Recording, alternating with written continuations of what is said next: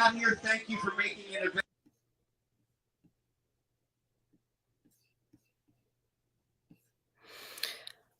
All right, good morning, everybody. Thank you for joining us. Hey, Steph, we can't hear you. Steph, we can't hear you.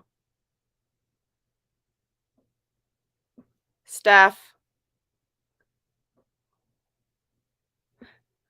So I'm Ellie, obviously, and I'm coming to you from Boulder, Colorado. So it's actually 4:30 in the morning. We have Phil Vondra out on course and Steph out on course today. So we're going to try to get some good feed for you this morning. If we are going to try. So it looks like Phil's getting some people warming up. Steph is probably looking for better service. So basically how this is going to work is tune in and tune out when you as you got through your day this morning. We'll hopefully get the leaders coming through some different areas, and hopefully we'll be able to call them out when people are going through. If you didn't catch our preview show last night, it was that'll give you a rundown of the field, and also check out Steep Endurance's course preview when you get a chance. I will put that in the show. I'm hoping that Steph can unmute her mic soon, and we will get what's going on at HQ down there.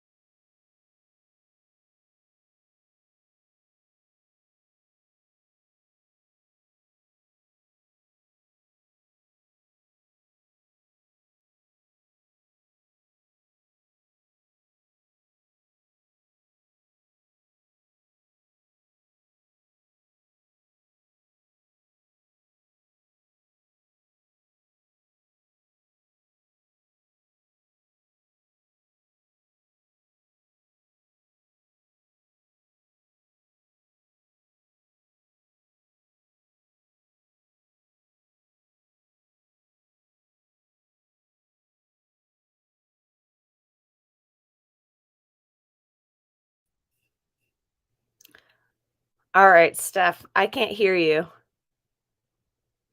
Hmm. All right. Let me check my settings. Yes, this is working. Hmm.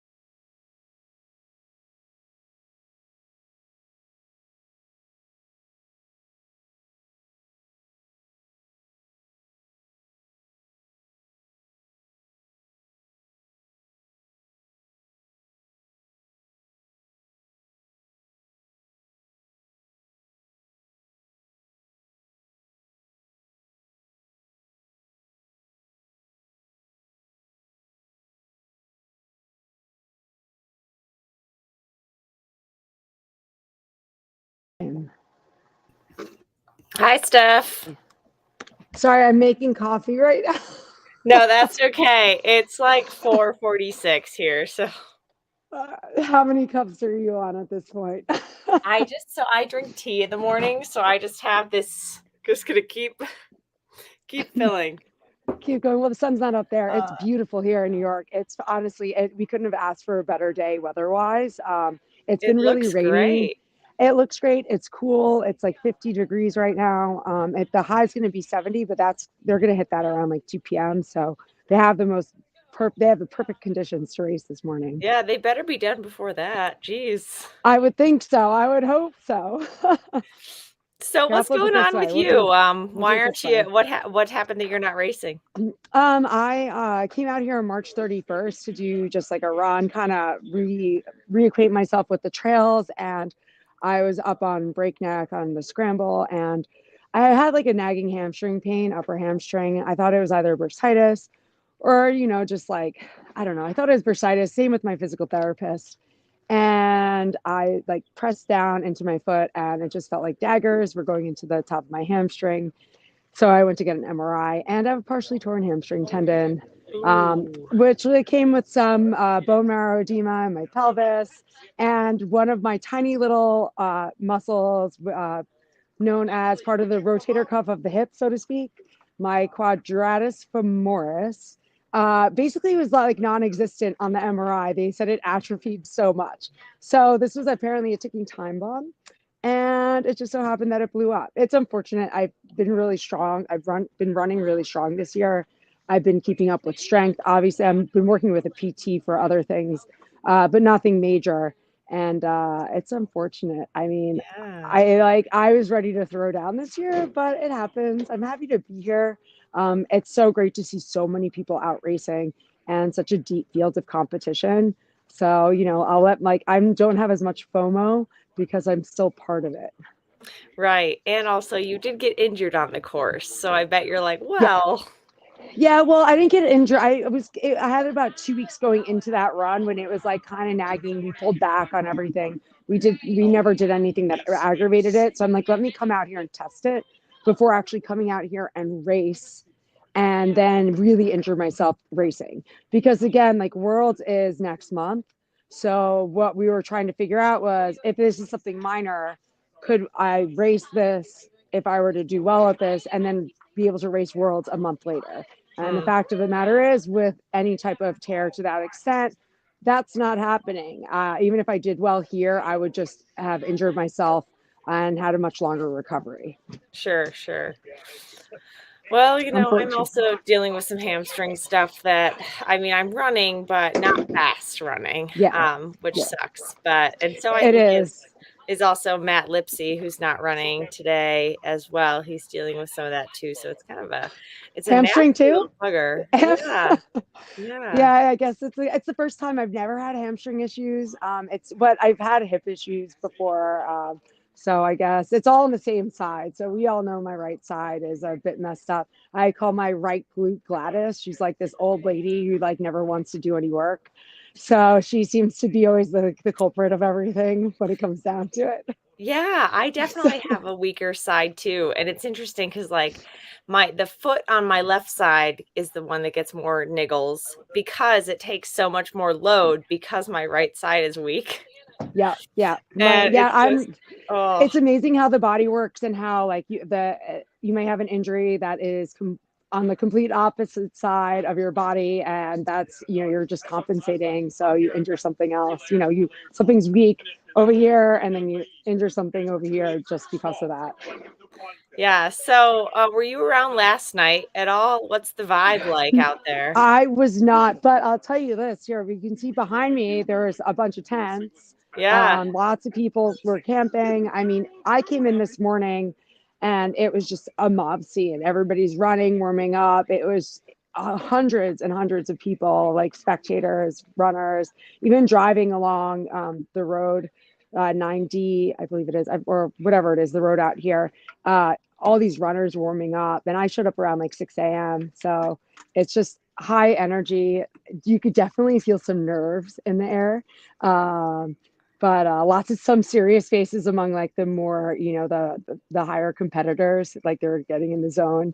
I totally get it, because I would have been off by myself, like hiding somewhere until I raced, just to have like a moment of zen.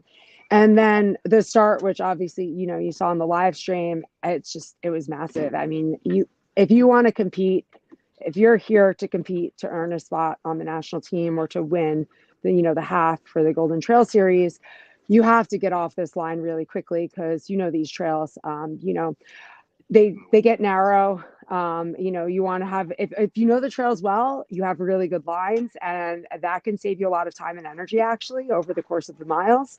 So you want to get off the line quickly, but you also have to balance it so you don't blow up. Yeah, for sure. So you're one of those. So I'm definitely one of those people that's like, oh, look, it's Amelia. Definitely one of those people that I kind of actually need to like talk to other people before the race, like kind of just chill out, like because especially a race like this, I mean, like I'd be so nervous to just get injured. Hi Yeah. guys. Yeah. Um, You don't do, but so that like calms your pre-race jitters. Oh, yeah, because I'm just like, "Oh, everybody's just here, and we're gonna have a fun day out there." Yeah. So it actually just helps me to just, like, be with other people before the race and just, like, sort of talk and chill and, like, Yeah. "Well, you know, what like, this is just something we like to do, and it's not as big of a thing." I don't know, Yeah. but I'm a social No, creature. I'm that's probably good. I'm social too. I think I just like get so nauseous before races. I right. still get the jitters, which is ridiculous, because once I'm out there, then I have fun. And then it's like smiling to everybody, saying hi to everybody. It's when I'm actually racing, that's when the personality really comes out, versus before. Before I'm just like, oh, like it's not a moment of regret, but it kind of is. It's like, oh no, why did I sign up for this? Even if I'm completely prepared, Mhm. there's those nerves have always been there, but I try to channel them into performance. Yeah, so how would you prepare for a race like this? So I was to give you an idea of what I do normally. Well, it helps to live here, because if you're not running in an area with a lot of technical terrain, you definitely want to get experience on it. There are a lot of ankle breakers out here. I just saw one of the medical team, and he was checking his pack before he ran out on the course, and he's like, "Oh, I'm I don't know what to expect, because I think that a lot of people that are unfamiliar with this terrain are actually kind of shocked at how technical it is. A lot of people don't know much about the East Coast if you're not from the East Coast. Um, but I would be focusing on, a lot of strength, leg strength, vertical. You need leg strength, not just to climb, really. It's actually more for the descents. If you're going to be bombing down descents, what is it, about 9,000 feet, give or take, of Mhm. total vert, and that's each, up and down. The descents are what really catches up to you, making sure that your quads don't blow up. So I definitely build up vert. I start early in my training blocks, slower stuff, just like I do like slower vert, and then I do my like, some minor, like little bit of speed work. And then obviously as I build up the base, then I switch into more specific stuff, race specific stuff. But I mean, on average, I train for a race about this much vert. I'm doing anywhere from 12,000 up to 18,000 feet a week. That's personally for me, because I just feel better when I'm doing that much vert. It makes like 9,000 doesn't 9,000 does not feel like much when you're adding on that much more. But like I'm usually in like the 12 to 15. I would get up to like an 18 for like a peak week, but then I would pull right back. And so for a vert like that, what's the mileage look like per week? So when I'm getting up to the high part of it, I really top out at like 65, maybe 75 miles. I Mhm. don't really run more than that. Even when I've been training for really long events, like multi-day events. I ran from LA to Vegas last year. Oh, did you do the Yeah, speed I project? did the Speed Project solo. It was actually the worst race of my life. I had a psoas issue in my back at mile 2, and I couldn't pick up my legs, and we couldn't figure it out for about 50 miles what was causing it. So if you're running 50 miles with your gait is completely changed, you're just asking for injuries. So it was rough. I finished it in 4 days and like 5 hours. I'm going to do it again next year. But I'm gonna I would like to knock off a full day off of that. I mean, it's possible. I walked a lot of it. But in general though, like even when I'm doing like, you know, anything where it's like more than a marathon, I'm not really topping out much. 65, I'm comfortable running 65 miles a week, 75. I'll do like one really big vert heavy day where I'm going to go do like 10,000 feet. Like that's kind of like my gravy when I'm in like the thick training block. It's like one day a week is 10,000 feet. And that's not fast. That's like my LSD. You know, it's just like getting time on feet, getting in my vert. And then I'll do shorter stuff, you know, speed with some vert. Still do some flat speed as well. I actually don't run trail every single day. I like running road twice a week or so. I think it just keeps my turnover moving faster. I, you know, was anti-road a few years ago, but I find that there are a lot of benefits to still running on a smoother surface. We don't have many dirt roads over here. So out in Colorado, I'm sure you have a lot more gentle, flat surfaces to deal with, or just like rolling hills that aren't technical. Yeah, it is kinda nice out here. I appreciate it a lot. Like, I will never take it for granted where I'm like, I don't have to I can still run on the dirt here most of the time, and it's nice and flat. Yeah, I feel the same way. Like, also some days, I mean, I did my 2 long runs Friday and, Thursday and Friday. So, like, today I just don't wanna pick up my feet, you know? So, like, when I run Yeah. later, I'm just gonna wanna slog a little bit, and I don't wanna have to, like, trip over a rock. Yeah, and you know what? It's not even the big rocks. It's always the little ones that are like, you know, a quarter of an inch tall, and like Yep. you just eat it. And you turn around, you're like, where was that rock? And then it's like I would like it's happened to me. It happened to me out in Colorado. It happens to me everywhere. And you're like, where was that rock? And it's like a tiny little thing. You're like, Yeah, yeah. So um, where are you from now, Steph? Where do you live? I'm a Long Islander. So actually, and when I train, I have a 1 mile stretch of trail that I just go back and it's much longer, the trail, but I get about 850 feet in 2 miles. So, it's good mental training. But being on Long Island, I'm not like, when people think Long Island, they think I'm like really far from New York City. I'm actually about like 15 miles from Manhattan. So I'm not far. So I train a lot on Long Island. I do come up around this area. We have so many great trails just north of New York City as well, like the whole Bear Mountain, Harriman State Park. This whole area. It's not a lot of actual like vertical in one shot, meaning, you know, you only get about 1,000 feet. But it's pretty relentless. You can just go up and down. I mean, I can go up to New Hampshire, you know, Adirondacks, even the Catskills, you'll get more in vertical, but the training's great here. I think we have a great variety of it. Cool, cool. So when you were scouting out this race, did you get a chance to look at the depth of the women's field? Yeah, I looked at it a while ago actually when I was signed up. I was like, and then I told myself, like, why am I doing this? Just focus on your own training. I'm a big believer in just putting your energy into yourself. But of course, I looked. Yeah, I looked at the field. I saw obviously there's some really big names coming out who came out from like Colorado. Was there somebody from Alaska? I don't have the sheet in front of me. Yeah, yeah. Um, So Claire Rhodes came out from Alaska. yeah, Yeah. She's had a pretty good year. So she's gonna be bib number. Let's see if I can find this. Um, she's coming from Alaska. She's won Rhodes. There we go. So she's bib number 32. And so she's coming from Alaska, having a really strong season last year, winning like Mammoth Trail Fest, like Moab Marathon and one other 50K. And then she just got third at Formidable. So pretty strong runner coming down. yeah, yeah. There's a lot. I mean, she's great. Bailey obviously is a phenomenal runner. She is just like I know of Bailey through like I don't know, somehow through the loop through obstacle course racing. I've like heard her name come through or through like Salomon, I think it was, because she used to run for Salomon. Now she's with Nike, but um, you know, and I think she's more like, I don't know if this is her distance or she's like starting to get into the longer distances, but you never know. Like, I think in general, a lot of these runners, what's interesting is you have kind of two sides of this. You have the East Coast runners who know these trails, who understand the terrain and are very familiar with how to run it, how to train it, like all this other, you know, it's very specific, our stuff out here. Then you have these West Coast runners who are monster runners as well, but it's kind of different, I think. They're not training on as rocky terrain. It's a bit different. They also are coming from altitude, some of these runners. So they kind of have an advantage in that sense. So I'm actually really curious to see, because we have some strong East Coast runners out here as well. So it's really, I think it's going to be interesting to see, especially for the marathon, when people are coming in at the half, where is everybody? How are they looking?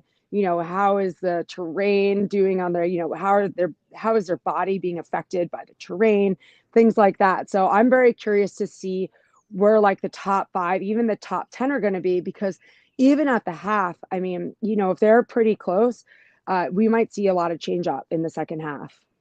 Yeah, I mean, you bring up the, like, local just knowing the terrain. I mean, our winner last year, Michelle, she just knows every inch of this Yeah. course. And Yeah, so I didn't see her this morning. I was hoping I would catch her before she ran off. I'm obviously like, quietly but publicly rooting for her, because, hometown of like home field advantage, and she knows it. I ran it. I ran it and won it a few years ago.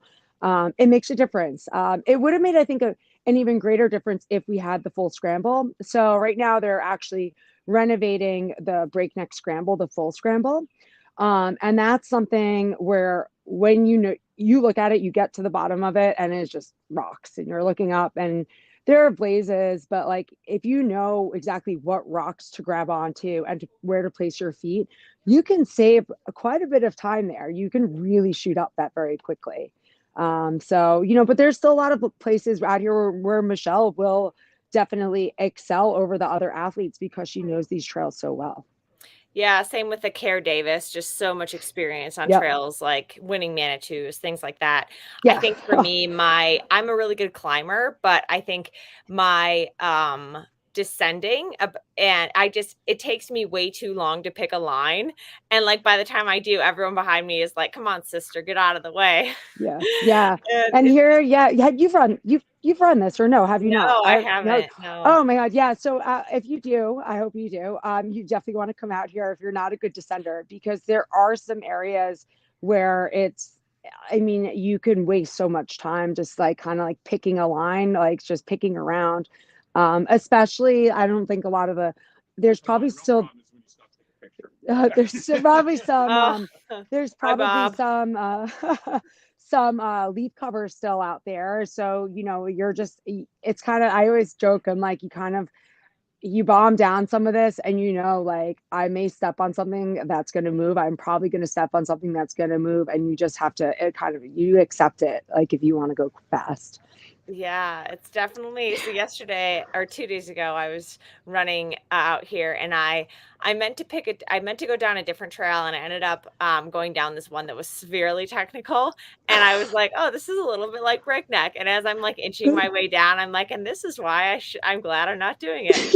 Like I'm just like, I am just not, it's the practice. And especially like at the Yeah. end of a 20-mile run, when you're like, oh, I wanted to just some cruisy, smooth downhill and I'm really tired. And now I'm just like inching down. You're like, oh, I'm not for this. Yeah. And I believe the last bit of the race, it's like, you're coming downhill anyway, but it's those like ankle breakers kind of thing. You're like, if you're going to send it, especially if it's going to be a tight race, and you just have to kind of like forget about the fact that, you may make a wrong step. I think there is something though, when you're racing, I don't know, are you in like, I get into that mindset where I'm just kind of like, oh, whatever, I'll worry about it later. I took a spill at actually the Whiteface Sky Race, which it's not happening this year, but it's Red Newt, and they have VK and Sky Race up at Whiteface in Lake Placid.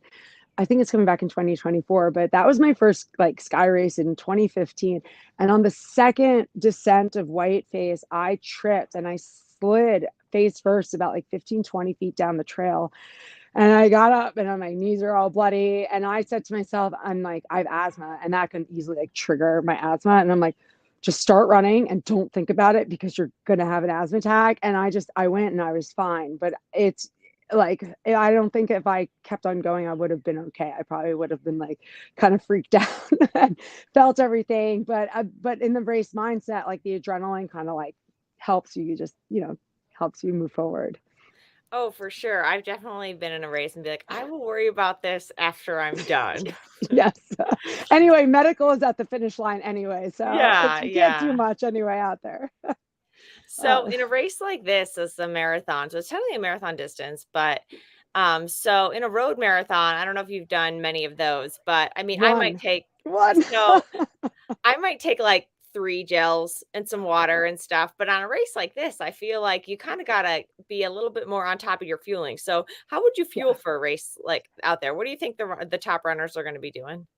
So I think some of the top, I see a mix between what they want to carry. It's cool. So thankfully, in years past, it's been pretty hot this time of year. So they are kind of lucking out that they don't have to carry as much fluid. And there are aid stations out there as well. But depending on how hot it is, I personally, I drink a lot of fluid, but I wouldn't have to carry much today because it's nice out. Calorie wise, you know, I've, if you're out there for like, I think the winning time is going to be in like the low fours. For men, I would think it's probably going to be in like the mid to high fours. For women, would be my guess. This is a slightly different course than when I ran it. And I think it's even nicer weather than when I ran it. But you're out there for quite a few hours, and just the course itself is very physically demanding. 9,000 feet is a lot more than running like the New York City Marathon, I think, which is like 800 feet. Mhm. I personally, for me, I was putting down like 200 calories an hour or so. That's about like where I'm at, like just to get me to the finish line without like, having too much in me, up to maybe 300 calories an hour. I'm sure they're using like gels, gummies. I actually grabbed a few years ago, I had a Red Bull waiting at the half for me, and it was like already ready, like out to drink. And I just like slammed it before I went back out. But Mhm. that's like my like magical, I can survive on it type of nutrition. It's a variety. I think for anybody, you want to test your nutrition. These climbs especially are gonna, you shoot up your heart rate really quickly. I know like when I scramble breakneck at like race speed, I'm hitting like a zone 4, zone 5, but then I know I'm gonna go downhill and I'll be able to recover quickly. So it's not just like actually fueling, it's also strategy of when to fuel. So you really want to know the course out here of when are optimal times, because there are some times your heart rate's just going to be too high. You don't want to have something right before you climb, like something that's going to be really intense. You don't want to upset your stomach. I do think again, like the weather is going to play a part, and it's going to make it a lot. They're going to have an easier time to fuel versus when it's hot and your body's already stressed from the heat. Because I'm sure anybody knows it runs in the heat. If you're not used to the heat, it can wreak havoc on your digestive system. Yeah, I just put in the chat a link from last year. It was actually after Breakneck. Article actually was written about, and Michelle was in it on Trail Runner Mag, about can extreme fueling approaches in races lead to breakthroughs? And apparently, like last year, in the last hour or so of Breakneck, Michelle, it took in like 600 calories. Yeah. And so in races like this, it's also a little bit easier to get in calories sometimes too, because you are going a little bit slower. Yeah, yeah, I would say so. I guess like my brain is like into the multi-day racings where I can like I'm slamming like sometimes I'm going hours without fuel because I do adventure racing, so sometimes we just run out of food. Um, but Uh-huh. like I'm used to putting down hundreds of calories an hour in that, just because you were not going to be able to sustain racing for 3 days straight without it. But yeah, like I do 200 to 300 if I am feeling like light, like I need a little more, then I'll bump it up. But it's also then what am I putting in my body that will make a difference. How have I trained my gut? So I tend to stick to the same things for short races. I don't care as much about like flavor profile as much as is this going to sit well in my stomach. Hmm. And also though, like for me personally, I sometimes like to actually like I like the gummies because I can almost like take a single gummy like every 10 minutes. And sometimes I prefer that than like loading up my stomach with like 200 calories in like one shot. I like to fuel usually every like 30 to 45 minutes. Some people, and when I used to do triathlon, it was every like 45 minutes I'd have calories. Every 15 minutes I'd have liquid calories or just water instead. And that's something too, but I feel like, water is weight. It's more weight than having calories in a solid form or in a gel form.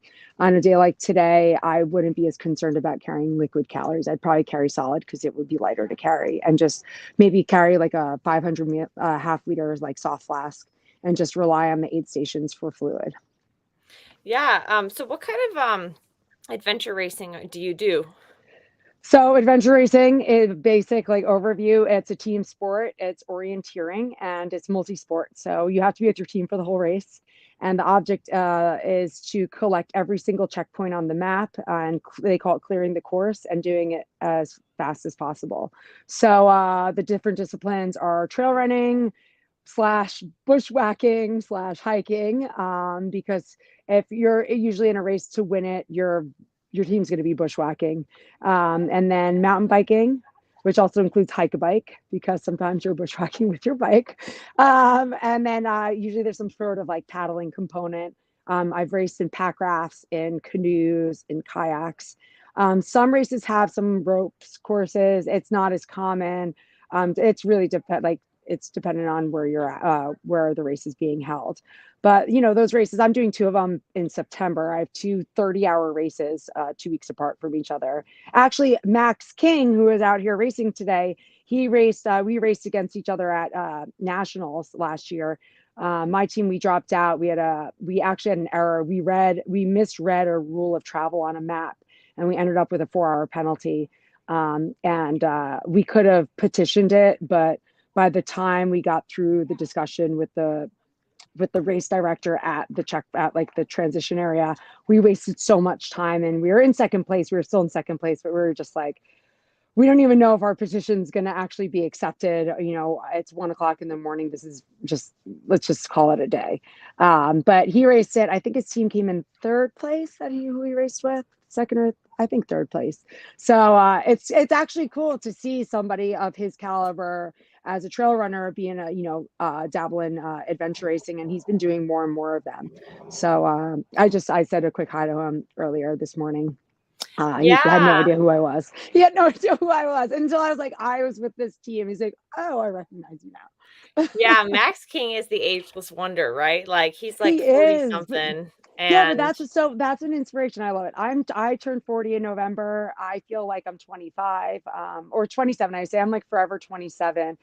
Take care of your body, and it will, reward you. I think it's great to see him excel in a sport like this. Even recently, there are two great pro triathletes. Oh gosh, who is it? It's Heather Rennie's Jackson. husband. Yeah. I don't know how old she is. I was talking about the two men, McDonald, is it? Somebody of whatever. Like there's two guys, and one just won 70.3 half Ironman, and he's 42. Uh-huh. So and Andy Potts, that's the other guy. It's Miranda Cop. How do you say her last name? Cop, right? Oh, I don't know. Rennie. It's her husband. Just won the half Ironman. He's 42, and Andy Potts is like even older than him. And these guys are crushing it. They're doing so well, and it's great to see, people in their 40s. And I've always been a big believer that And then sure enough, now I know. that endurance That's Amelia. athletes, especially like the longer distances, but now we're seeing it in the shorter distances, because I consider the short distance, excel at these distances. Kind of breaking the stigma around ageism, which unfortunately we see in a lot of sports and in general. Yeah, and especially in a race like this, you can really like just your experience, just knowing that I don't know, being able to like take the highs and lows and keep going and know that like it might get a little hairy out there, but I mean, like at the end of Breakneck last year, like David Hedges passed Max King like pretty stolidly, and David's a very good runner, and Max just like kept on it. Yes. And I think that like whereas a couple other competitors in the field, like they got off course and like a lot of stuff happened, like they ended up dropping out. But Max just like he didn't when it looked like he might like lose first. You're just steady, like, yeah, the experience does make a big difference. You definitely know you're like, you if you've ever blown up, especially, like, we always have these like already preconceived limits in our head. And I preach this to everybody, and I'm like, that is just a line you draw in the sand with your own mind. And that line is actually nowhere near your actual limit. You just have to learn how to just move through it and, kind of work through the sand and get to your real limit if you ever reach that. I think a lot of the time we tend to, let our mind talk us out of something. And also in general, kind of like, you understand, like, there are these, like, you got to ride the wave. Like, you're going to have points where you're going to feel miserable, but if you, depending on the scenario, but most of the time we can work through it, and see the other side of it and come back to life. And just experience of kind of knowing, like, all right, like, as long as I stay steady, I'm not going to blow up, and I'll have this much energy to be able to push it at the very end. Yeah, well, you mentioned last night that you were training clients. So Yeah. are you a PT, or do you do like strength I training do. kind of stuff? I have various clients. I do strength training, and I train some people for some, endurance races, Oh, okay. obstacle course races, things like that. Yeah. Oh, okay. That's So cool. yeah, that's fun. Yeah, yeah. The client I was training last night has been like this huge transformation, and like just completely been like, he was a collegiate swimmer, just like stopped doing sports after college. Was a workaholic, typical New York City workaholic, and recently has just like decided that he wants to, like, get back into shape. And just seeing the path, I started training him in December, and like the transformation is phenomenal. And it's inspiring for me to see, somebody like that in their 30s be like, you know what, it's not too late. I want to be in shape again. And, just to watch somebody push through the difficult times, because I put him through the ringer last night and he looked like death at points, but he was still smiling, and he was like, that workout was awesome. And I love that, like, because it's always a reminder to me to see other people, push through whatever that, like, that limit is, that they like, that real non-limit that we have. And it doesn't matter what level of athlete you are, like, in terms of, where you may rank in a race or a competition. We all still go through the same struggles. Yeah, for sure. So So I guess let's go back to looking at the fields today. yeah. So, Do we um, have any info about where they're at right now? Or I feel like so I I'm need like I wish I had like a big, like, kind of like, center here with like TVs and I know, maybe next year, yeah, a race center, big full blown media production. ESPN, watch out, we're coming. Yeah. Well, thank you for everybody who's joined us on the stream. We've got about 31 people watching right now, which is kind of cool. That's Um, awesome. yeah. The thing is there's not much coverage out there for cell service. So a That little is bit true. shortly, I think Amelia and Ian are trying to get to the first aid station. So we'll get some knowledge of what's going on now. Um, but I'm expecting, like, hopefully, I mean, so I think Michelle will be sort of more mid, or well, I'd say mid of the leaders, like not like if there's a first pack, she'll probably be in it. I don't know if Yeah, she'll exactly be leading. I feel like she's gonna, oh, excuse me, sorry. it's okay. It's very It's early there. You've been up all 5:20 night. right here. I think she'll kind of be like more in the like sort of like biding her time a little bit. Yeah, she I knows the tried to course. Like, I agree. She's not gonna, she knows where she can push. She knows where to pull back. And she also probably wants to see what the other runners are going to be doing. Kind of yeah, and like gauge watch how them they go off are. course. Yeah, And watch be them go like, off course. I like to bye. sit back and watch them, like, be like, if like you didn't even get to run out here this week and you've never been here, I'd be like, oh, good luck. Do you do any skiing? Because there are a couple skiers in the Yeah, field. there's it's Britta Clark. His, like, she's from, like, where is she? She's up in, like, it's Boston or Rhode Island or Maine, or she's in like She's the in Vermont, northeast yeah. Vermont. That's where, sorry, there we go. And there's somebody else. Oh gosh, Jess Marion also, yeah. Jess Marianne. Yep. I don't ski, I snowboard, but I'm thinking about getting into like skimo just purposely for training for stuff like this because it is very beneficial. Yeah, so when you're training for something like that, is that like, are you going up the ski slope or like what Yeah, is so they're doing, I think like they're just doing a lot of like I don't know if they're actually doing like uphill at resorts, but yeah, they're skinning up and skiing down.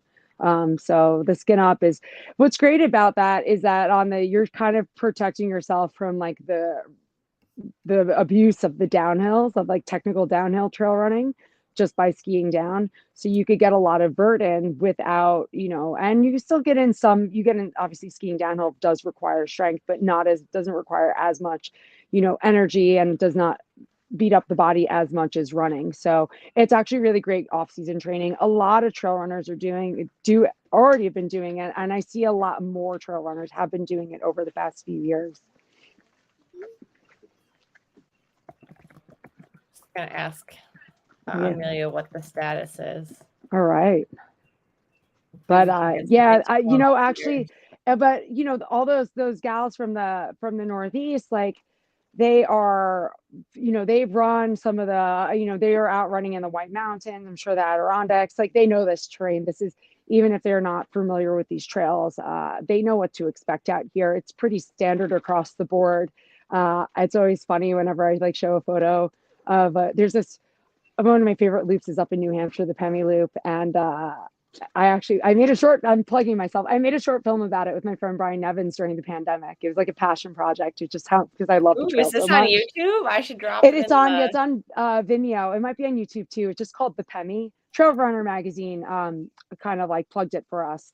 But it's like a short, I think it's only like 6 minutes long or something. There's also a film from CLA about the speed project, and it's like my wretched race. But in a way, I think it was great that Brian was there filming it because not every race goes to plan. And I think like, Cinderella stories are amazing. I love them. I'm always rooting, for somebody to do their best, but it's also good to see the other side of it. Oh yeah, I just found it. I put it in the chat. Yeah. Which one? The Pemmy one? The Pemmy's great. So the Pemmy has and actually, if anybody watches it, like that's pretty much, there's more vert up there in terms of like you climb a lot more. The mountains are larger, but it's very similar terrain to what they're going to be seeing out here. And there's this one part of it where like halfway through, and it's just like, it looks like you're just going up a water drain, basically. It's just huge rocks. And, I showed it to friends like, that's the trail. I'm like, yeah, it's the trail. Like, where else are you going to go? We don't believe in, switchbacks out here. We just go, what's the most direct way from A to B? Have you done any running in Europe? And yeah, in the Lake District, actually. And that's only not like mainland Europe, in Croatia as well. Croatia is beautiful. It's pretty rocky actually along the coast. The Lake District is like absolutely stunning. I mean, everybody should go. If anybody that's on this live stream that's listening in, go to the Lake District and take a running vacation. It will blow your mind. It's so beautiful. It's just so, what I love about Europe is just the atmosphere and the environment, and that all of like you're running through private property and everybody just has, gates, and it's just like a mutual respect back and forth. There's, and the trails just meander through these fields. There's sheep everywhere.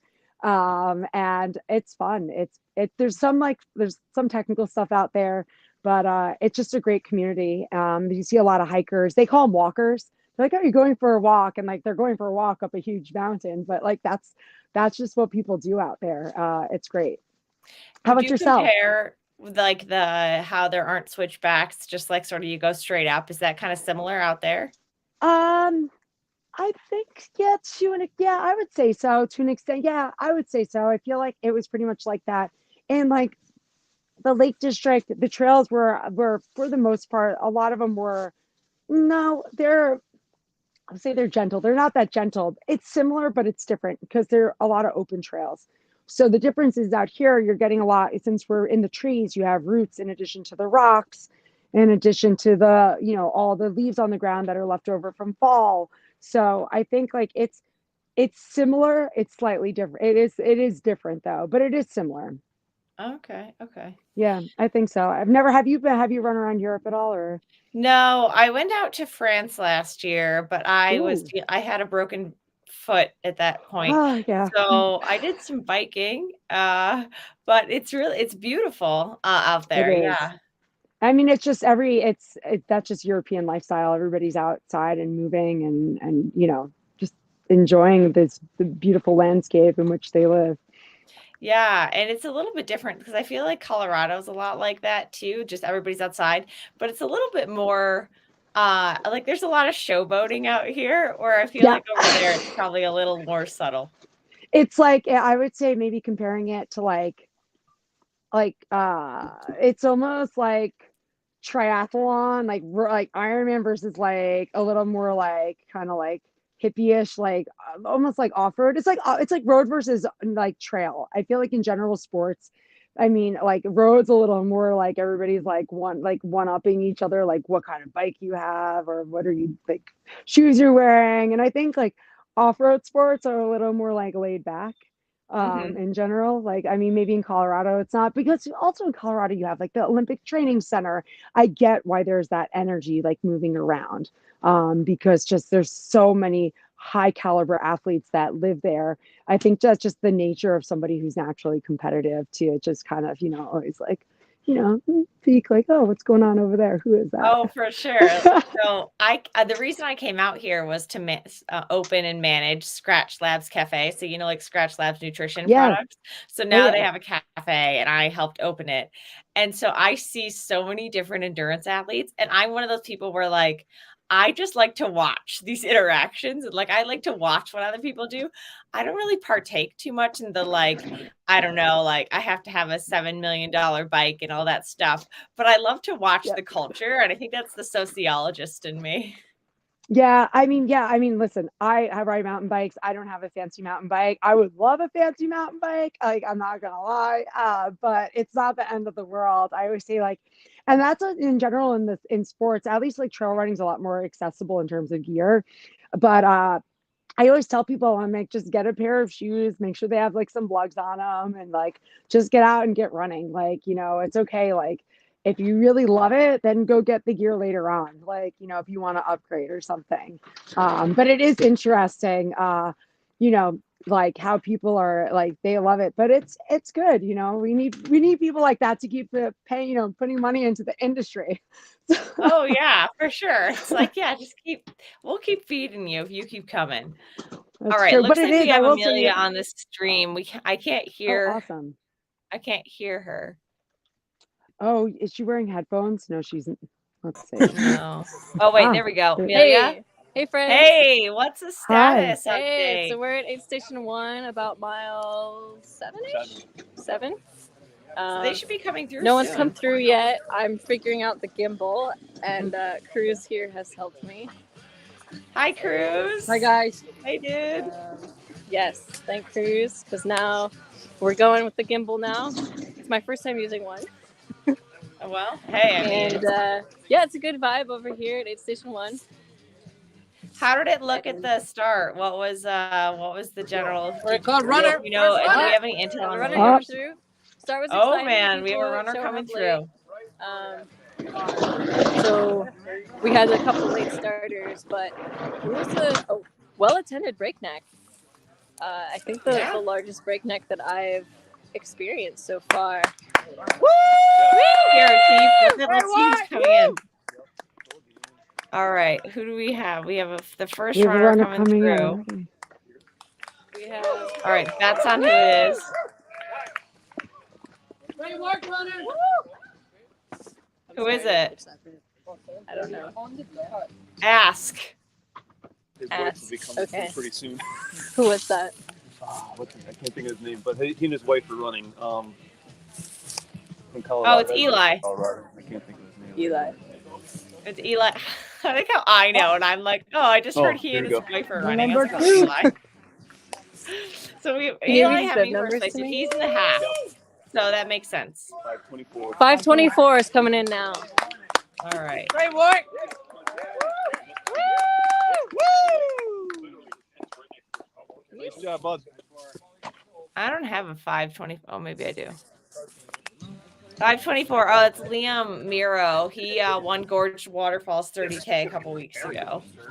Super fast guy, runs for Nike, I think. Yeah, I feel like the majority of people are going to take that. Good job, Amelia. And these are these all half runners so far coming in, just to confirm for So those far, watching, the first or two are. okay. There's Bill. But also, we need to remind. Hi, Bill. We need to Well, remind yeah, everybody. if you're running the marathon and you win the half, you can actually win the half and win the marathon. Yeah. Which is kind of amazing, Eli and Tabor actually. might do that. I feel like if I finish the half, I'd just be like, oh, no, I'm done. I don't know. I'd be kind of inspired to be like, you know what? Let's go for the double. Like, send it, and if I blow up, I blow up. Like, might as well give it a shot. That's true. You already won one race. Yeah, But like, if you have nothing to DNF lose the at that second point. half, do you DNF the first half too? Ooh, you know That what? should I be don't the know. plot twist. You're right. That's kind of well. Then I would just walk it in. I would just like jog it for the rest of the way. Oh. Sorry, I'm trying to unmute Amelia. Yeah, Amelia's. Hey, sorry, did you ask a question? No, I wanted to say what were you saying? Yeah, there's Jay. Hi, Jay. Now everybody's said awake.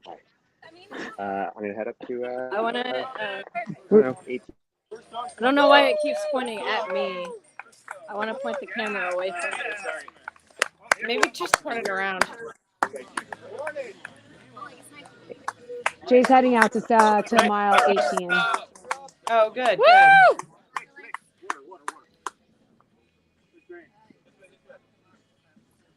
Who's this? This is Max. That's Max. Oh, Yeah, Max. that's Max. Yeah.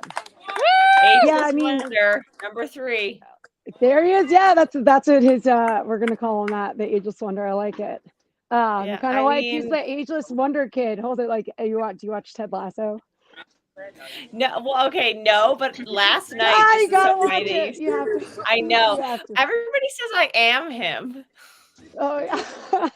It's So I just started watching maybe it I like don't 2 need months to ago. watch it. Well, you should watch it. I just started to watch it like 2 months ago. I'm in like the current season already. It's so good. But like actually like that what we were talking about the aid before and like carrying water, like that aid's like, look at that. That's like a marathon. That is a road marathon style aid station. So you really don't need to carry much for this race, which is great. Makes you run even faster. So do you A liter of water. Runners coming in. Oh, wow, we have quite a few. Here we go. Do they stop? Nope. Sort of. Yeah, they're just probably gonna grab a cup or two and carry on. It's still really cool here. I mean, I'm still in my puppy. I'm in sweatpants. I have shorts on underneath my sweatpants in anticipation of getting warmer, but I don't want to take off any of my clothes yet. So these runners are probably really comfortable right now in terms of temperature. Oh, for sure. Amelia, do we have a sense of who's going through? I'm sorry, I'm really bad at this. Yep, it's all right. Just why don't we get some numbers and then we could just yeah, we can look I through. need to just not use the gimbal because I think that's making things more difficult for me. No, that's all right. You're doing great. Thanks. Oh, got a runner coming in. Oh, it's Johnny. Oh, great, Johnny. He's running the full, or is he running the half? I think he's running the full. That's Bailey's partner. That's what I thought, yeah. Good job, Johnny. He is filling up water. He's also an OCR guy. Might be That's somebody. So that's how I know. Yeah, That's how I Johnny. know Bailey's name from Johnny. Yep, that's it. Yeah. So I Johnny would Johnny and Bailey both frequently come into Scratch where I work, and Johnny and I are trying to create like the biggest, most amount of food he can get for the lowest price. Oh, I love that. That's like the Chipotle. But right now hack. I'm like, but I think you just need to get like 7 servings of rice. We already got some blood on course. Not surprising. Not surprising. These trails will eat you up, but it's just part of it, you know. even just like the scrambling, you know, like you might just like, you know, scrape your knee against something. It's no big deal out here. It looks like so far, so that's over what 10 runners already coming through. It's really tight. Yeah. And Yeah, this it still is looks pretty close. 7. Yeah. What's the I don't have the course profile in front of me. I only know it kind of in my head. So at after mile 7, if you have it in front of you, or if you don't know it, what they still have, where are they climbing after 7? I'm trying to think about it. I'm thinking about the old course when I ran it, but Yeah, it looks like they've actually already been, there's only one more high point in the course. Like, so they've already been like sort of at the top of the elevation that they're going to get. Like they've already been to over 1,500 feet, which it looks like there's one more big climb. I bet it feels like it's all a big climb, but they're only going to climb that high one more time. are they going to the top of Beacon? Really fast. Are they going to the top of Beacon or are they, that's in the second half? I forgot. I should have refreshed myself on that. Coming in so fast and not even stopping. Got 51 coming in now.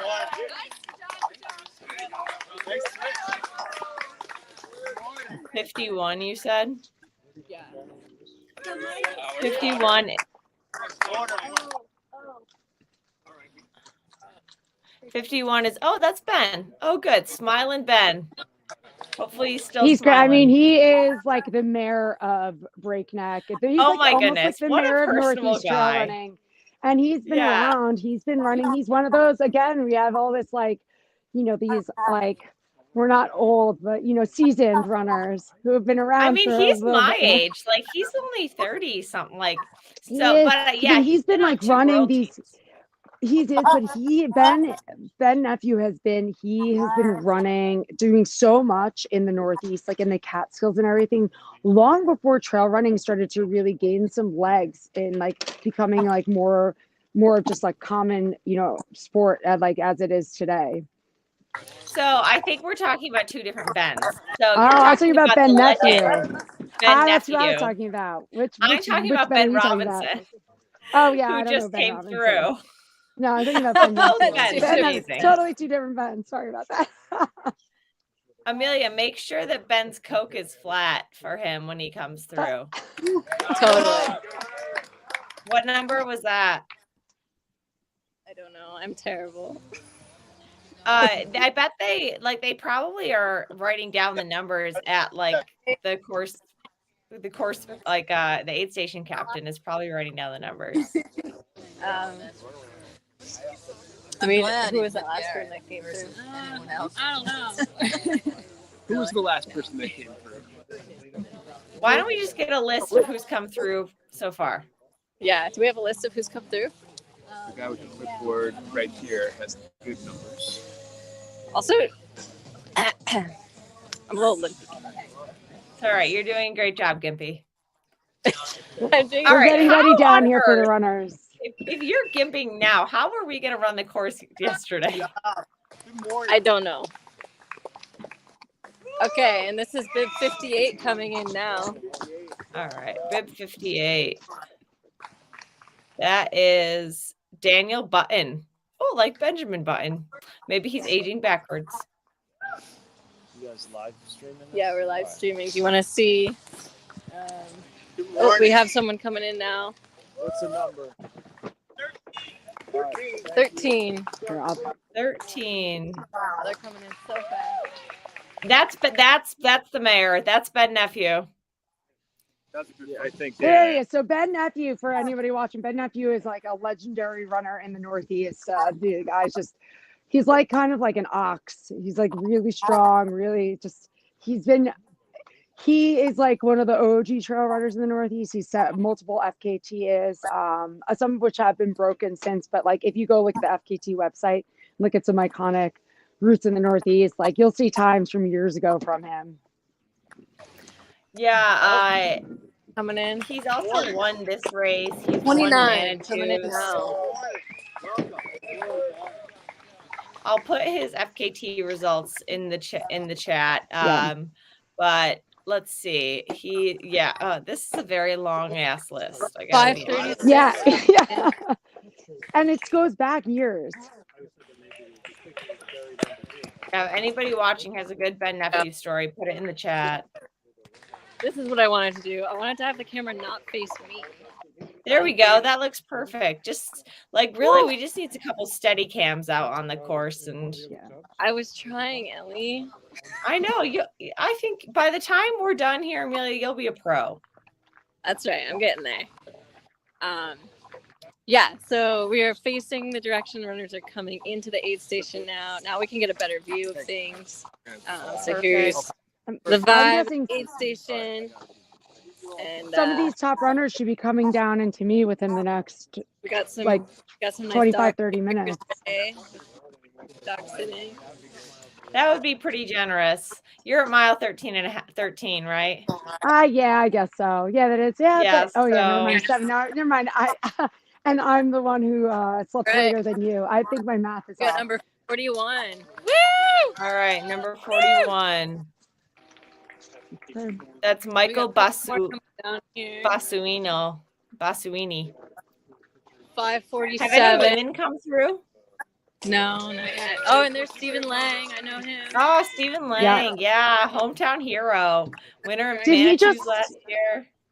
Did he just a lot of some of these runners were running Centipede last weekend too. So Yeah. that was the Liam Vert Miro Championship. came through, yeah. Wow. All right, another one coming through now, coming in hot. Number 64. 64.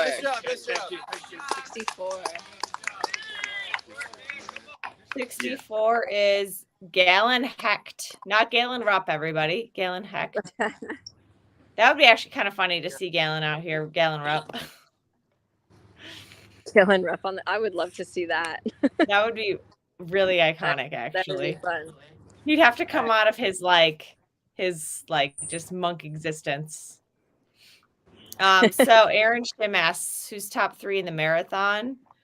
We just lost Amelia's feed, so I'm not really sure. Oh, I'm trying to put my phone on low power mode because this is draining my battery. Yeah, that happened to me a couple times last year. Can you give me the top 3 in the marathon if you when you get a chance? Top 3 in Yeah, the I don't marathon. know. I'm just keeping the big numbers. I'm not sure. But it's in order, right? Oh, the top 3, they could be half marathoners though. What was the top time last year for what are the top times for the half marathon in general? I forgot what it was, like was it like 140 something, like record All time? right, we got runners coming in. Let me look that up real quick while we watch. I mean, the so runner. just for those watching, if you're looking at previous times, the course that has changed from year to year, so it is slightly Hey, different we have every first year. woman. 534, first woman. 534. I'm betting that's Tabor. 534 is Tabor. Hey, Bailey. All Bailey's right, in number Bailey. So 2. Bailey's running the full. The full, she's running the Tabor's full. running the half. Bailey. Yeah, Bailey. She's looking strong. Yeah, so that's really impressive that she's right behind Tabor, running the full. So runners are going to be running really fast down here. We're talking about how technical the course is, but this is This is not, I know, I'm looking at them, but that is not a proper representation of a lot of what these runners they just are coming off a really, really big descent. Yeah, and some of the trails are kind of fire road-ish, but they are a little more technical. Yeah, so it looks like the only thing I can get from the top 3 in the marathon, I think we have Max. So we had Eli first. He's in the half, but possibly rumor has it he might be doing the full too. And then Liam Miro, which we'll I'm find doubting out is when going we... to do the full. So they were the first 2 in the half, and then Max was third, who was in the full. So, and we'll know if Eli's going to run the actual full, because when the runners come down here, let me see if I'll pop out my camera. Or sorry, not that. Let's see. More settings. Well, I'll do it this way. So behind me, you have the archway right there. So the runners will come. If they're finishing the half, they just finish in the archway. But if they're running the full, they're going to loop back around and come through where I am. Yeah. And so and then go back out. Yeah. And so what I think we'll do is as those runners start coming through, we can probably just hopefully you're probably going to need to plug your phone in, but we can probably just set it up as a static cam for the finish. Oh yeah, and then totally. Which Yeah, would be I great. I have to run into town. So there's an amazing vegan donut shop, and they only have. I went there last year. So I'm gonna go there, but coming I'm in gonna wait. hot. I'm gonna wait until some of the top runners come in. I'm gonna see if I can talk to some of them. But I definitely would like to get there by like 9 o'clock just to make sure. Oh yeah, you'll be. Yeah. So runners, run faster, run faster. I need donuts. So we have a comment from, yes, Aaron, Tabor's in the half as of now. But we did hear rumor Tabor and Eli might be doing the full. But Eli's coach, David, is saying that if Eli runs the full, they are going to have a strict conversation. Well, David, I'm at the finish line here where he could start the full. Do you want me to block him if he's going to run back out? Yeah, there we go. Look alike. Sorry, false alarm. But she is number 32. Number 32. Third woman. 32 is also in that's Claire. So we were talking about 14. Claire Rhodes earlier from Alaska. Won a couple races this year already. So also just for if you hear bib numbers being out, the ones that are like lower digits, like in the 30s, the 40s, those are the full. If they're in the 500s, that means they are in the half. Easy. 2 digits versus 3 digits. Yeah. Hey, we're looking at a clipboard now. Oh, love that. All right, let's blow Amelia up here. 21, 17, 68 then. Our top 3. Those were So marathoners? 21. What does it say it again? 21 was Max. 68 17 is Nicholas Turco, and then 17 is Lars Arneston. Lars is another person who's come from Alaska. So both of the Alaskans are in third. Wow. Go Alaska. I mean, well, Alaska has I've never run in Alaska, but Chad, what's his name? He's an OCR guy, but he's a trail runner too. How come I can't think of his last name? I've seen his photos, and Alaska has some amazing trail running. Oh, that's Sam. So Sam Lewis just came through in fourth. She's doing the full as well. Woo! Yeah, Jay. Oh, a kiss that almost ended in a fall. Yeah, Sarah! Sarah, 62 coming in. Good job.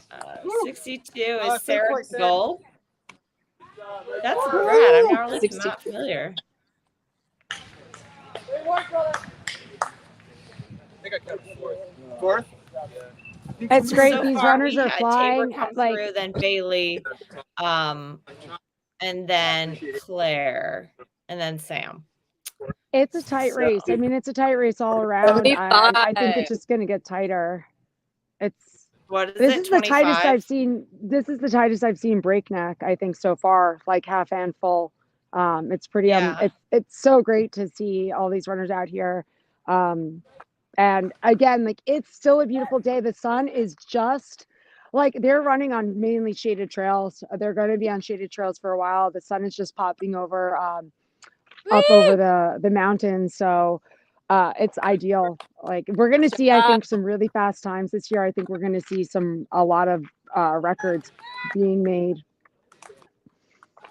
Yeah, definitely. Aaron Shim in the chat is saying that Lars, the Alaskan that just came through, he was third at Mount Marathon a few years back. And then we also know Matt won Mount Marathon last year. Yeah, Mount Marathon is definitely great preparation for this. 61. Yeah. I wonder if he knew he was training for this when he won that a couple years ago. All right. So what's your theory on, like, okay, so let's say athletes like maybe like 3 years ago or so were like, had some good results and then maybe they had like a little bit of a down period where it's just maybe didn't race as much, COVID, all that stuff. Like, do you still feel like that the stuff that they Nice did a couple job. of years ago is like they're somehow can draw on that in races like this? Yeah, I think so. I also think that, we're always evolving, and our, excuse me, hopefully our training evolves too with that. So when I was We got number training leading up 60 to this, coming I in. felt I was throwing down times that I've never seen before ever in my running. So, I was actually really excited to Nice race job, because my runners. time when I ran this wasn't an A race for me. The last time I ran it, I just ran it to see where I was at. So Good I have a work. time that's much faster in my 5:44. head where I think I would have been on the course. I don't think that, your previous times may say something about you as an athlete, but I don't think that they actually may define you. Especially maybe if like your training was working, but it wasn't like completely dialed in as much as it should be for you, because we all train differently. I know athletes that train 65 miles a week. I know the same athletes that run the same distance that train 105 miles a week or 85 miles a week. So, we can look at results, but again, like it comes down to so many other factors, especially on race day, that may determine your success. And Michelle. There's Oh, there's Michelle. Michelle. There's All Michelle. right. Another She looks Ladies good. champion Michelle. Go Michelle. Hopefully she's already like 7,000 calories in. So, Probably. She's, I think she requested some donuts at the halfway mark, to just make sure. Oh yeah, you gotta go get Feel those. up. So good. Having a little pit Put it stop right in the on her way. hydration vest. Just I know. Yeah, just smush them in the Smush it right pants. in. The pants donut. Yeah. I think we'll do like the cream filled ones. You can just put that right in the soft flask and you could just have it that way. It's the new gel. Oh god. Now I want a donut. But it's only 5:52 here. No places are open right now. There's no wrong time to have a donut. Let's be real. I mean, yeah, but there's no places open right now, so I don't know. But It's like you gotta make back your to own our other donuts, conversation Ellie. though, like so I've run a like quick time for me in the marathon, right? And I would love to like just do another marathon segment at some point, but I'm just like, there's no way right now that I could ever run that fast again. I'm like, I don't think it's there, guys. Yeah, I think so. Like for like a road marathon, I think it's so daunting. I think like something like I'd rather go suffer out here for like an extra hour and a half than to go run a fast road marathon. I mean, but it is really, really fun. It's just, and I enjoy the training. It's more like, I just don't know if my legs have it, like, Yeah. 50. And so, but I'm So you gonna just have to remember go this longer. conversation of like, your body will remember. It doesn't matter if it was 3 years ago. Yeah. But then it's like, I don't know, my training has changed and I recover faster now and I'm running faster now. And that's even back from like when I was running triathlons and racing in triathlons many Good years work, ago. I started ladies. triathlon in 2005 and I was doing them up until like competitively only for a few years. And that's why I was like, oh, that was kind of odd because COVID almost reset me. Like in a way, I just focused more on adventure versus races because there weren't really any races. And it almost like re-injected just some life into me and like to not focus on competition. And I think like that finding that balance gave me more energy and just made me really enjoy the training process when I got back into training. Trying to make Tom, 603 Endurance is trying to help me make the trail cam bigger. Hold on. The images below the screen. All right. So I know there's Oh, this, but I want to make this one the, oh, no. I'm trying to make this one the big one, not me. Let's see. Oh, what we'll do is after the top guys and gals all come in and I quickly step away for donuts after, because I would like to talk to some of them. I'm gonna set up a live feed cam. And so we have a live feed at the finish line and then I'll come back on. Okay. Sounds like, but I definitely would love to talk with some of these runners that are the ones that aren't going back out, the half runners. Mm-hmm. Yeah. So Amelia, can you give us the top women? Yeah. Where'd my clipboard go? My clipboard guy. I'm gonna limp over there. Hold on. All right. You're so dramatic. You're fine. Woo! All right. We're getting over there. It's beautiful out here, though. Yeah. I'm Amelia. Ellie is over here on the screen. No, Amelia, say that you're me. Yes? What? Say that you're me. That would be a funny trick. All right. Where'd clipboard guy go? Hey, Bill. Hey, I won't put you on camera. thank you. If I leave, Bill doesn't like that. drop it back. No, we know that. So I don't know where clipboard guy went, but I can show you what's at the aid station. Probably another 5 minutes. Fueling our runners. Yeah, sure. Let's get the lowdown. Get the spread. Oh, we got someone coming here. Nice job. Oh, so see, some people don't stop. So some people don't want the spread. Yeah. Water? Yeah. So filling up water. Got banana. Oh, that guy wants a banana. Looks like we got bananas. I want a banana. And we got, you know, the classic aid station spread. Ooh, chocolate covered pretzels. That's something I would eat in everyday life, not necessarily in a race. It's a little bit too crunchy for me to eat on the run. But Maybe later in the race. maybe later in the race. That's when I definitely don't want to be chewing. Yeah, which one? Right. That's when you go for the rice pudding, you savage. Yeah. Oh, I that's missed this. right. I was talking to people down here at the Salomon tent, but that looks like a nice buffet they have going on over there. Yeah. Oh, we even got animal crackers, but they call them animal cookies. Oh. What are You these? know what Colorado needs? Aldi's. Because I know all this food is from Aldi, and I love that store, and Colorado doesn't have it. Hey, what do you need? Just water. Water. All right.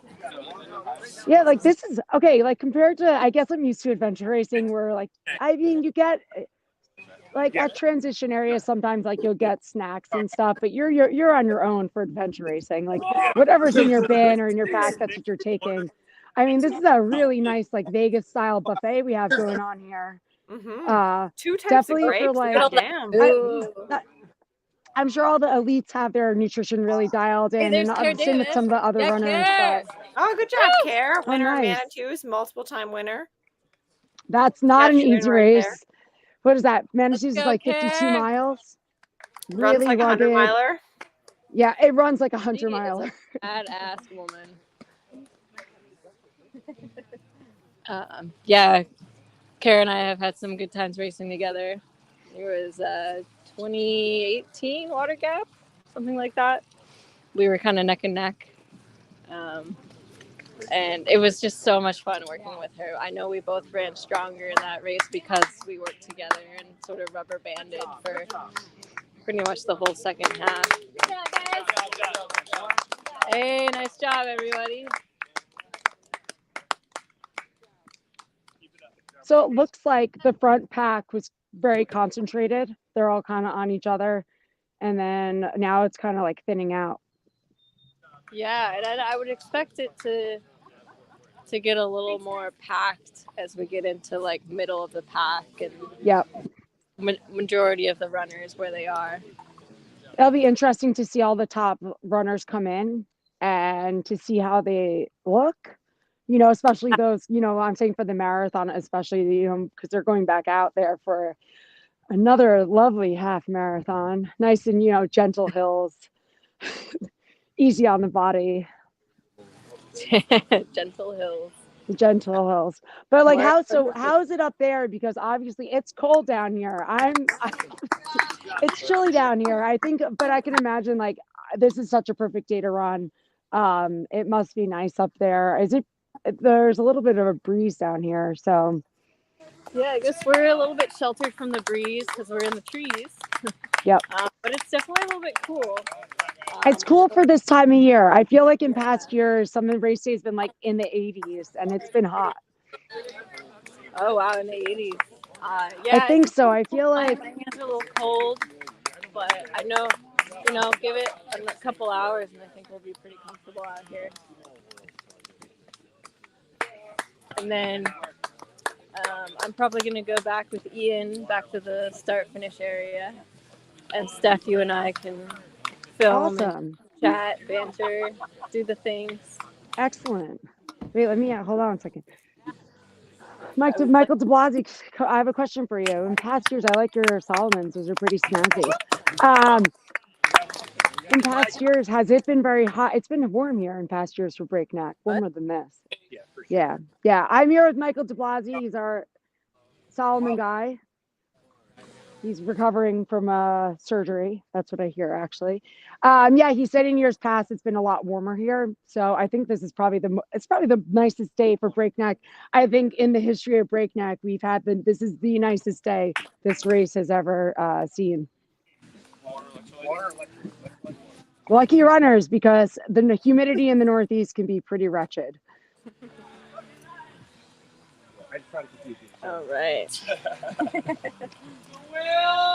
Got a stream of people coming in right now. Who is someone I can tell about? Yeah, somebody just went up. 794. Twisted ankle looking? Twisted ankle. Yeah, somebody He's just half went. mile back. Got it. All right. So we have an injured runner out on course with a twisted ankle. People are on the rescue. So that's sort of the dangers of these sorts of races. Breakneck is a really technical race, and people can get hurt out here. I've seen some very bloody finishes. All right. I think he likes to see what people choose. Where'd Ellie go? Right? Are they having breakfast? Do they have a snack? Do they just need something to drink? Can you just like lift it up? Oh, an aid station. Always a good time to be at an aid station.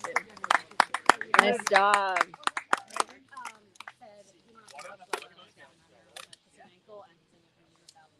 Oh, okay. Does he need to go back to Yeah, Lynn. Let's just take a moment to admire. Okay, sorry. So, good signage in the park. Nice use of the progress holding shape. Park's logo. Sorry, my roommates are going to kill me because I was talking and I realized it's 6:03 in the morning. I know that dude. Who is that? Scotty Jacobs? You're on the live stream. How's it going, dude? Good. All right. guys? Thank you so much. Right on. So that's Scotty Jacobs there. Good buddy of mine. We do a lot of the local races together. Nice job. Oh, here's a lot of people coming through. Good work, everybody. Nice job.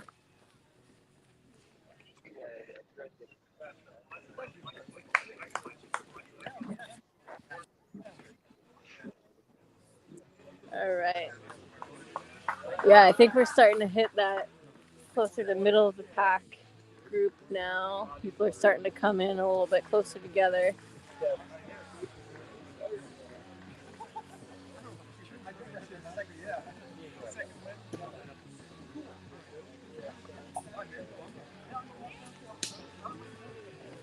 Woo! 7. Nice.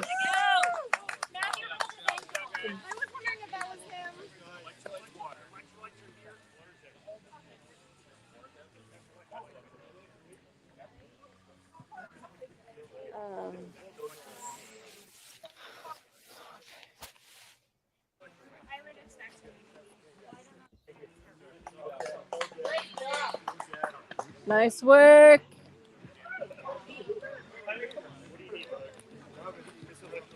Nice job.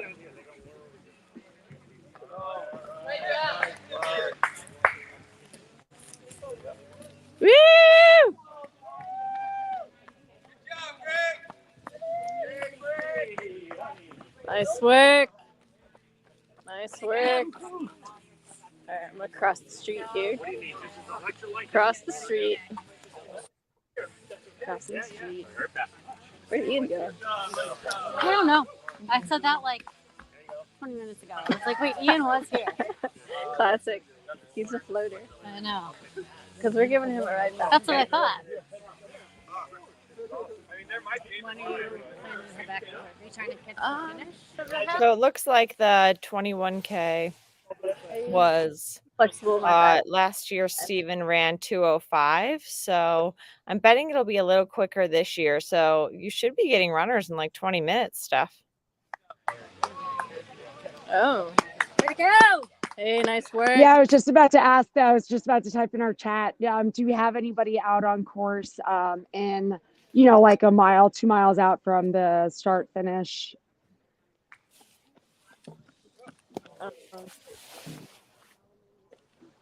I don't know.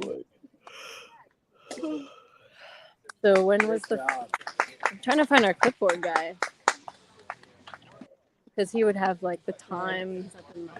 Oh, he's up there. Okay. We're going to make moves. Because then clipboard guy, I'll get his name. So we're officially 1 hour and 37 minutes in. I have the start finish timer here. So these runners are moving. Yes. Yeah. Those top runners are coming in hot. I can Yeah. see. Good work. Good work. All right. Ellie, don't you wish you were out there running with them? I kind of do, but it is kind of fun to be on here instead.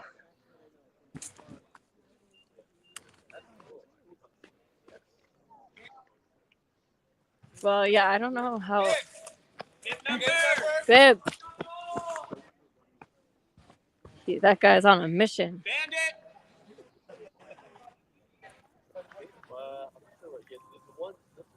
All right. Please go see it, guys. Hey, clipboard guy's here. Yes. What's your name? Jason. Jason. I'm Amelia. Hi, how are you? We've run races before. Oh, okay. Right on. Woo! Nice job. Nice job. 261, 775, 16. Good job, 16. Good work. Good work. Go get it, Mike. So when were the first half marathons coming through? First half marathoners were 5:25, 5:24 at 7:29. So 7:29 and 7:30, the first half marathon. That's quick. Through. I just haven't run. So that's our time mark at 7.5. I did a great. That was a great. But my legs, but my legs are like we were getting stiff. Yeah. And you do one So more they downhill, should be we're coming done. in So, shortly, I I wanna would be able to, assume, like- Steph. Yeah, that's about 40 minutes ago. So yeah, they'd about a little over 6 miles left. You're dropping? Yeah. All right. Let me. All right. No, I'm feeling good, but I'm like, I really want to go breakneck, but I'm like, I don't want to go You're back down again. You're gonna walk back, or I'll, need a ride? well, I'll see if anybody's going soon. There's no rush. You can do your numbers, man. I'm waiting for Ellie to get back from wherever. Is she running? She's out somewhere. I said you have 5 hours. What's happening at the aid station, Amelia? What's happening at the station? Oh, so she's down. I mean, I don't think anything's happening at the aid station. They're Oh, I stocking. thought. Everything's good. Oh, someone's dropping. So, is this The number you missed, the guy with the shirt over? Yes. 620. 6:20. Yeah. He just came through Right now. around- is he? All right. Is he the one with the sprained ankle? Watch your back, Jason. No, no. Okay. He Well, just had like a shirt on. That just did, so I couldn't get his number. nice. All right, a lot of people coming through. Hey, that's your friend Jeff. Oh, your friend. Hey. Oh, look, we got Phil. So the guy that was on. Hemming's in the lead. Eli Hemming is in the lead. He What's just that? went past. Yeah, he's had about a mile and a half to go. Oh, so Eli Alright. Hemming is in the lead. Mile and a half to Awesome. go. So, Steph, why don't you set up a finish line cam? Yeah, awesome. I'll stay on this camera. I'm going to try to also take somebody's phone and set them up on it. So I can have a finish line cam. And if I can grab an interview with any of these runners that are coming through, I think that would be pretty awesome. That'd be pretty sweet. work. So for now, what I will do is I will set up my phone. Maybe I'll just, I don't have a tripod. I'm going to jerry rig a tripod. And then I'm going to grab a phone. Use it gets once you get All right, I have to fix the battery. Give me 1 second. 325. Nice job. For now, I'm just going to flip my phone and put my phone somewhere and go try to find a. Yeah, whatever you need to run back. It's awesome. Phil, did it look like Eli was gonna do the full, or do you think he was gonna stop? Is he entered in the full? 20 minutes. No. They came through the first one. I feel he's probably going to stop. 1 hour. Yeah. He's way out ahead. Crazy.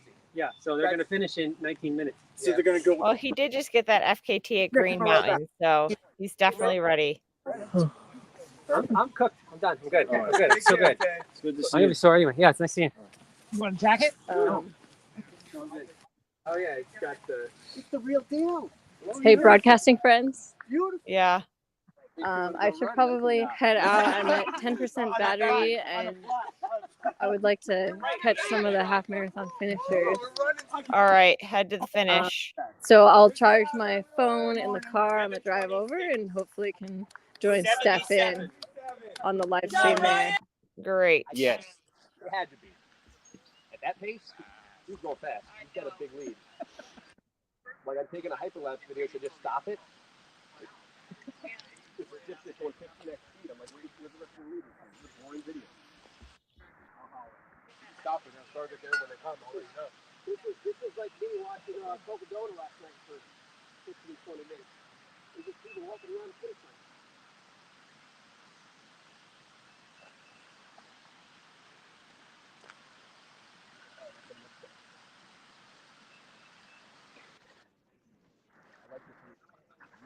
I'm just trying to set up my phone. So all the runners are going to be coming through this chute. And like I said before, this is where everybody will eventually finish, but the full runners are going to Second go right place is back just up through coming in there. right now. And there. Looks like it's Max King. There it is. Get after it, baby. Woo! This way, this way.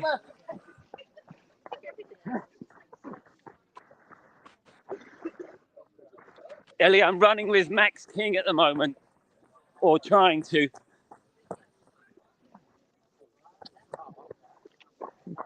We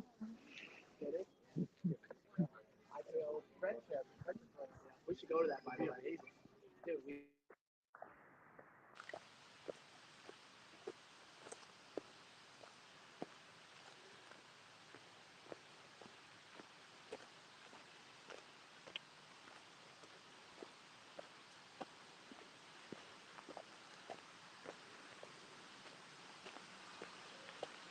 Third place is coming in right now.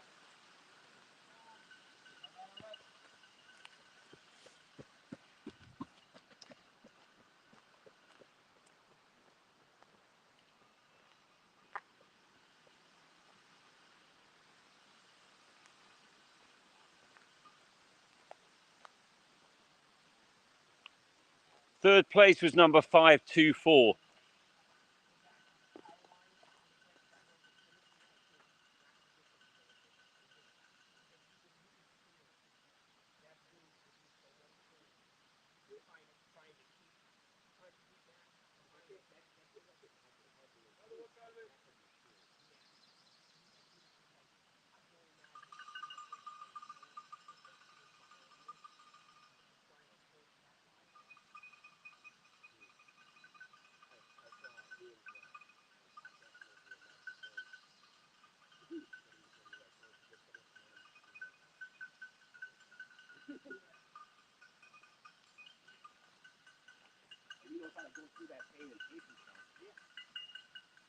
There it is. Get after it. Get after it. Go left. Fourth place here, number 59. Looking good, looking good.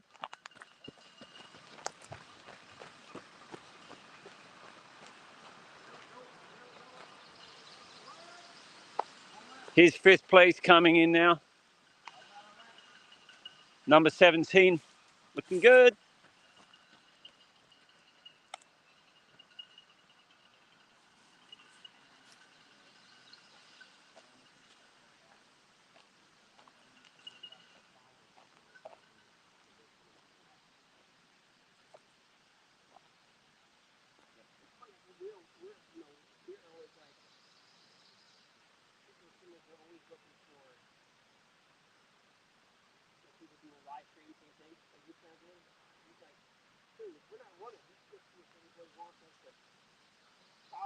Follow people.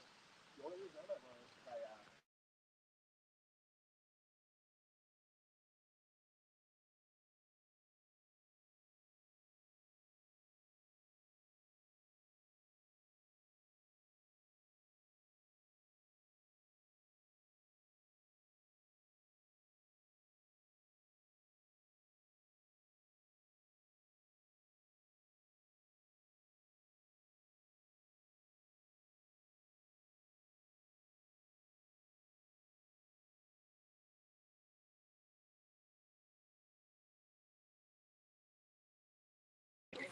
We're just making a tripod here, getting it ready for the go up like that. Look at that. A Salomon tripod. Beautiful.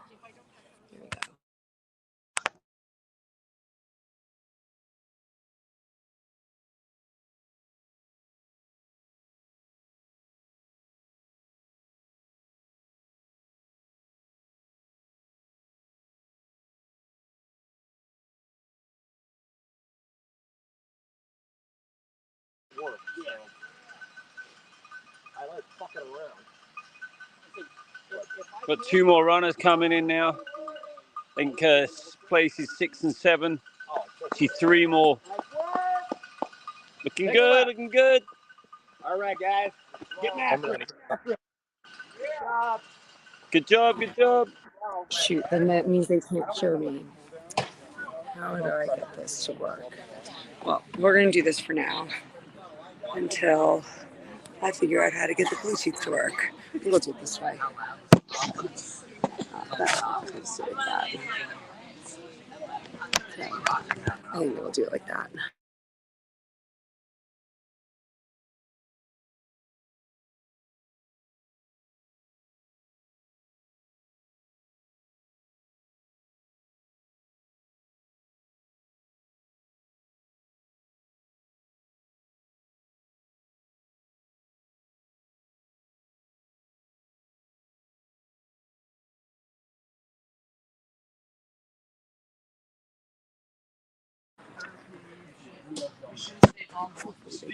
That works for now. All right. Oh. Good. Get after it. Go that way. Number 99. The Max King coming in. Nice work. Yeah, baby. I'm doing fine. I'm right up there. I'm just like running along, catch a toe. Boom. Jesus, did they rip your number off? Yeah. Dude, let me see. Congrats, man. Can you guys, Phil, can you hear me? You want to, hello, Phil? Give me 1 second. Can you hear me? You can't hear me. You can't hear me? No, we can. You're good. Oh, you can? Okay, I wasn't sure. Awesome. Congratulations. Thank you so much. You're on live stream right now. All right. How is it out there? Obviously, you took a digger. I did great on all technical stuff. Okay. It was the non-technical stuff. Oh, that's funny. Ellie and I were just talking about it this morning, how it's like usually the smallest rock that gets you. Oh, yeah. I was totally fine. All Breakneck Bridge and everything. Then right up here. Was this your first time running Breakneck? Yeah, it was. It was? What'd you think of the course? It was awesome. Yeah? So awesome. And where are you based out of? Colorado. Colorado. So, okay. So Very different. There, I was just about to ask that. So obviously, I feel like the Northeast is kind of I'm a Northeast gal, I'm a New Yorker. I feel like the Northeast is kind of underrated because we don't have these massive mountains, especially down here. But you coming from Colorado, being a phenomenal runner, like, what are your thoughts on that? You know, they're just so different. It's really fun, but I can't help but get lost because I can't see where my mountains are. Yeah. There's my a lot. landmarks are gone, and I'm just running in trees. I have no idea where I am. Yeah, we always carry maps and compasses out here when we're going on big adventures. I had to put on the GPS file on here. There you go. Yeah, I've got to get lost. That's awesome. Oh my gosh! So congratulations, so Golden Trail Series. Won the race. Now you're going to go be racing. What other races do you have coming up?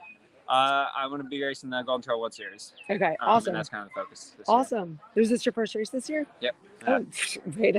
Way to start the season strong. Do you need anything? We have we have some snacks and stuff. Yeah, just to take it in. Yeah, I'm gonna decide if I want to keep going. There's aid stations out there. Oh no! Your coach said you're not allowed to go. I'm pretty sure he did. So I got you. He's not going. No. I'm just gonna sit around.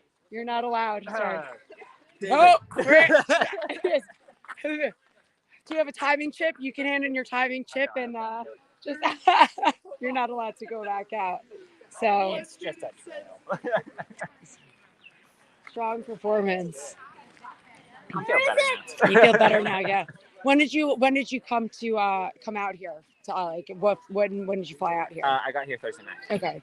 Yeah. So I was saying, I think East Coast runners who know these trails have an advantage in terms of they know the trails, but you also have lovely advantage of altitude. Oh my gosh, yeah. Your lungs are just so prepped for it, No, you can actually come back from red line. Yeah. It's amazing. The one thing that it's a little unfortunate is that the actual Breakneck, the main scramble, is right now they're renovating it. They're redoing the trail. So you went up the stairs. There's a new trail, where it's all stairs.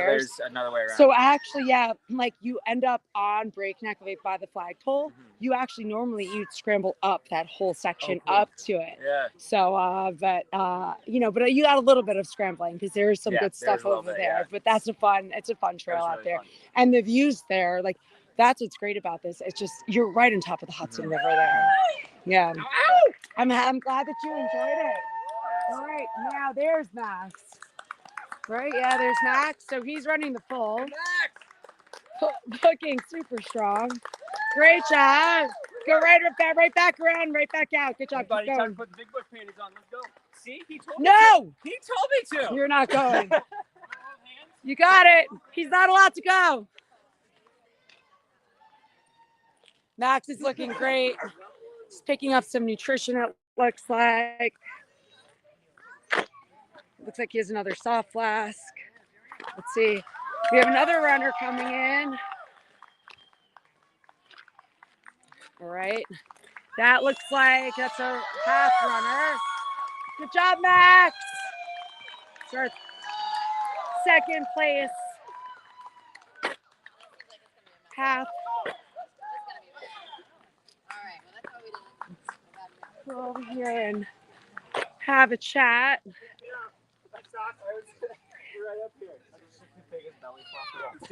All right, you're on live stream. Oh, so Nar. Tell us your name, where you're from. Congratulations on a strong second place finish.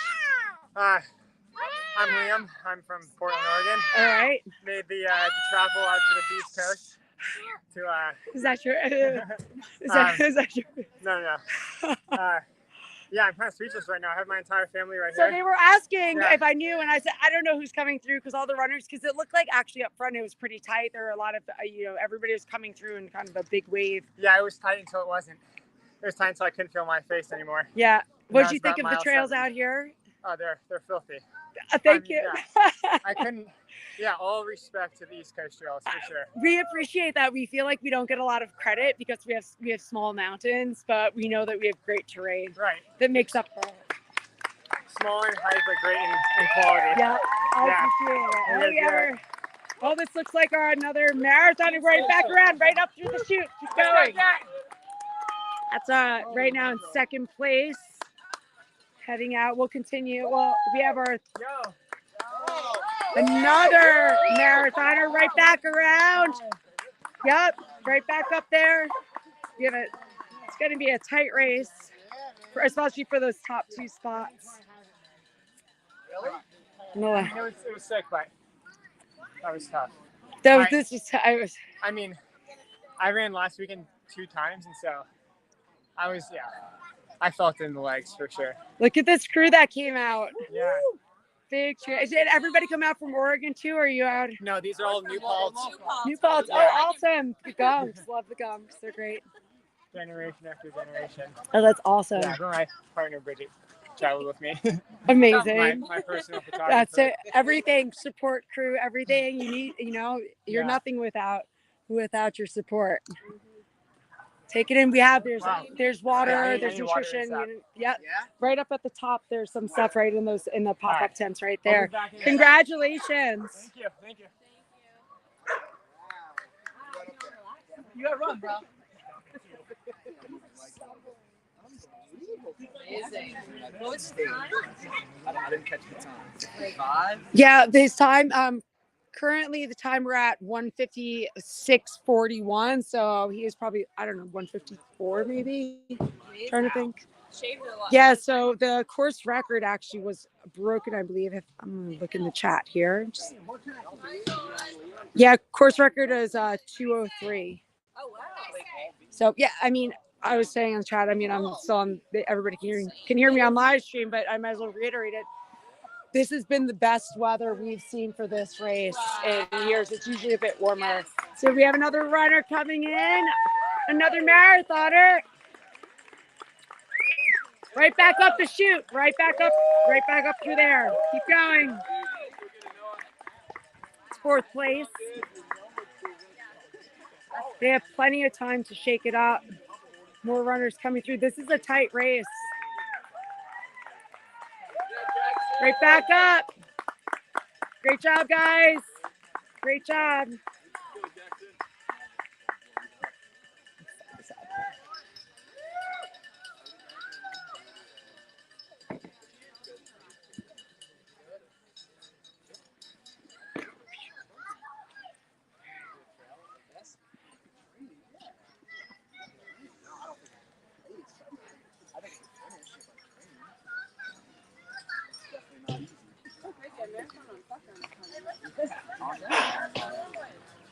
Well, it's a marathon with like 9,000 feet.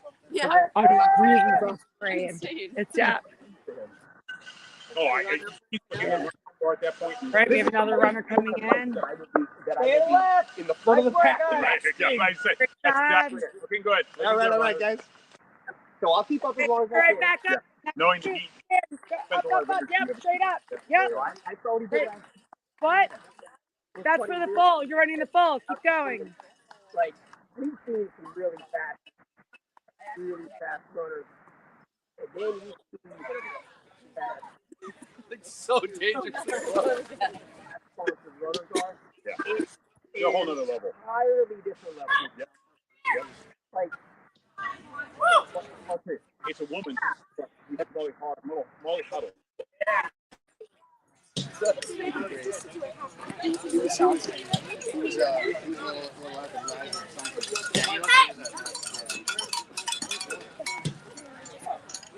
do you get these?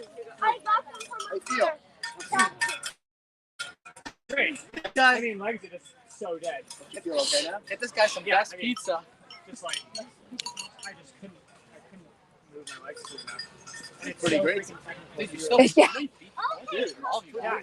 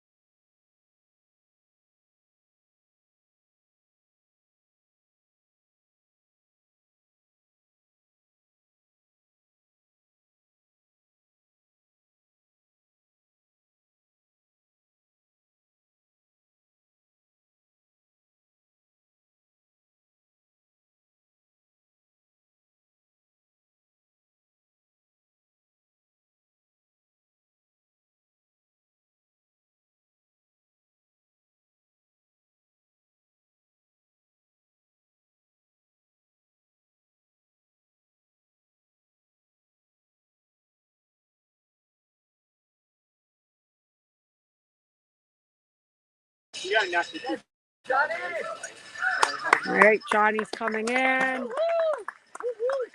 You're going to go right back up the start chute. Good job, Johnny. Right back up the start chute.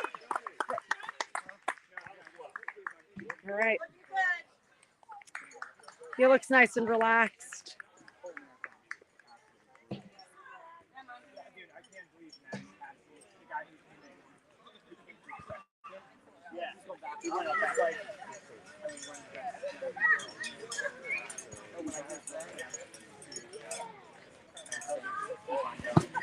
He was talking, like he was talking, like he was trying to get your other buddy to the first one. He was like, come on, let's go. Yeah. I think I don't know how much longer. The women should be coming in. Not too long. I'm thinking 2.5 hat. Yeah, well, it's good weather today. Men already broke the course record. So, I definitely anticipate the women coming in faster than that. And this is our deepest field we've ever seen out here. So, I'm hoping Michelle comes in. The whole, all right. Another runner, a marathoner. You're going to come straight through and go right back up the start chute. Right back up the start chute. You got it. I think it's number 34. And then there was just some gnarly downloads and I just couldn't turn it over. Downloads where you're going straight down together where you're kind of sliding down. And I was just it was wet too, a little bit. So there's an aid station right before they start back up for the second half, and some of the runners are actually stashing some nutrition right there, which they're grabbing before they go back out.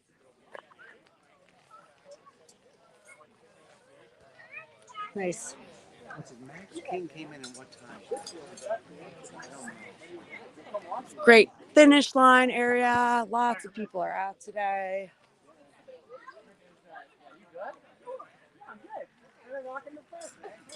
It's starting to warm up in the sun, but these runners will be in the shade the whole time, so they'll stay nice and cool.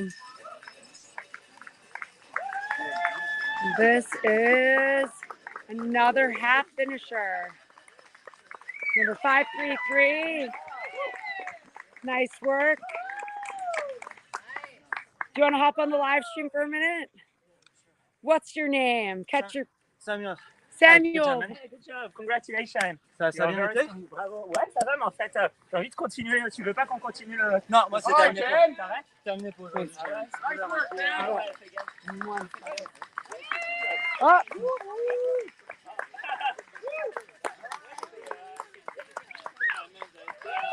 Great job.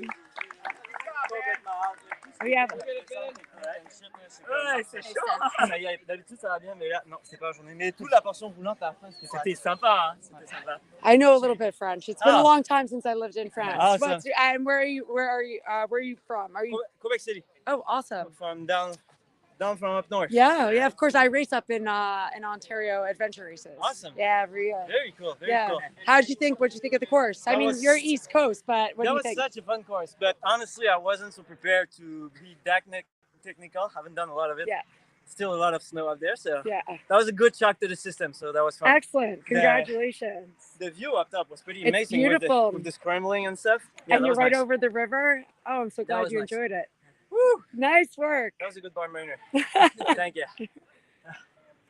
How are you doing? Yes, very good. Doing Very good? A bit frustrated. I wanted to continue. Yeah, I was going to say, I was a little confused. So we have a double number, which is for a marathoner. Yes, I wanted to continue, but actually I'm doing Brooklyn in 2 weeks. Okay. And my coach told me, please stop. So I might just jog for the end because it's a beautiful day. Yeah, you should. I mean, you should go and run up to Mount Beacon. I think I will do the final half. Yeah. I will There's some good. It's beautiful back there. Yes. You know, why not? Yes, enjoy it. It's a beautiful day, and yes, it's great. It's a super technical. I train in Central Park, so not really the same trail. Very different. Yeah. But, I had a lot of fun, and it's remained in Hong Kong. So thank you for Awesome. organizing. Enjoy. Beautiful day. Thank you. All right, right back through. Right up. Great job.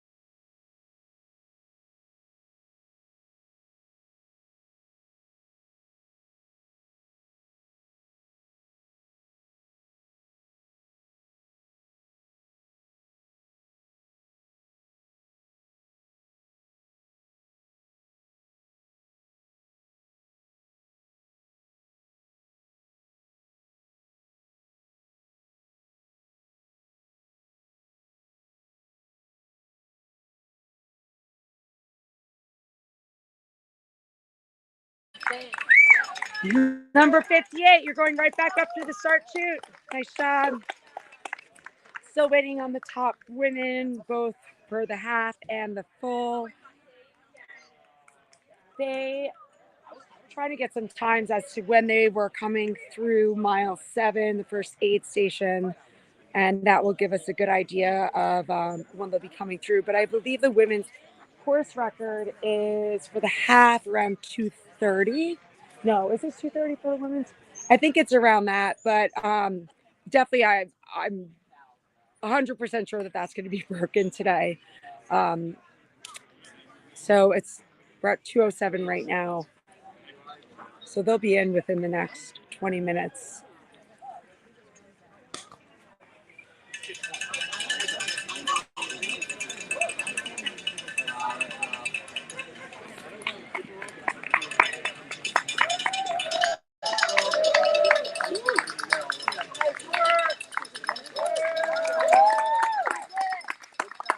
Great job. Do you need anything? Are you okay? Are you fell? Yeah, I just MCL.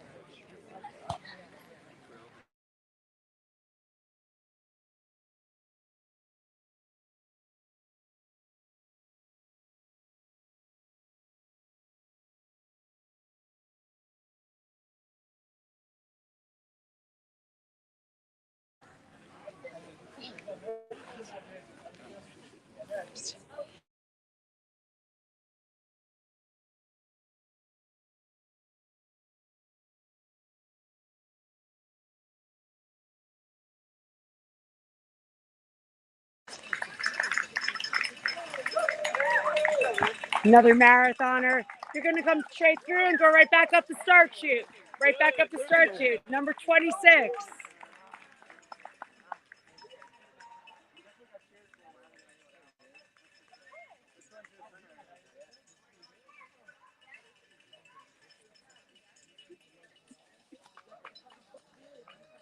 Number 29. Right back up through the start chute. Great job. Right up through the start chute. You got it.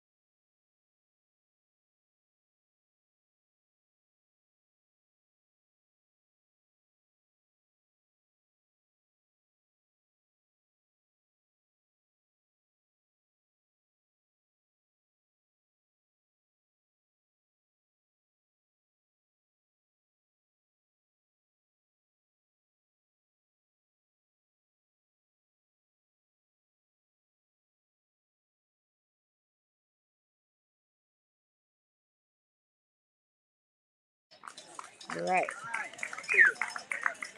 Nice job. Congratulations.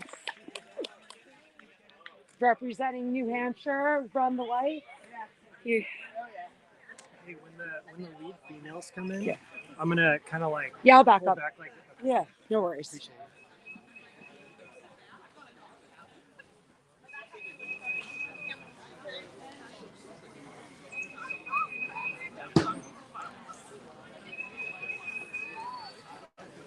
Do you have any idea of the time? Do you know when they came in? I forgot when they came in at the half. Well, I was at the ridge and What time it is right now? No. What time they went through the? Yeah, I was trying to. I know the men went through the 7 mile mark at like 1:30. I'm guessing 8:45. Okay. All All right. They're pretty close. Did you hear that? We have a predict. Yeah, I saw that on the feed on the live stream. So the prediction is that they'll be in pretty soon. In the next few minutes, probably. I think so too. It's like a perfect day. Nice job. And look at that. Look how silent he is. Look at that outfit. Yeah, man. That's a running shirt right there. That is.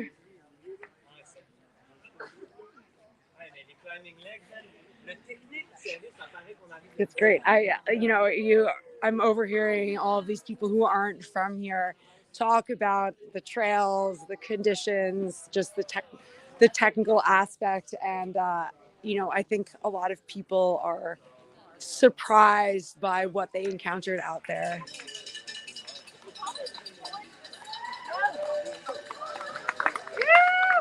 More half finisher.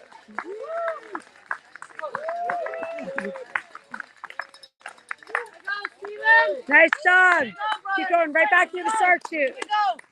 Let's go, Steven. Stephen Lang. He was up in New Hampshire last weekend at Vertical Champs.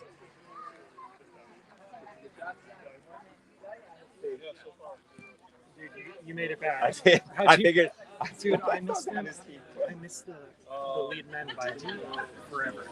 I missed them by like 12 minutes. Really? It was quite sad. I'm still sad about it. Who was it?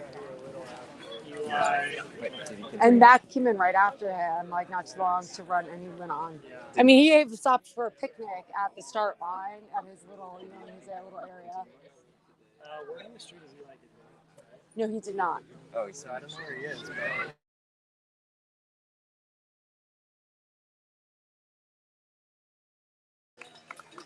All right, we have the first female coming through.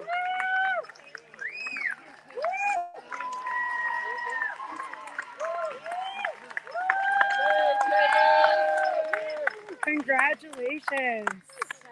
Here I'm on live stream right now, actually, which means you're on live stream. So, say hi to everybody. Tell us your name, where you're from.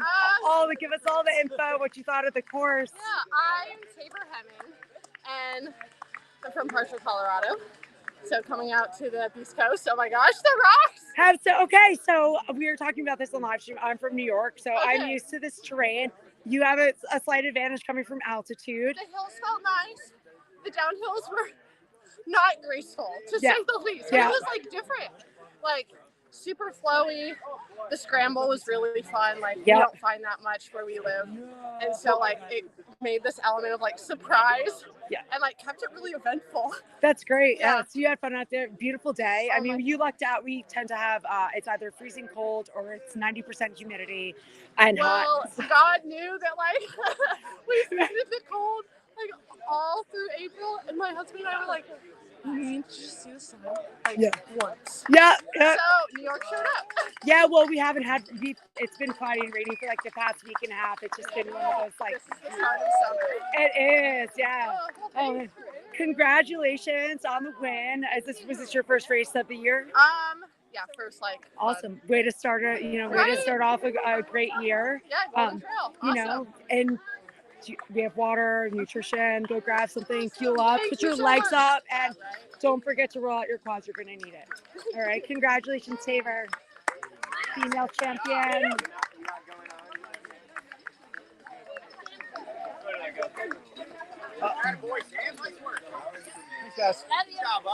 Have a great time.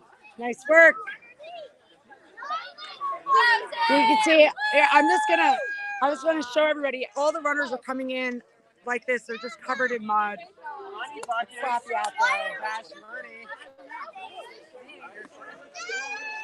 So she finished in about 2:15, I would say, maybe a 2:14. Seeing some very quick times today.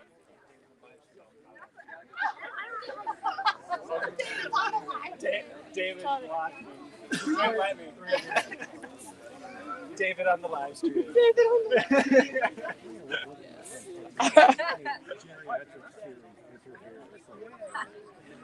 Roll out the red carpet. Nice, guys. No, David knows me too well. David knows me too well. I'll do one video. I was at their wedding, so we get the video. Yeah, buddy. In the middle. Yep, second March child. I'm in junior. Yeah. Nice work, I know, like, it doesn't make sense, but I guess it's raining. It's been raining. We had a really bad rain a few days ago, like flooding all my area. And it rains again not too long. And there's so many leaves, like the water it's just sitting on the trail. Oh yeah. It's northeast. What do you mean? It's the northeast. It's like normal. It's like beautiful conditions.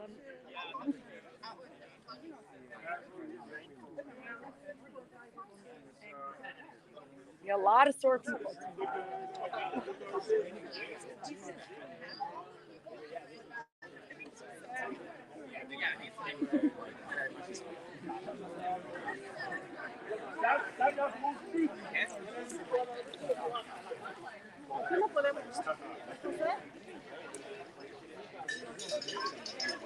Oh, it looks like we have another woman coming in, and that I believe is Bailey, who's running the marathon. So you're gonna come through here. No, from there, come right through here and go right through the start chute. Right back through the start chute. Good job. Our first female on the marathon, Bailey. She's coming through it just under 2:19. She looks strong. Picked up some fuel.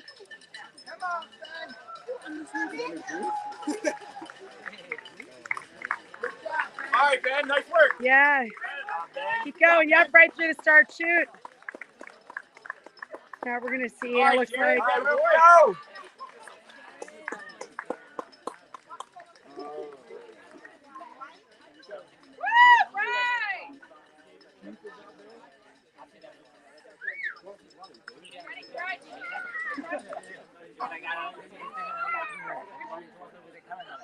Hey, buddy. So we have two women through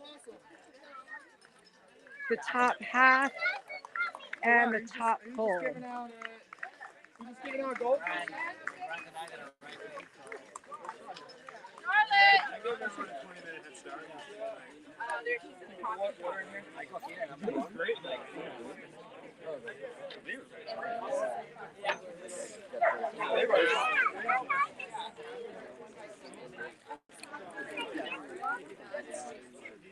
I know I was taking that body. Everybody, I was watching it from the 8th, like the live stream on the 8th station. I was like, Yeah, nobody stopped. Like, don't you need more stuff? some people were, I think, grabbing things like either there's a station right there, or they were just stashing things like an extra flask, just kind of grab it or go or second best. All right. All right. It's a marathoner, I believe. Yes, it is. You're going to go right through and back up the start chute. Great job. You look great. Number 14, Brittany, she's about 4 minutes behind Bailey. All right, see you, Brooks.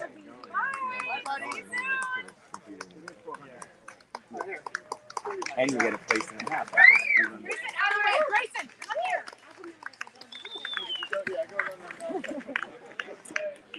So we're still waiting for our second place half finisher, unless I don't know if they're actually counting the marathoners also for second and third place, or if it's just the winner. I could get confirmation on that. I think they are. At least that's what the consensus is over here. So in that case, Bailey would be our second place half finisher, and Brittany would be our third. except the guy who chose it. We're gonna invite Northern Arizona. 445. All right. Another woman coming through.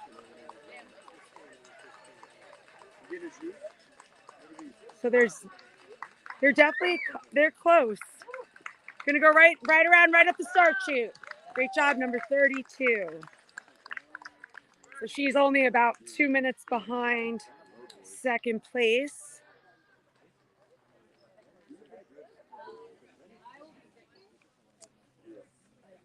And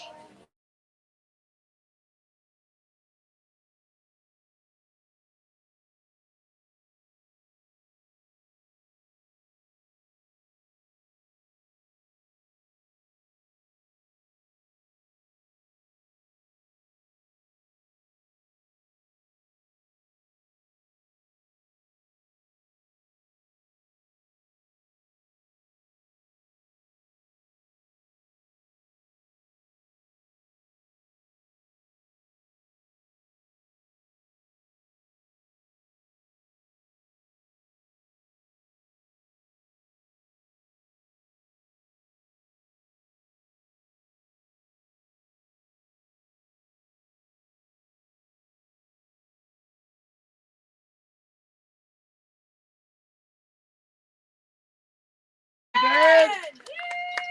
Looking good. you're gonna go. Let's go, Ben. Oh, you're done. Never mind, you're done. Well, no, is he gonna keep going? Oh, he's gonna keep going. A triple digit, it's gonna keep going. That's how you tell him the triples are for the half. I thought he signed up for the marathon. Oh, maybe he just got a bigger number. Maybe they ran out. Oh, because he's a 100. That's why. I guess there are a lot of athletes out here today. Great job.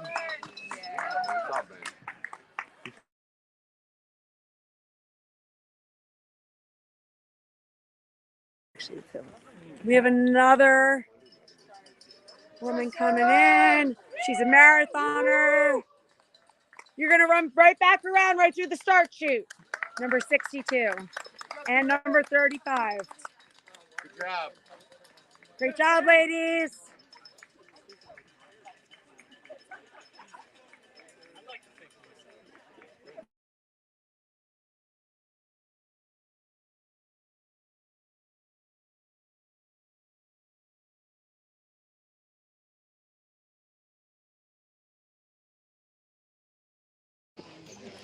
Actually.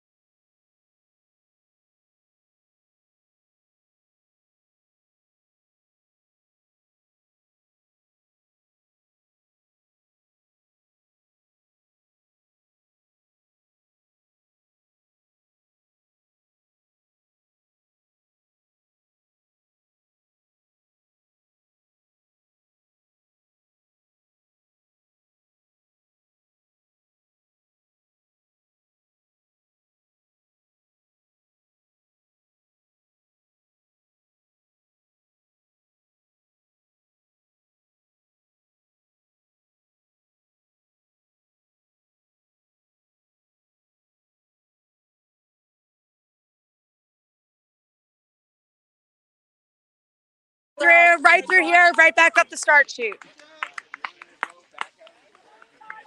All right.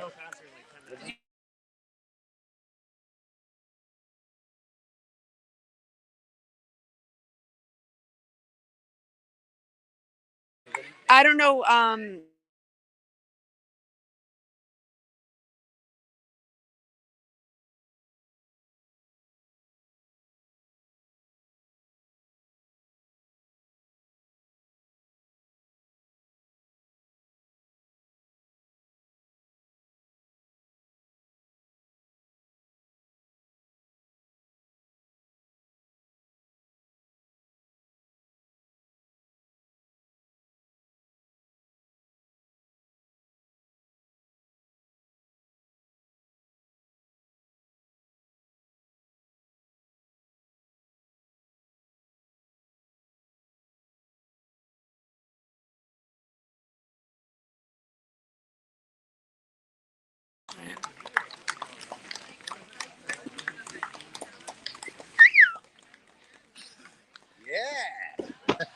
Finishing in style.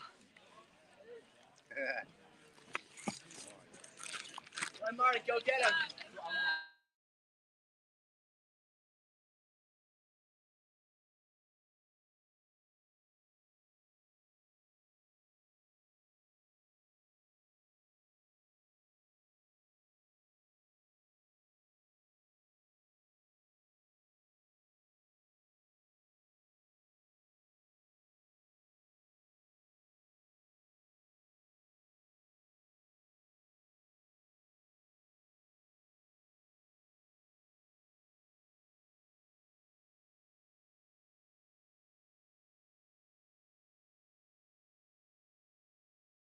To hold it, you can.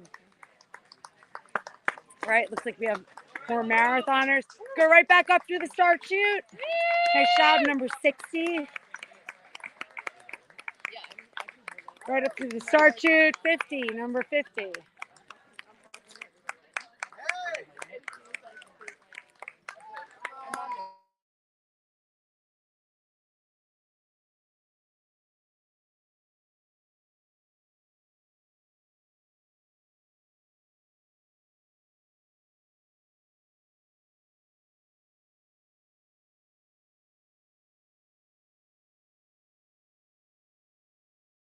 Yes. Number 61, nice job, right back up through the start chute. Make a right, you turn right up to the start chute. All right, I'm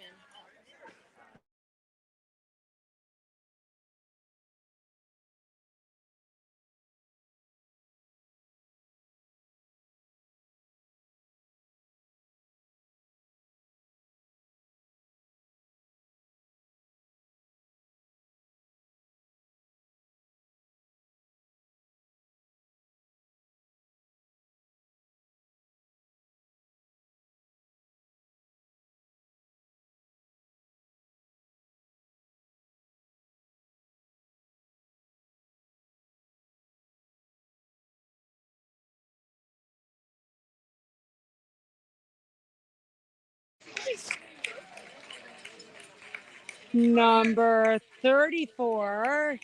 You're going to turn around, go through the start chute, right through the start chute. Oh, there you go. You're in. Oh, no, you were in. Now you're not in anymore. Okay, I know why.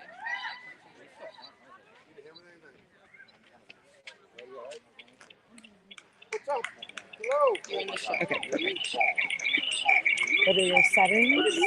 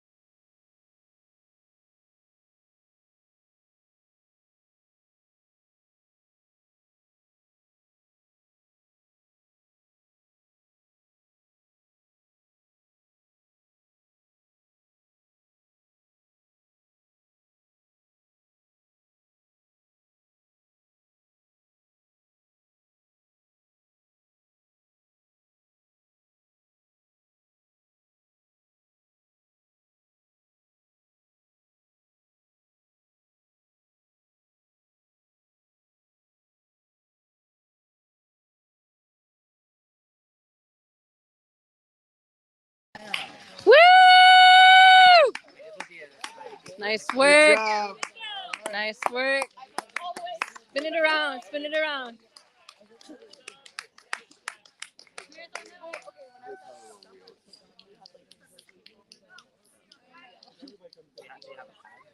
Yeah, I feel like we need to have more cones. Because I think I'm gonna run into town. Do you need it? Maybe. I don't know. No, I think we just like, okay. when I went to Well, Samara, so if you can hang on to it. Maybe. Where's that? Okay, we go through here, and if not, where is it? We can do it when we do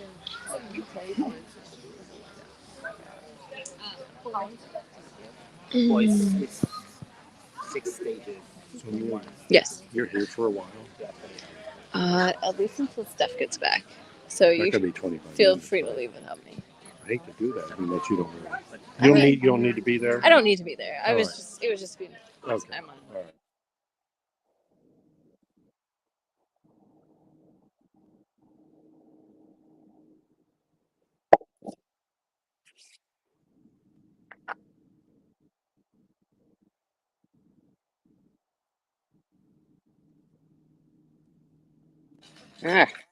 Woo!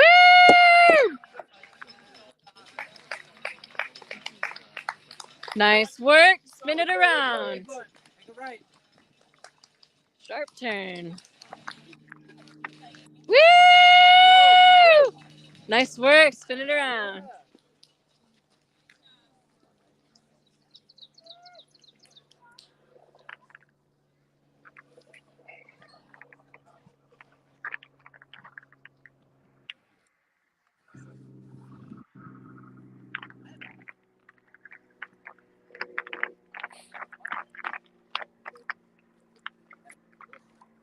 Jay, how's it going over there?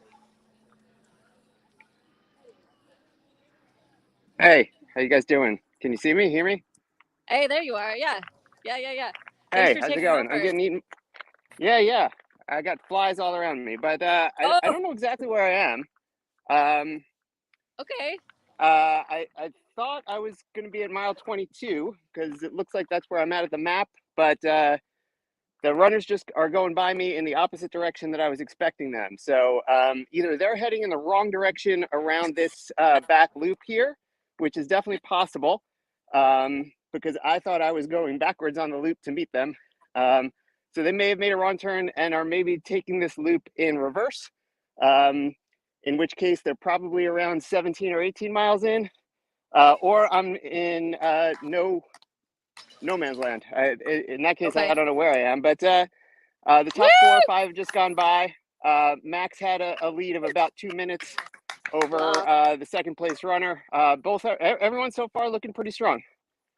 Okay, good. Are the runners looking confused? Like, did they look like they were lost? Nope, they looked pretty confident. They were much more confident than I was. So, yeah. I have seen some confident lost runners though in my racing. I mean, they're all heading in the same direction, at least at this point. Okay. And you know, they're separate enough that they don't have line of sight. So they're either all making the wrong turn independently, or which is definitely possible. Because when I try and match up the map to my GPS, yep, there you go.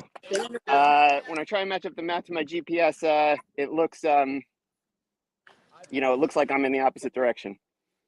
Okay. I just had number 5 or 6 go by. I'm going to pull out. That was bib number 68. So that would be Nick Turco just went by me. Also in that same direction. Devang.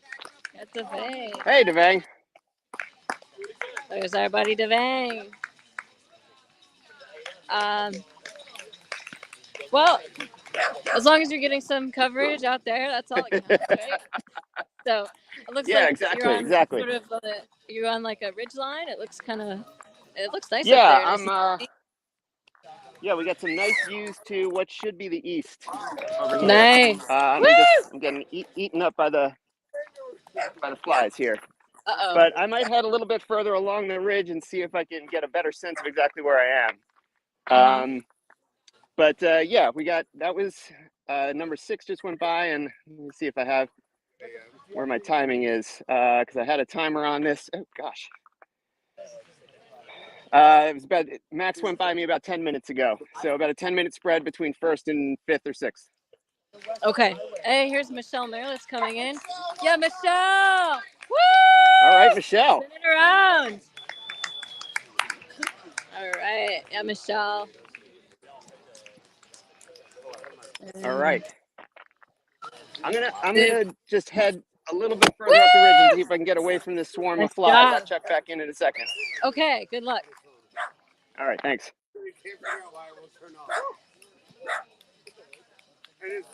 Woo!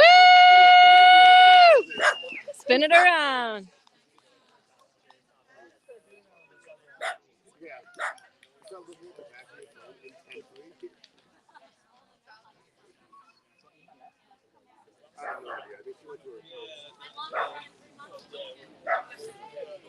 I'm not trying to kill you. Okay. Okay, good luck. And if you get tired, just put it on the you can put it on the bookcase, the shoebox. Yeah. Instead of holding it? Just leave it. Yeah, you can just leave it go on live like that. You don't have to commentate or anything. It's a little tight. Okay.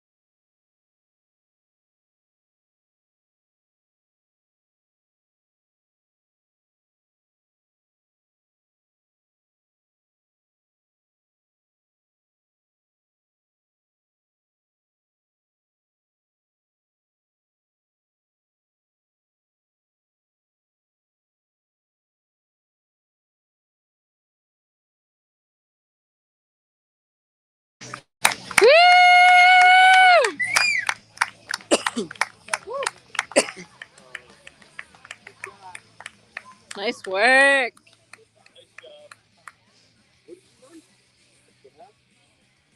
How did you not catch Billy? He's still out there.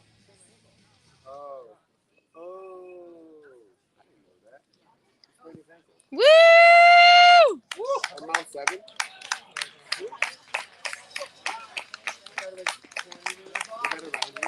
Right on. Spin it around.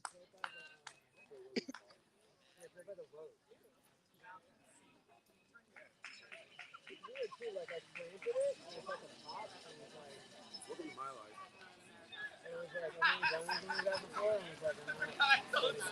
I forgot I told you that.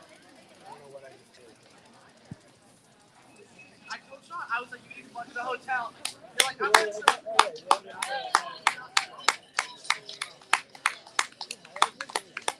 Nice work. Nice work. Spin it around. Nice job.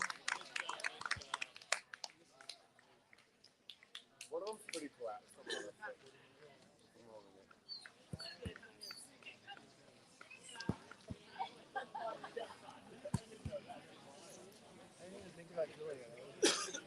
Ooh.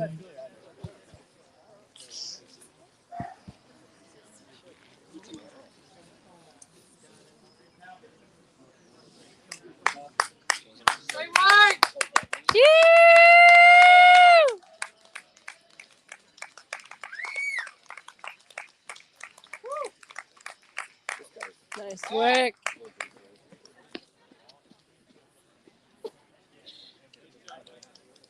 Woo! Finish strong. Good job.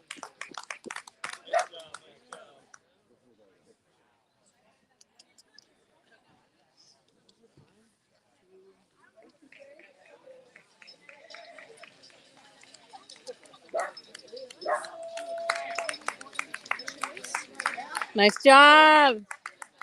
Good job.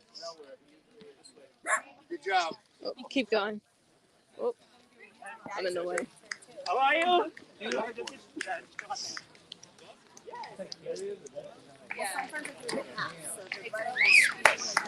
Nice job.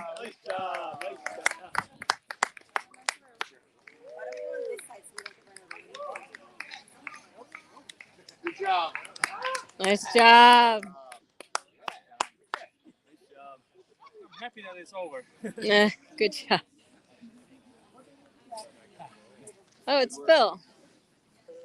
Hey, how's it going?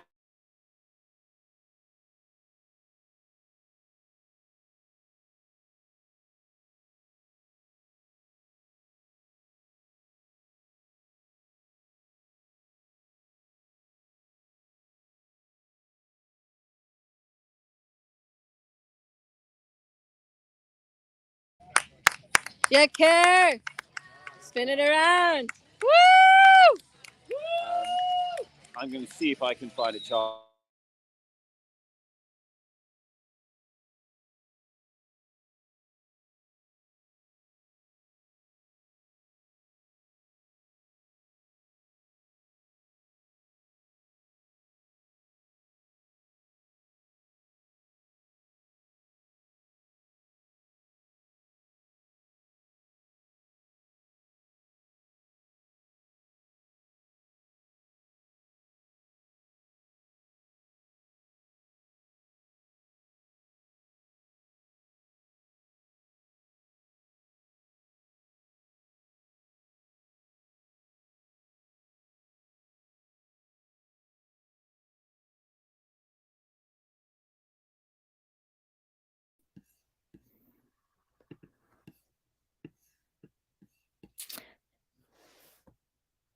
Hey, Amelia, can you give us an update on the half finishers, please? Good job. I'll see you in a bit. I'm gonna go and give Okay. Ian back his gimbal, which I couldn't get to work. Yep.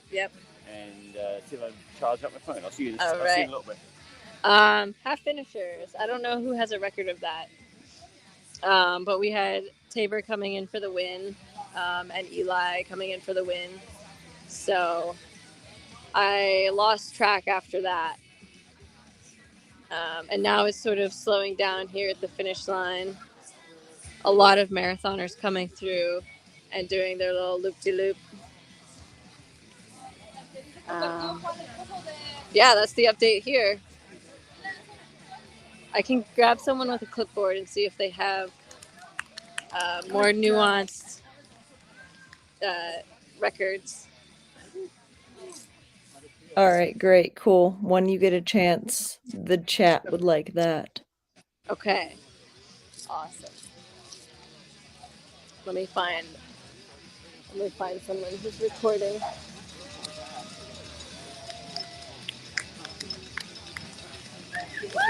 Woo!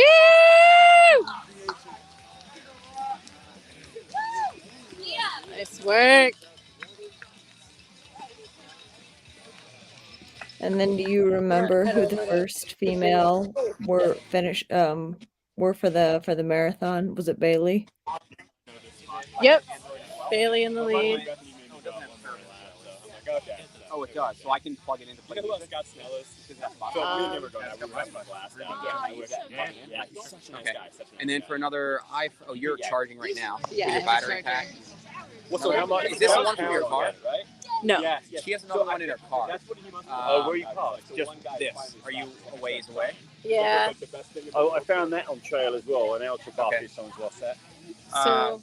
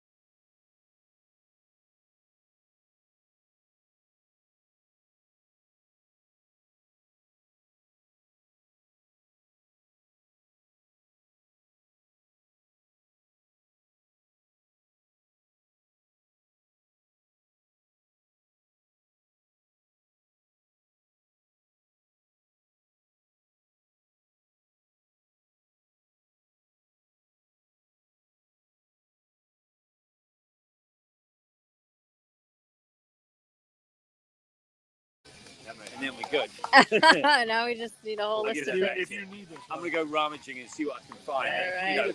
So there's Vinny Capadora. He's doing the timing for us today. Good work, Vinny. Phil You're doing a Vondra, great job. also doing some of the live streaming. Out on course looking for an iPhone charger now? Yeah. This live streaming kills our batteries pretty quickly, so we're always on the hunt for chargers and cords and adapters and all that. So that's sort of the chaos that we're in right now. You love it though, right? I'm using a battery pack right now. It's in my pocket.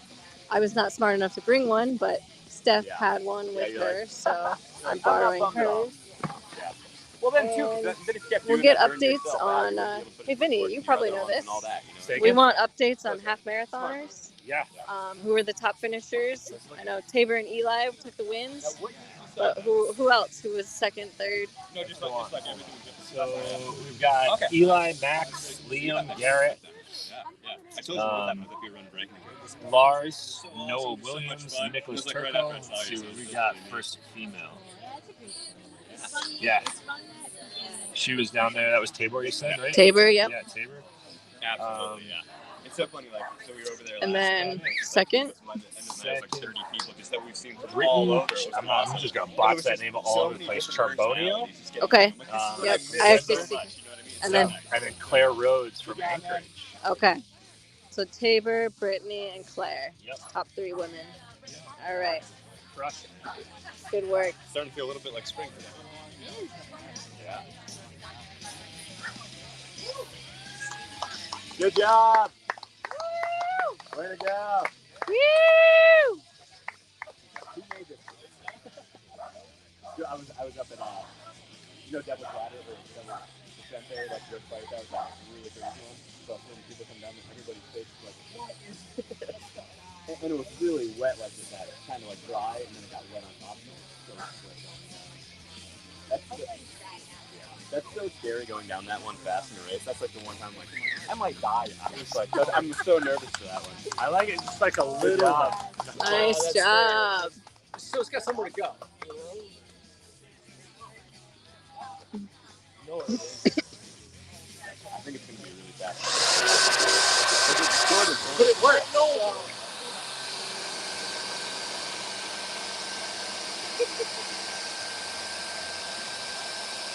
Official Salomon track. That's right. Important things at races. Refilling the puffy finish line. That's Mike there. And Salomon doing good work.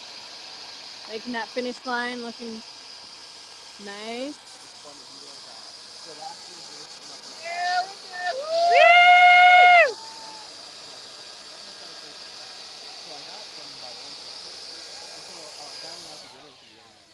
Woo! Woo! I'm like, yeah. Good work. I'm up against my phone. Ah, yeah. I thought it was just a hat.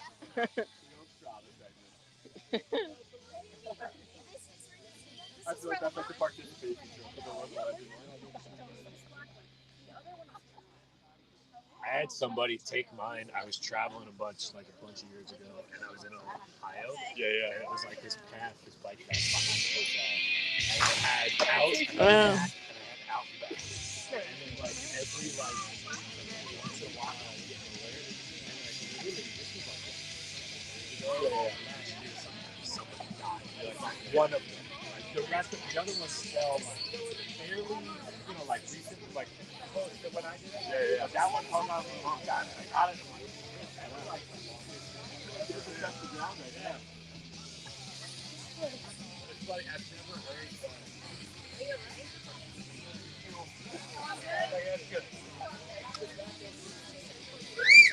You!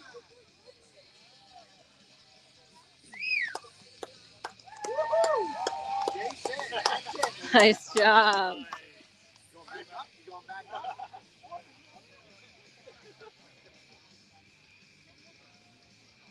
Oh. All right.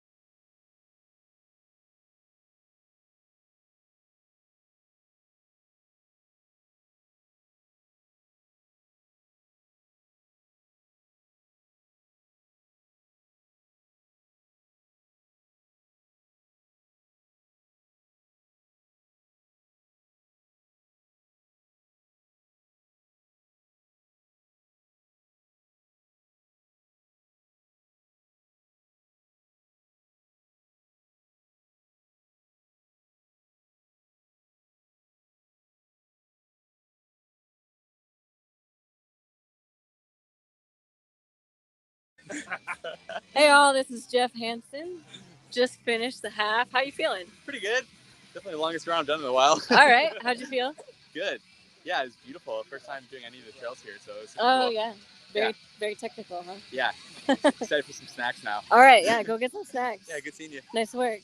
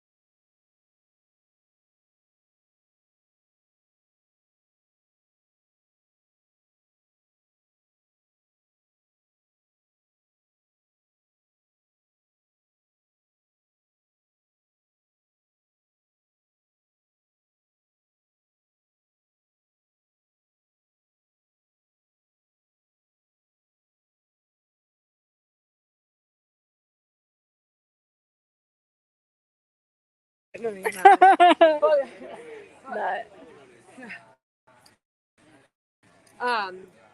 But no, it's amazing. I am back. I made my donut run Steph in is back. between the Let's take a look. marathon. These are just some. I have 14. Wow. 12 more in the car. Look at those. Yeah, those are pretty. They're only open until they sell out, and they sell out really quickly on the weekends. So that could be a short shift for some of the employees there. Yeah, I thought about actually getting a job there and becoming a baker, so I could work from 2 to like 7 a.m. and then just run trails afterwards. Okay. But anyway, but the marathoners should be coming in. I don't know, maybe it's nice out. I think Max finished it last year in like a 4:15 or so. 4:15, yeah. So I would expect him to probably shave some time off of that time from last year. Yep. If he's at the same level of fitness, just based upon the weather alone. Yep. But we'll see. I don't know if you've heard from anybody out on the course, if anybody is passing through like a 20-something mile marker, but we'll keep you updated. Just gonna put the phone down and live stream it until we have some news. But stay tuned. They should be coming in, definitely within the hour, if not like 30 minutes. Yeah, I would maybe, say closer to 30 probably. 45. Nice job.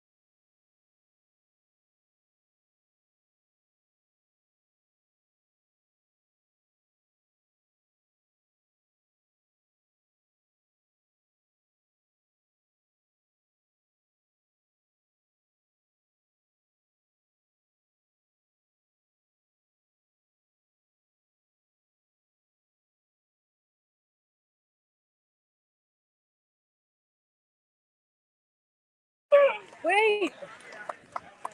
Was that our? Wait, is that our marathoner champion? Hold on.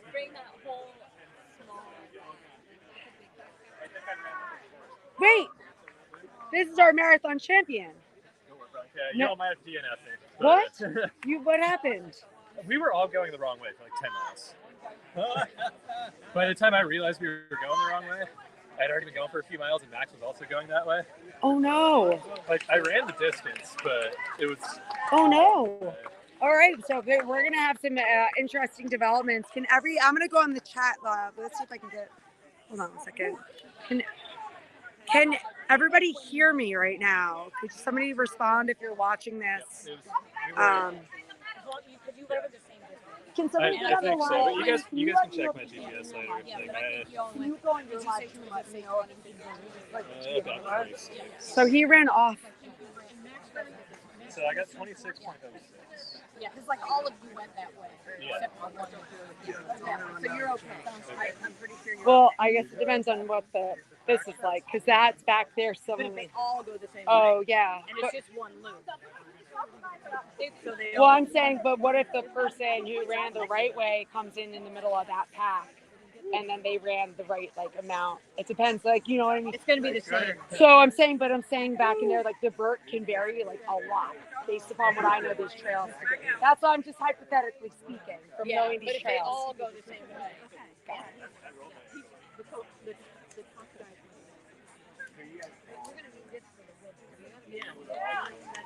How to be a viewer? Go on the Instagram maybe. There's probably a link. Yeah. Let me try to plug this back in.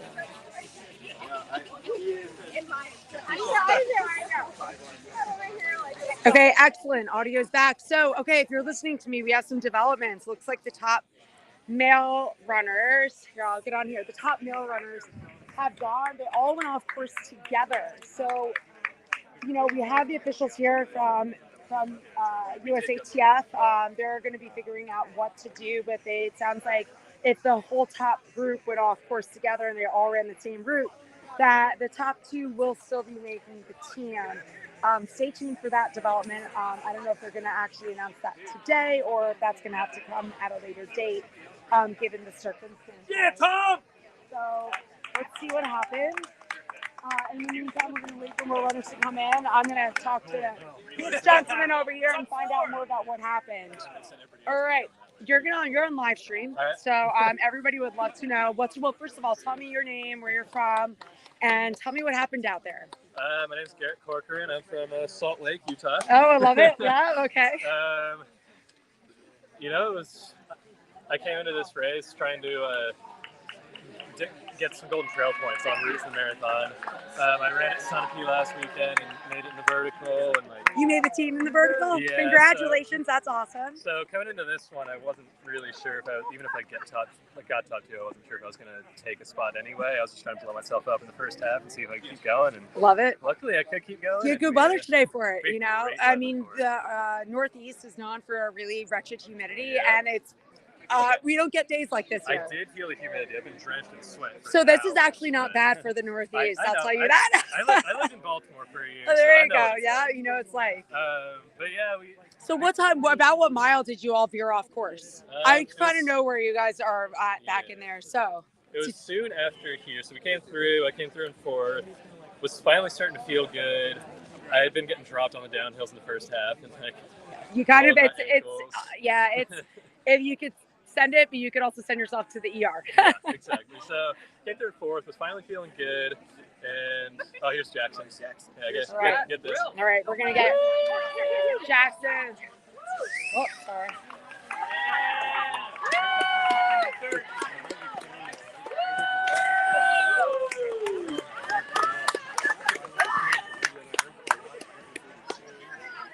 So did he run off course too as well? Yeah, he. Oh, he looks like he had a tempo. Yeah, that's Jackson. What's Jackson? He caught me just before the mile 28 station. So everybody kind of ran off the same shortly after leading here. Everybody ran off. Yeah, somebody pointed us up to the left, and I just started following flags. And after I'd been following flags for a few miles, suddenly I saw the arrows going the wrong way. And I was like, oh no, I'm going the wrong way. Like, I'm just gonna keep running and Yep. just run the course. And if you guys DNF me, like, It that's is what it is. But fine. then all of a sudden you ran Then- into other people doing the then same thing. Yeah, I got to the aid station. And Max had just left. They told me he was also going the wrong way. So I All was like, right. all right, I'm just gonna keep going that way. It's a maze back there. It is, well, Mark, but sometimes hikers might move things around as well. And it happens sometimes. You never know. But yeah, Jackson cut me right for the aid station. Lars was right behind him. I could hear him come to the aid station. And I've been blasting all the climbs, so I just tried to hit that climb as hard as I could. We got Max at the top and kept moving on him. And, felt good at the finish. I started cramping with like 2.5 miles left. It's downhill. You just kind of let gravity do its thing. I let gravity take me and like had a lot of fun, man. I don't Good. usually descend fast and like it was fun to riff today. I had a real fun time. Who's this Yeah, coming? Lars. This is Lars, number 17. Congratulations. That's awesome. Well, yeah, dude. You know this what? was some real Beast Coast running. I love to hear. Everybody's been saying that. This is great. Yeah, I'm really happy to hear it. I've been going around telling people what's East Coast and what isn't all People week. people don't realize what we have here. Yeah, I you know. So like I've been taking videos and showing people this is East Coast, this is West Coast. West Coast, I But- call it like cave dirt. Yeah. It's like just like you go Right. through there's But this course right here, that was East Coast. Yeah, it's classic. It is classic. Yeah, but very fun time, very fun course. Awesome. Yeah. Well, congratulations. Go get some hydration, grab All some right. food. Thank you. I'm gonna actually grab my brick and I'm gonna go talk to Jackson. Let's find out what he has to say, what happened out there with him. It looks like he had a little tumble. You're on live stream right now. So if you want to, do you have a moment? Actually, do you want to go to first aid? You want to go to medical first? Are you sure? I'm a woofer, so I am first aid. Oh, I'm sorry? I have my wilderness. Oh, you do? Okay, perfect. You're self-sufficient. I like to hear that. Well, okay. Well, tell us your name, where you're from. Oops, sorry about that. That is like back. Where you're from, and talk to me about what happened out there. Jackson Brill. I live in Bend, Oregon. Oh wait! I know he's just reenacting his finish. Oh. Yeah. For the cameras. It's a reality TV show. So, Golden Trail Series is basically reality TV. So. So what happened out there? What was this? I hear everybody kind of took the same wrong turn. Max King just came in. We'll talk to him in a little bit, but let's talk to Jackson. Get back to. So what happened out there? Well, you have some bark in your hair. Oh. This is great. This is. You're a mess, but nice work, man. There you go. Oh God, you beat me. Oh, okay, there you go. Okay. Yeah, we're on live stream. If anybody wants to, I'm not doing a very good job. He's not. Yeah, but you know what? You've had a day, so we're gonna let you just enjoy that mulch pile. And did you get him? Did you get Garrett? No, I bonked something fierce. Like basically right as I hit the dam. Is that when that happened? No. Oh, okay. This was very early. Okay. Okay. that's perfect. So you Okay, guys can so- continue chatting. I mean, I'm sure everybody wants to hear that. I'm Jackson Brill from Bend. We already said that. But Yeah. No, go for what it. was the second? So I just said, tell me about your race. Like, there's obviously a lot happened in the second half. Open-ended. And how did this happen as well? Thanks, homie. Make sure they got Thanks. that. Thank you. So early on, like I guess Max and Eli, some of the half guys. He came flying through here. He Yeah, was the they- second. He was the second person to come through. Yeah. So I was kind of in a pack, which ended up being like, well, Noah and I were running together.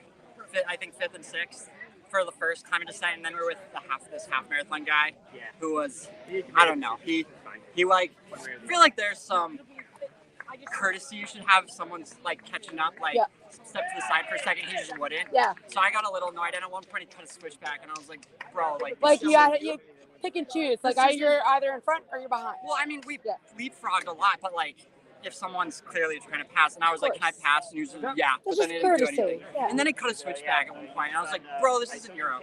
I'm stirring shit up. He's probably a nice guy. Anyways, that was a total unnecessary tangent.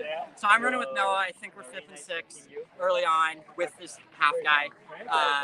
And I guess the first consequential thing is at some point on the descent, first descent, I basically just catch a toe. And like it's on a pretty steep section, like one of those like little rock step.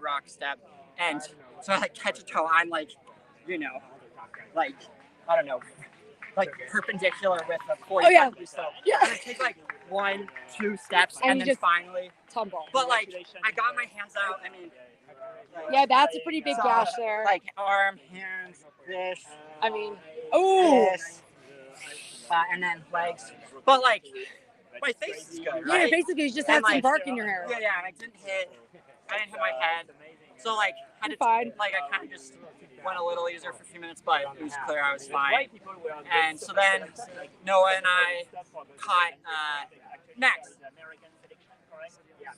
I think we caught Nick. He was in fourth. We kind of ran together into here. That was the three of us coming in together. So I was fourth, fifth, sixth. Coming out the climb, after the first half, dropped those two guys. And I could tell I was moving well. Starting to feel tired, but again, moving well. And then we were rolling along the top. And at that point, I think we were on the course, but in the opposite direction at that point. Yeah, so I caught Lars for third along the top right before he descended. Caught Garrett like right before the 20-ish mile aid station. Yeah.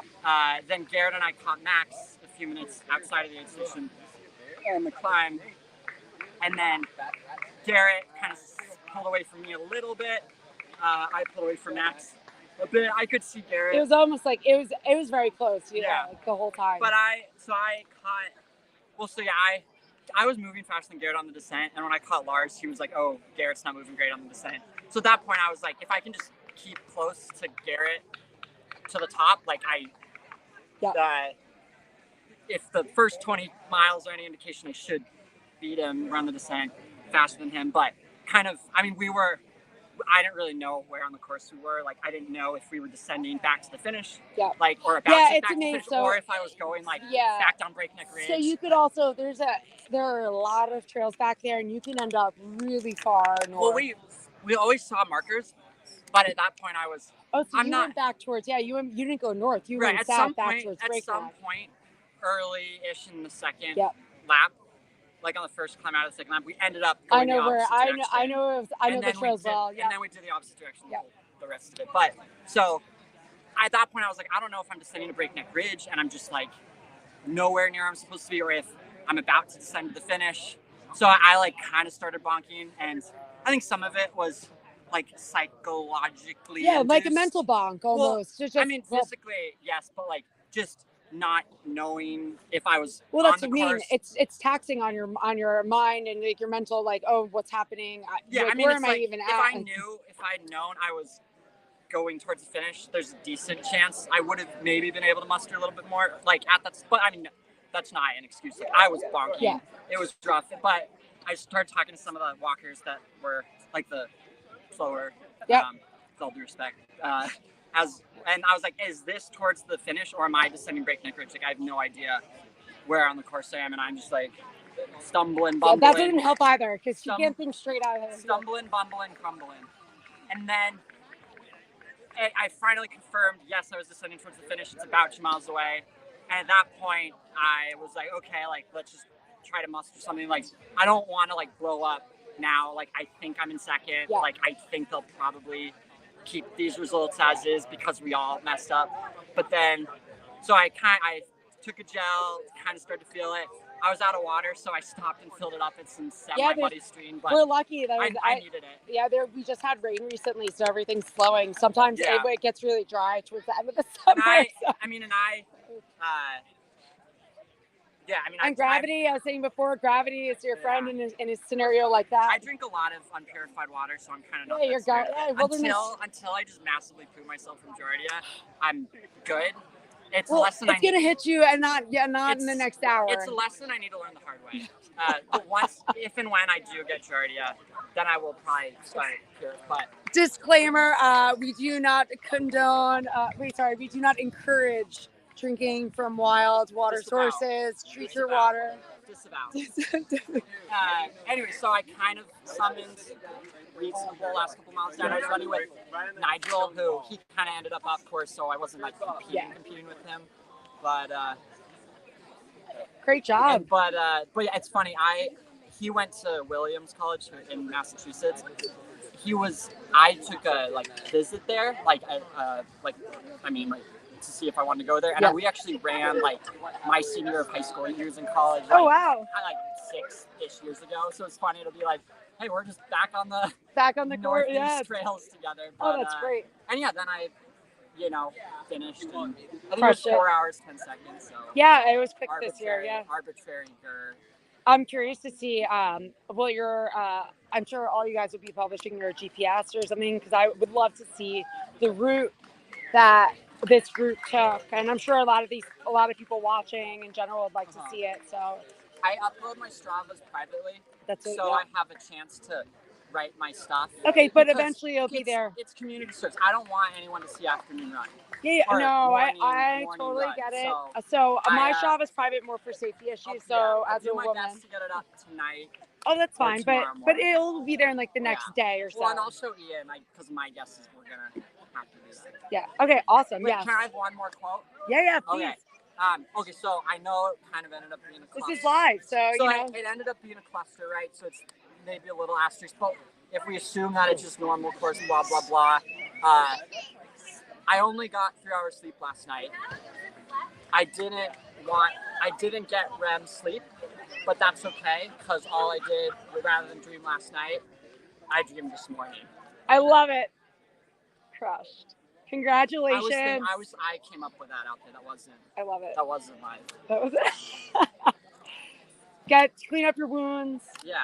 Get something to eat. There's food inside like the barn there. Let's go find some other people to chit chat to. Who can we find next? So keep an eye out if you want to look at GPS on Strava. They'll all be uploading, I'm sure, and publishing their GPS tracks.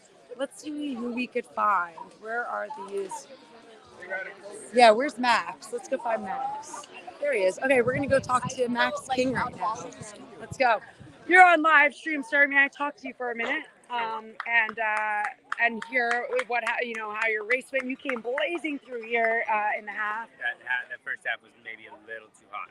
Yeah, you were the second runner through. A little too hot. And then what happened on that second half? Because a big group took a big wrong turn. Well, were you by yourself when you made the incorrect turn? Yeah, but I mean everybody else made the same turn. Yeah, no, so exactly. Obviously, there was nobody there pointing where we were supposed to go, and I was following flags in my watch, and the arrows were going that way, and is what it is. So whatever, they can make a decision and figure out what we need to do. Yeah, no. We did the distance anyway. Yeah. So. How did the second half feel, regardless of the wrong turn? How did it feel? Given your quick first half. It felt really good until about 2021, oh. and then it really started hurting. Yeah, that's rough. That's where I started to feel it. Yeah. I was ready for about a 20-miler today, and not a 26-miler. Yeah, and those last 6 miles feel more like 13, 15 if you're beat up. Yeah. And the trails were muddy, meaning pretty good condition. They're muddy, but they're not too bad. They're not too swampy. Yeah, they weren't too bad. I mean, it was wetter than last year was. We ran a lot faster than last year, though. Yeah, the weather, I was saying this all morning. I was like, the weather's the perfect day for Northeast running. Such a nice day. This race has never had weather this nice. Last year was this nice. Last year was this nice. I thought it was a little bit warmer. Can't remember. No, I'd say it was about the same. It was really similar last year. But it was super nice last year. Yeah. So. But it is a little bit drier. This week we got so much rain that it was definitely a muddier course and stuff. So. Yeah, that's good though. That's nice out there.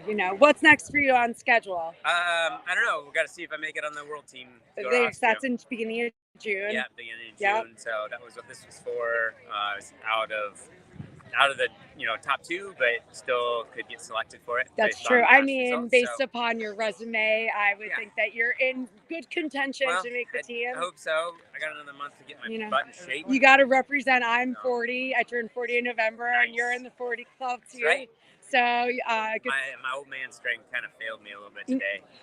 I was really hoping it was going to be there on those last 6, and it definitely failed me a little bit. But maybe it just wasn't your day. We all have our days. I was saying this morning, there are two very well-known pro triathletes, and they're in their 40s. Andy Potts and O'Donnell, what's his first name?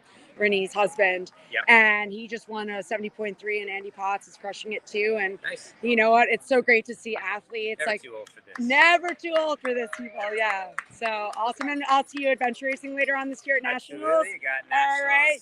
this Faroe year, my Islands, team is so- not going to make a wrong move with the rules of travel, so we'll be battling it out there. Excellent. Awesome. Congratulations. Go get some food, Yeah. go rehydrate, relax. I am gonna relax. You Such a know, nice day. We're gonna sit around the rest of the day. Yeah. Put your feet up.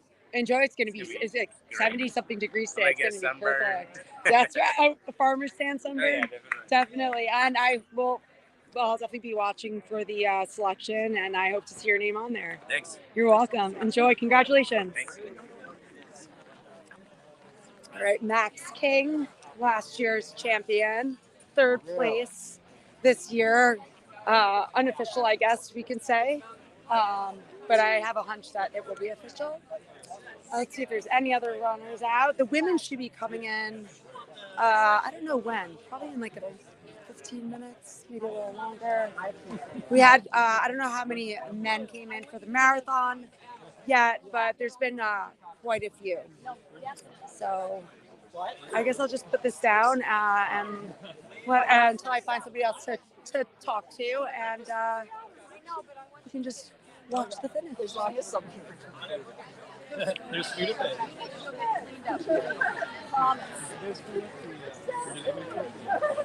It's the only place I didn't want to get water, so it's I don't want to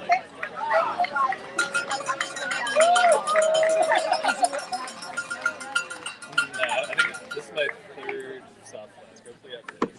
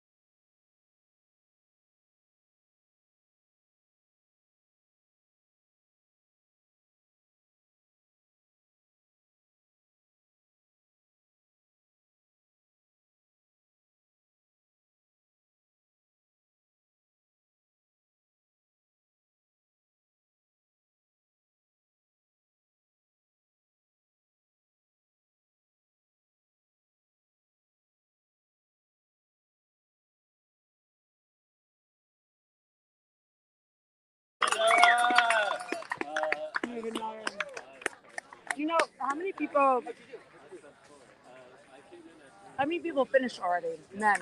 Without interviewing some people. So we're still bringing in the top 10, it sounds like. Let's go talk to some people. Actually, wait, here's Johnny. I think maybe we almost want to keep the feed going.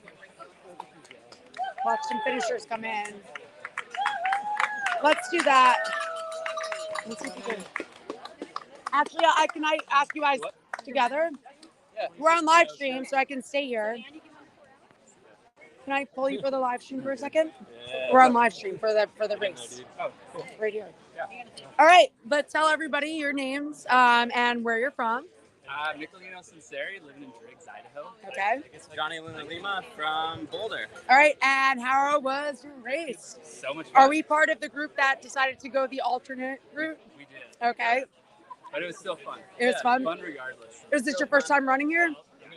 What did you think about the trails and in general? Like, was it what you expected to be running out here?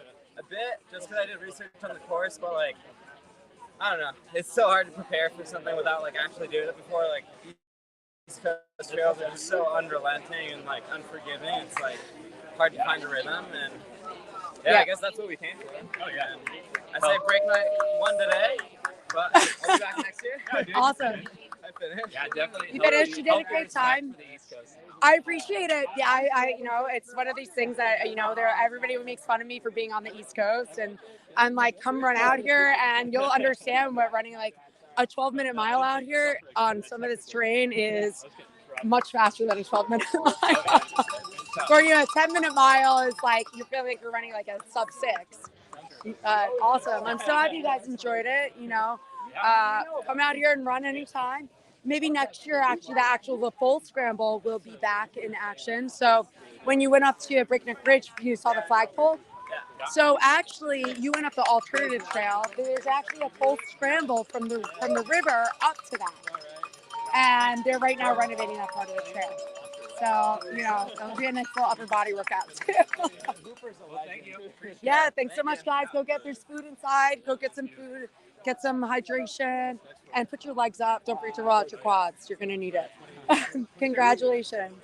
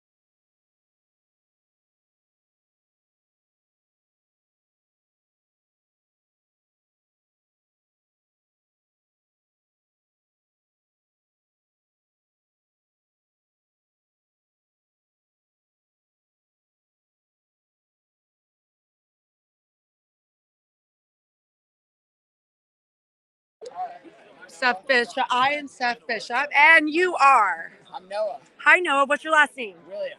Noah Williams. Where are you from?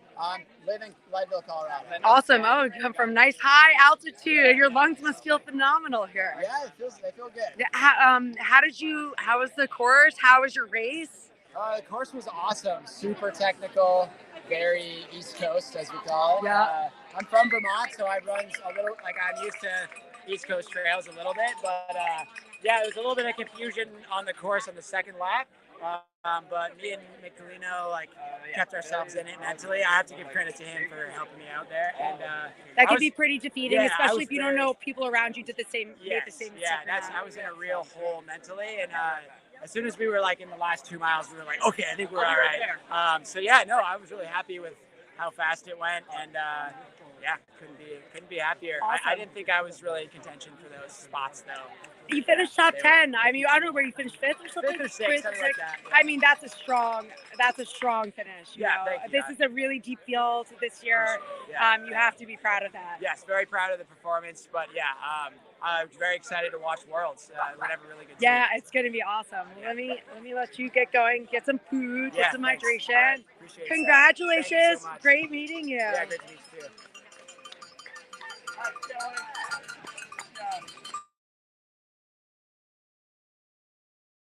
We have a random chicken in the finish line shoot.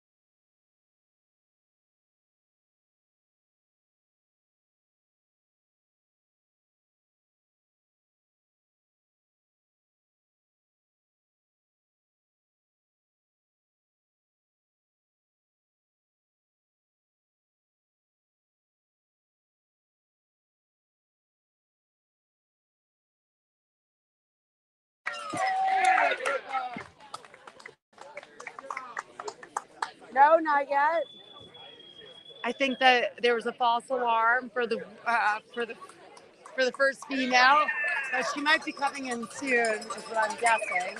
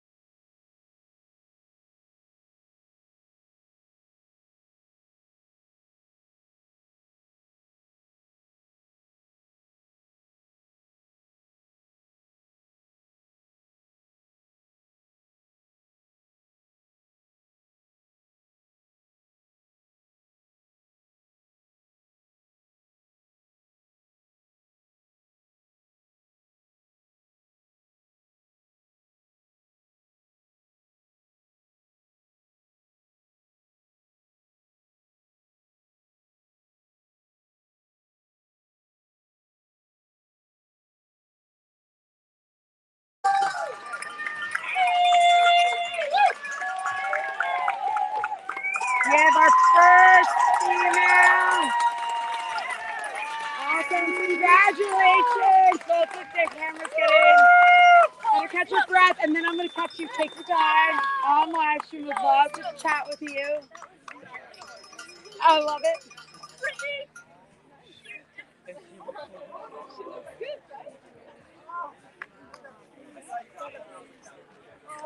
Just about. Let's see what time she's on. Just about 4:46, 4:45.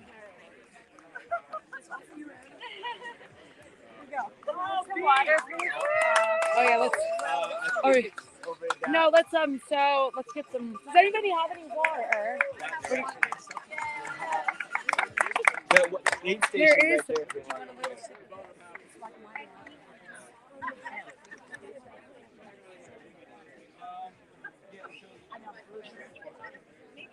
Catch yourself, and then for the live stream, I'd love to chat with you, but gather yourself. Thank you. Did you go on the wrong course? I got so scared. I was like, what happened? There's Adam. I need water.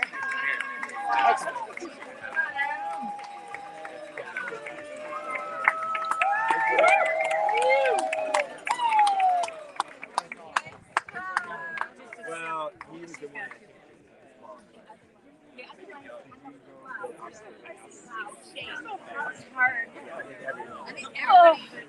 I'm ready whenever you are. All right, so I'm sure a lot of people know who you are, but give us your name, tell us where you're from, and we'd love to hear about your race. Okay.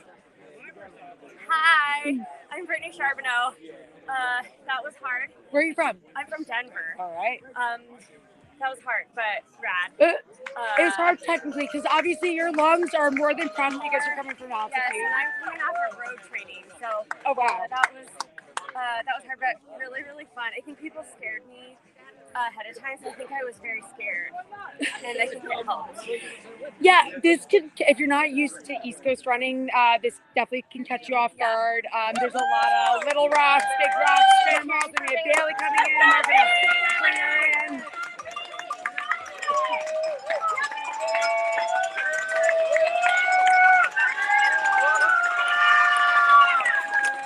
Oh wow,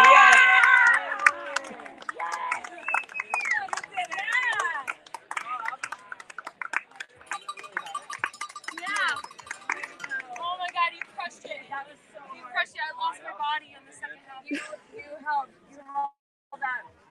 Oh my God, that. Way to go, babe. That was amazing. Oh man, that was fun. Ooh. Am I an ultra runner yet? Yeah. Does that count? The club? Hell yeah. You had the GPS. Yeah, but like.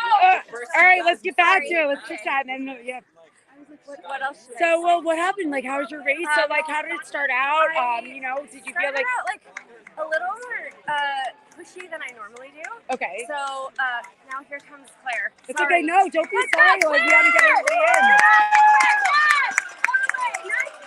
So that's a really tight race. Let's double check the time. So everybody was within about 4 minutes of each other. I kept seeing you, and I was like, You were all within 4 minutes of each other. I was like, I don't want to see her because I don't want to have to fight. I was like, she's gonna catch me on the climb. You were well, in the last 2 miles, I twisted my ankle and then fell on my face in the same 10 seconds. And I was like,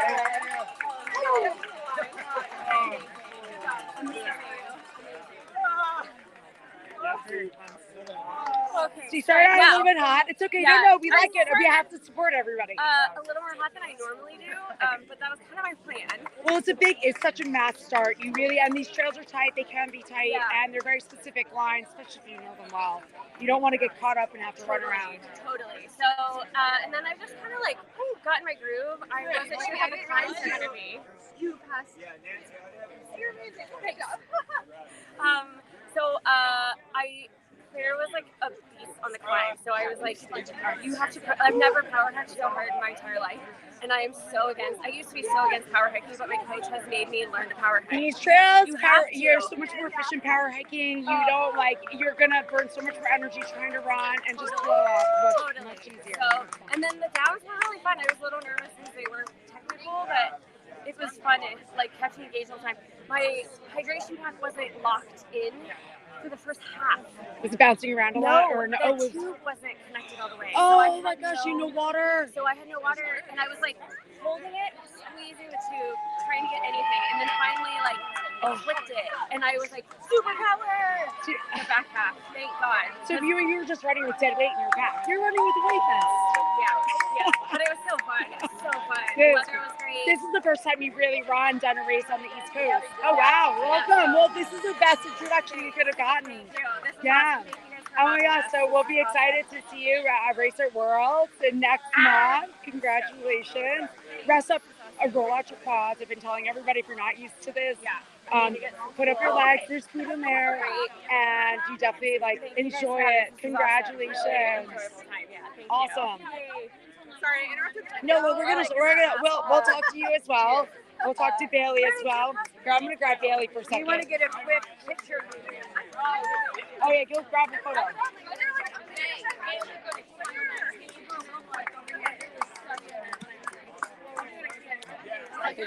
Take a photo and then Real quick, and then I'm coming.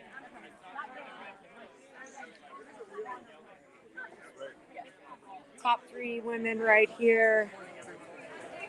All within 4 minutes of each other, about. Tight race.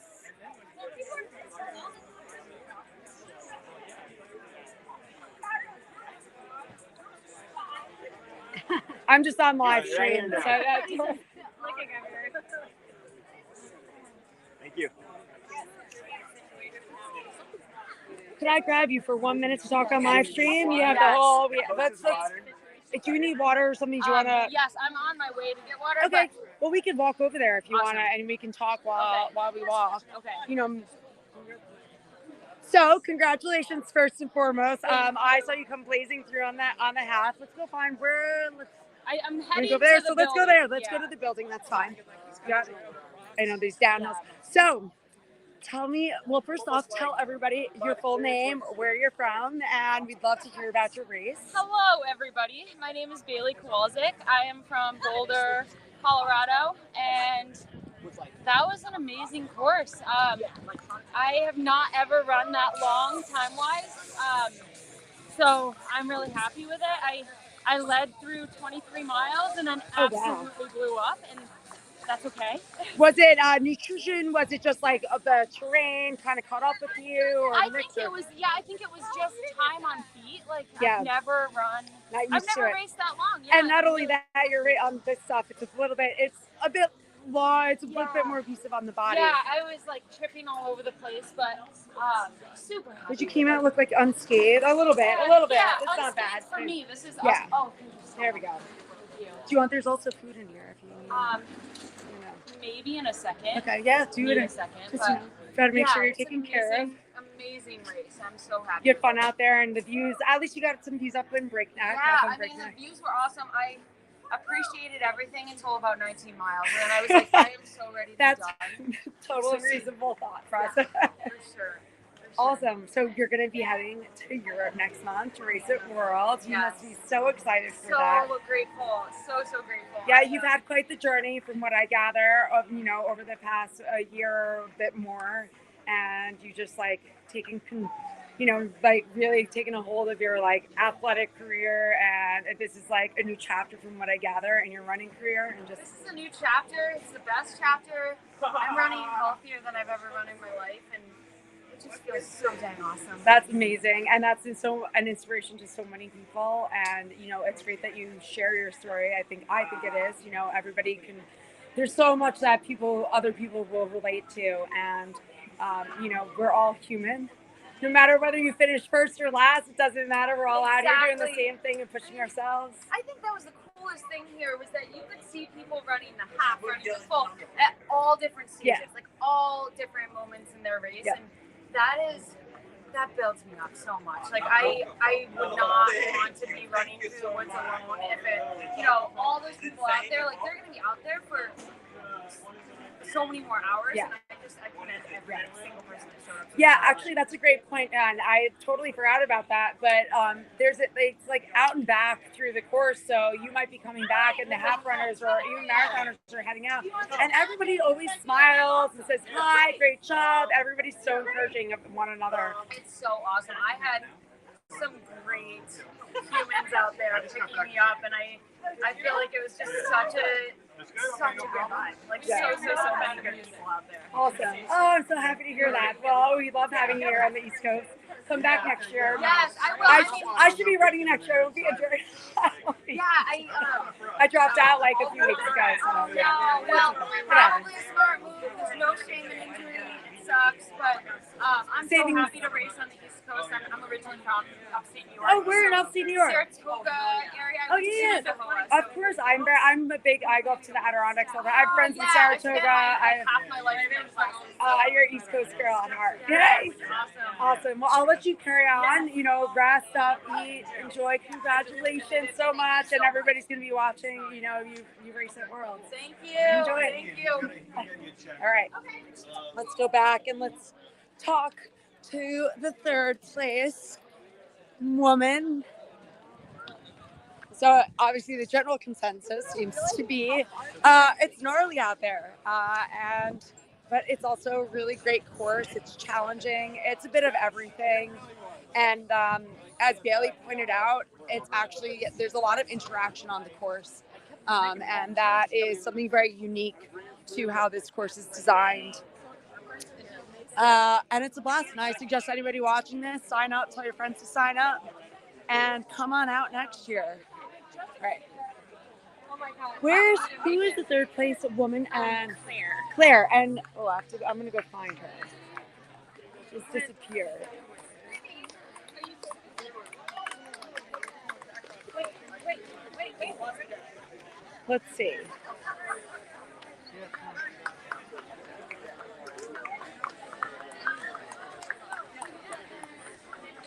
Nice job.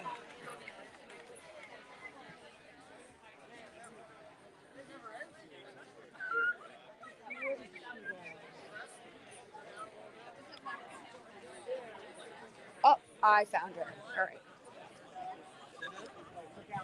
So there's a lot of people out here. Great post-race atmosphere. There she is. May I steal you? Claire. Hi, Claire. Nice to meet you. I'm Stephanie. Nice to meet you, Steph. All right. Do you want to be in the sun, out of the sun? It's up to you. It's your call. I'm fine. I'm not too All right. So introduce yourself to everybody, where you're from, and let us know how your race was. Okay. Hi, everybody. I'm Claire Rhodes. I'm from Anchorage, Alaska. I'm currently living in Reno, Nevada. It's my first time on the East Coast. But Alaska has a lot of crazy technical terrain. Yes. It is, obviously the mountains are much larger than they are down here, but like it almost is kind of similar, especially to like the Whites or the Adirondacks in a way. Yeah, the trails were so technical. It kind of felt like home, so that wasn't anything too crazy, but yeah, it was a good race. I was kind of right there with Brittany for a lot of it, and I could see her up on climbs in the whole second half, and I just couldn't quite get her. But it was a really good race. You had a great race. I mean, you were all within, I think, 4 minutes of each other. Yeah. It was tight. It was tight. I had a couple tumbles, but that's classic, though. good. That's classic for her. We had some guys coming in with some that were. They looked like they got into a tiger fight. Oh my gosh. But that's what's part of trail running. Yeah, exactly. So what's next for you? What's next? I'll be spending some time in Alaska this summer doing Mount Marathon race, of course. Awesome. Okay, so we can watch you on the live feed for that. Mount Marathon. And then I'm thinking about doing the Rut in the fall. But we'll see. Awesome. Amazing. Well, go. You have some hydration. Go get some food. There's food inside. Okay. Enjoy this beautiful day. Yeah. Congratulations so on much. a race well run, and maybe if qualifier, just hope to see you come back here next year. Yeah, totally. And I will be not here. I will be out there with you. Oh, cool. Bye. Congratulations. Hey, how are you? Oh, Kirby, how are you? I'm on live. She's just saying hi to my friends. You ran half. Let's talk with local legends. Oh my gosh. Kirby, so you yeah, ran half. this was not the local race this year, but it was amazing as always.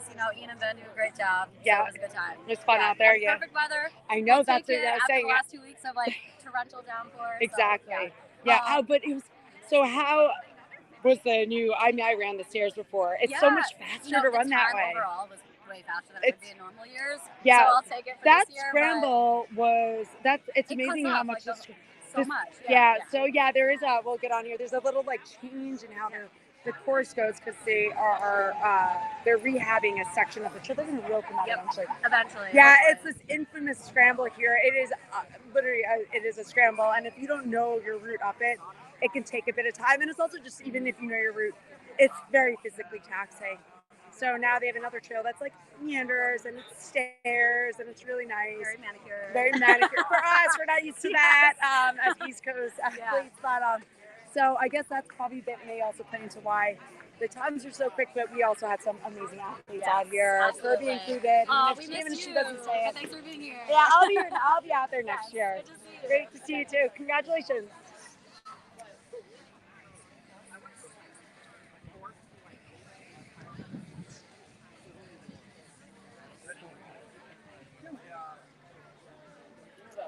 See if there's anybody else to talk to. Otherwise, Hey, Stephanie. yes, I am. I'm Brian from Hi. Steve Endurance. How are you? Hi, nice to meet you. Yeah, I was just on live stream. I mean, if you wanna, you're welcome to get on here and talk about anything, you know. And if you have any comments to say about the race, we can have a chit chat. Perfect day. It is perfect. Thank you. Yeah, I know we're not used to this. It's gonna get hot for the. But what's for the back end. humidity? What's the humidity out there? It's not humidity. It's not. It's gonna be 70 degrees. Yeah, but you know, like if it was 60 and 85% humidity, that would be rough. But we know what that's like. Yeah. See, that's what I said too. When some of these, well, see.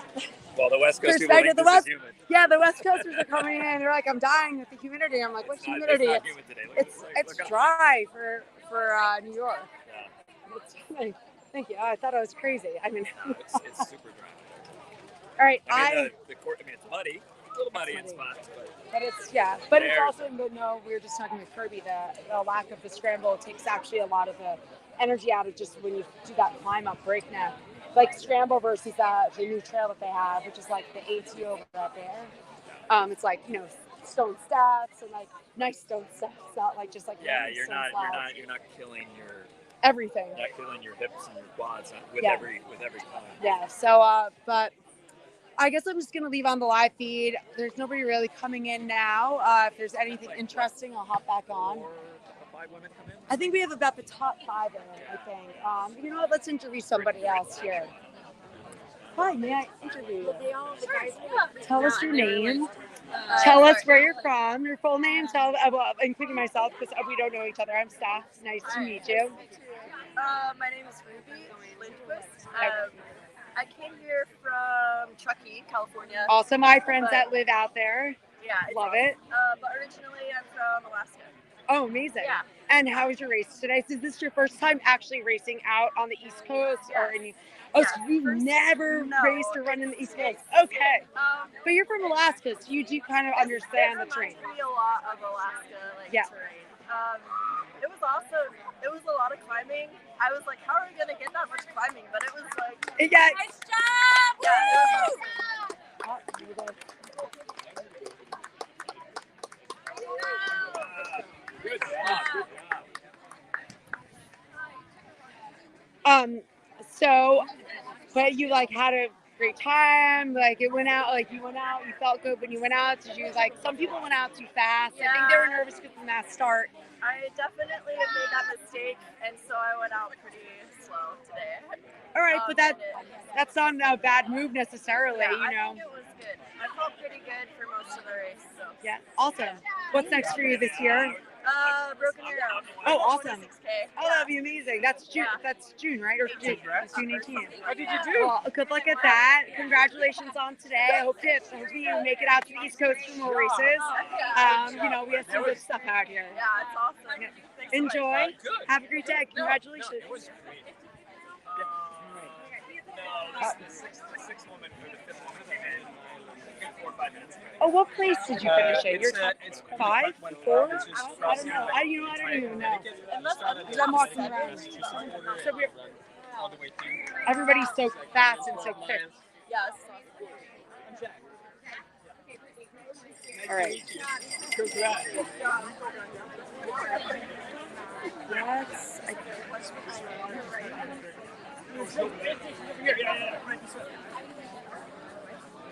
I like these a lot. Which one's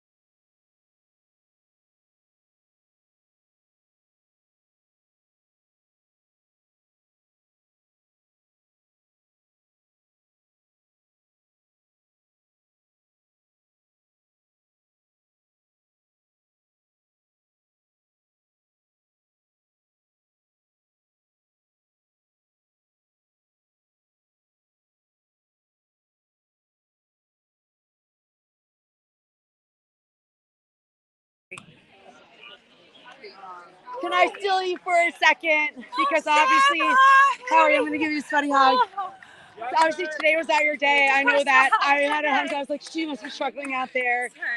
How are you doing? How are you feeling? I feel better now. Yeah. But yeah, it was a tough day. Yeah. Just never really felt great. It's okay. It But happens to everybody, you know. I didn't think I was gonna make it the whole way. Oh, So wow. I'm just happy I'm here at the finish. What time is it? What was your final time? Over 5:30. There you go. So, I mean, yeah. considering you're feeling like junk, that's an impressive time to throw down out here. But, especially with all that vert. Yeah. You feel nervous. Survived. You're here. You're here now. You can get food, water. There's so much people. It's a beautiful day. You're here. Yeah, I'm here. I'm not in one. I'm kind of in one piece. I'm becoming back in one piece. Yeah, it's so good to see you. I'm happy that you out here, and you know what? Like you finished. Like that. Sometimes it's like you're not having your day. We were just talking about it over there. You're not having your day, but it's like, do I just drop that? Do I just finish it? Like, you know what? And unless it's like an injury, I think you finish it because just got it out. Exactly. Awesome. To the finish. Now I get to hang out with friends. Yep. Michelle won it last year. She raced in Thailand on Team USA and had a great experience out there. So, we'll see you out here next year. Obviously. We'll see. I might try come on. a different race. Okay. All right. Well, what's next for you now? Okay. So actually, what's next for you now?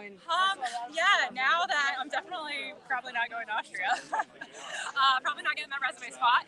So I think I might actually do some road racing. Ooh, all Try right. and build some leg speed, and then I want to I think I want to hit Boilermaker 15K fast, and then come in with fast legs to escarpment. So that's awesome. Oh well, I'll see you at Escarpment. Oh, yes. I'm gonna sign up started yet.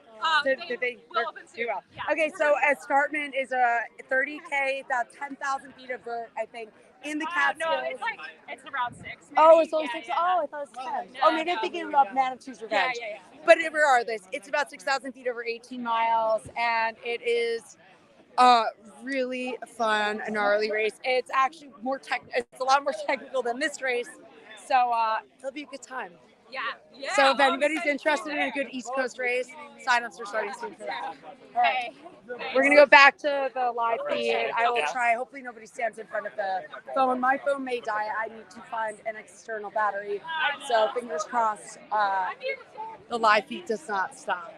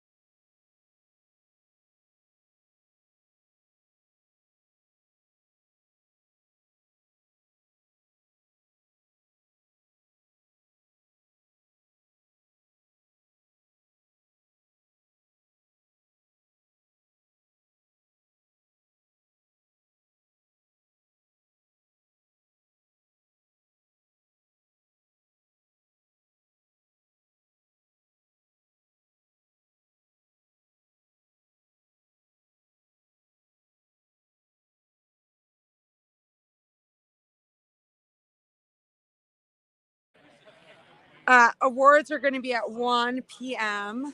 So we'll go there in about 40 minutes. Meantime, we're going to move up here. Otherwise, the live stream will die.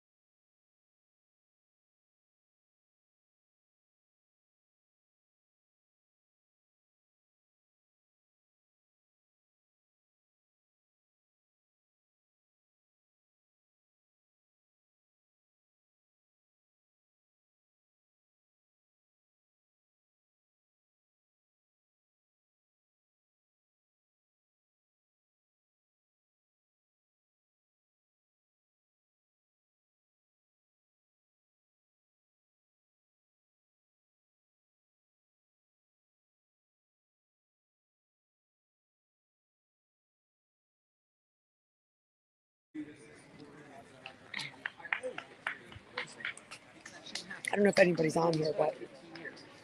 All right, I won't go in. Thank you. My wife will tell how to start talking. Thank you, Sarah. I really appreciate it. All right, so for the two slate, it was awesome to have a good job finishing runner. Nice work. It is awesome to have to be able to align two kind of high profile designations this year. Huge thanks to Salomon, Regional Tech Rep Mike DeBlasi to my right here for reaching out, for being partners for the Salomon Golden Trail Series, which puts it at least on some of your radars and brings it in. Mike's been with the event for years, and I think vouched for it. For those, Max King, if you're out here, Max, are you out here at some point to my right? Max and I go back a ways as friends, but it takes, I think, we're for sure a regional race, and I think we're on for sure people's radars. But there are individuals that are on the world and national scale, and it's not just Max. And there's many of you out there, but I think it takes somebody like Max, and it's maybe like, I like the course, I want to go run there. We won't overthink it beyond that. But it's you deciding, last year to come and to, I think, give it that amount of exposure and media, and to decide to come back as well. Thank you for what you've done for the race as well, whether you were intending to or not.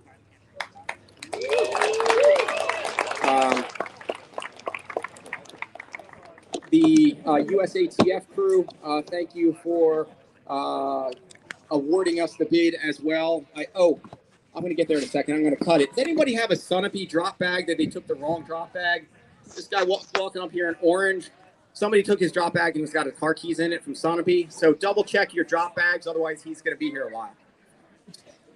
You can find him. He's the man in orange, and he's going to be here a while. So he'll be here a while if you need him. So USATF to giving us another national championship bid for this one. We were partnered with Cayuga Trails earlier. Thank you. Also allows it to be on a national scale and bring people in as well. Both the championship as well as the team selection, both I think are critical to, I think, elevating a race. So thank you. All right, runner, nice work.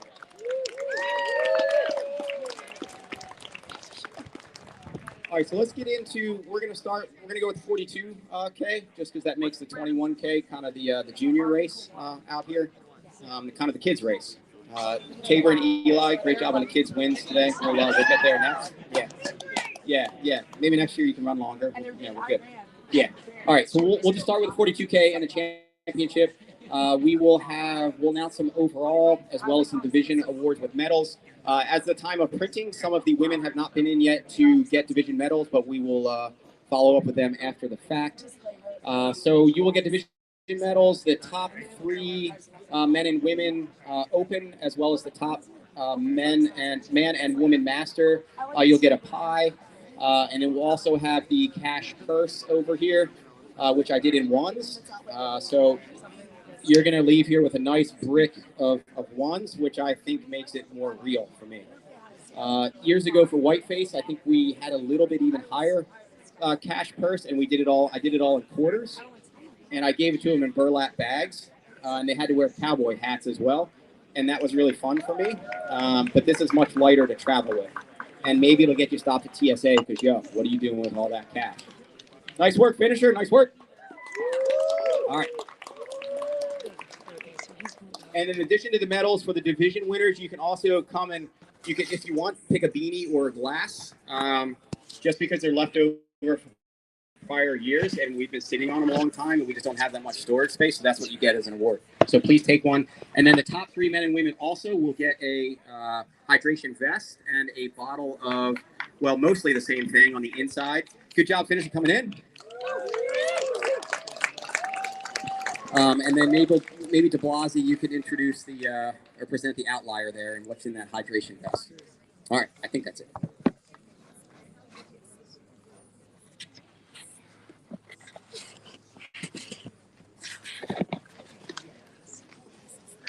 I'll go over there. It's probably. Where's he going to announce it there? Okay, you're going to. All right, so we're going to start with the top 10 women. When you come up, Lynn and Nancy Hobbs, thank you for being out here. And for the trip, they will have the hardware, so to speak. And we'll get a group shot of you all up here as well. And then maybe just hover for a little bit, and then we'll bring the men up, and then maybe we'll get a collective shot as well. All right, so on a time of 5:20, coming in from Salida, Colorado, Elizabeth Hogan.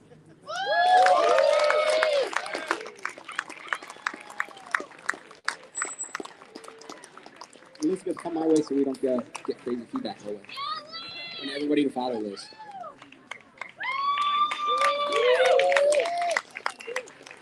Yeah, you just stay up. Yeah, stay up on me. Yeah, right over there. That works. And ninth place in a time of 5:11 from Moscow, Idaho, Sam Lewis.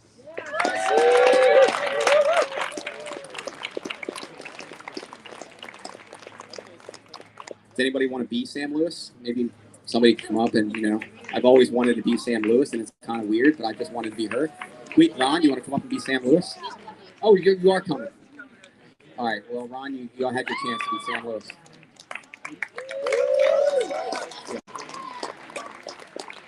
Hey, good job, finishers, the posse. Nice work. And if you didn't get a finisher's medal and you want one, I forgot to send them out in the very beginning, but they are slung back there. Feel free to take one, otherwise I sit in my basement for a year. All right, 8th place in a time of 5:09 from Flagstaff, Arizona, Lindsay McDonald.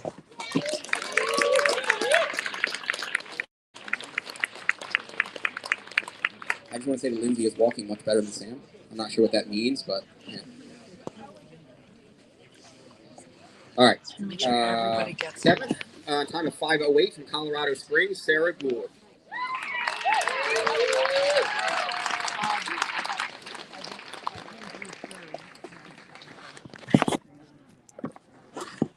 And thanks to including Sam and those who have joined us for Whiteface last year as well. Thanks for coming to this event. All right. In a time of 5:05 from Newbury, New Hampshire, Ellie Heinrich.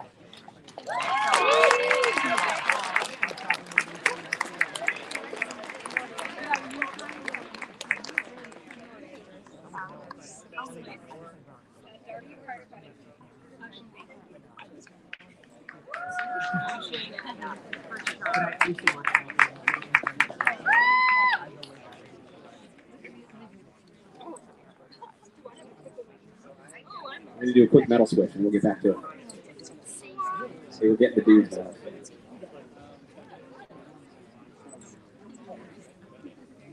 All right, 5th place on a time of 5:02 from Moose Pass, Alaska, Ruby Lindquist.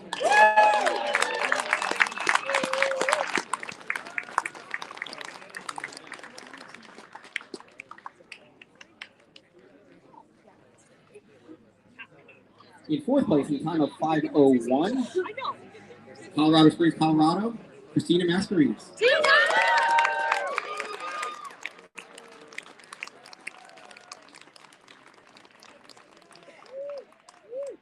Good job, finisher.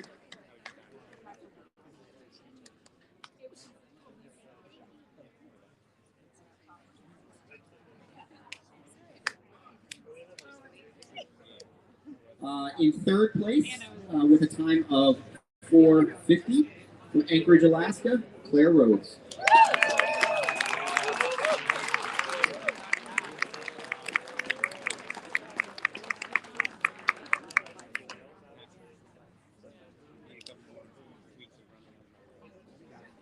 You guys.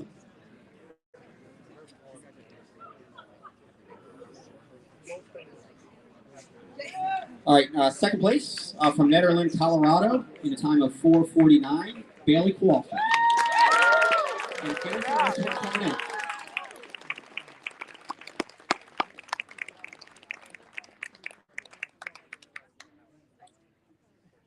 And your 2023 USATF National Trail Marathon Champion, coming out of Denver, Colorado, in a time of 4:46, Brittany Charbonneau.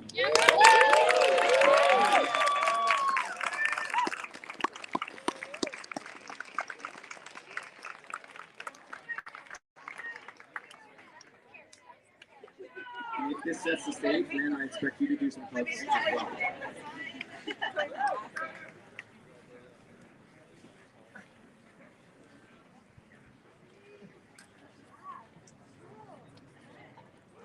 All right, so we're going to load them up as well while they're standing here, because we might as well just make them hold stuff, because that's what they want to do in the sun for a few minutes. So for, oh, and actually, let me look at the, hang on 1 second, are any of you old? I am.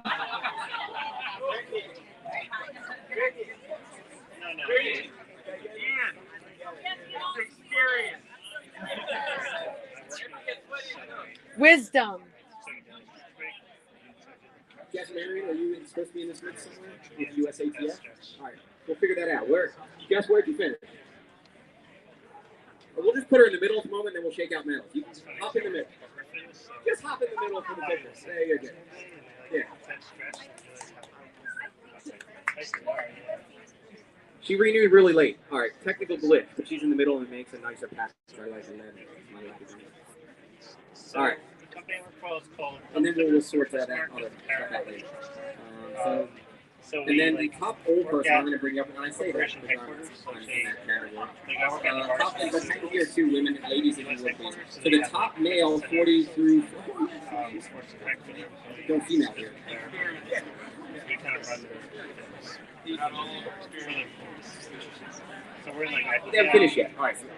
So you guys stay here. All right, so we're going to move on to the men's top 10. Women stay here. Jess, you including the mix. Get back in the middle. You're the center anchor. Don't try to step back from this. All right. Top 10 men. Coming in from Eagle, Idaho, in a time of 4:42, Daniel Button.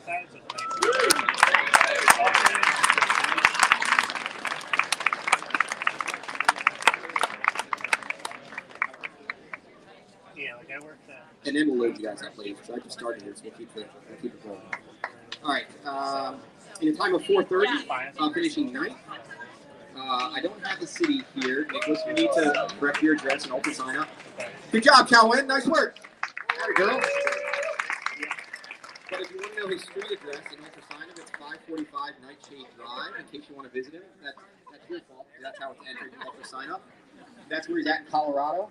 In a time of 4:30, Nicholas Turco. I think he's handsome. Again, 545 Nightshade Drive. All right, 8th place from Salt Lake City, a time of 4:27, Luke Ganji Wellman.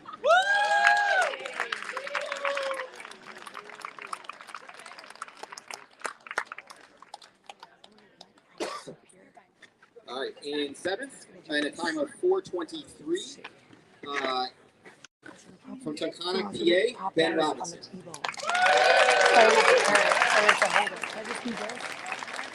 And put this down.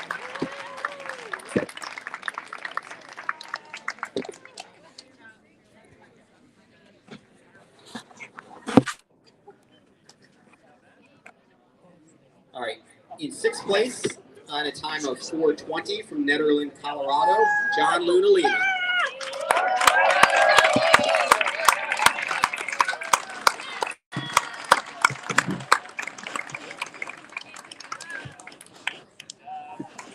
In a time of 4:20, in 5th place, coming in from Driggs, Idaho, Michelino Sinsarai. If I pronounce that somewhere.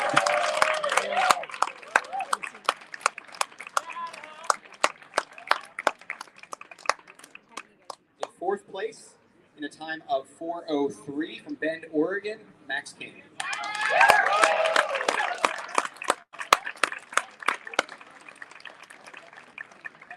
Should say that here would be your first old person walking across there. Experience. Now it's old. It's old. Most experienced, and then probably most people up there are half that man's age. So well done. All right. 3rd place in a time of 4:01 from Anchorage, Alaska, Lars Arneson. Good job, finisher. Nice work.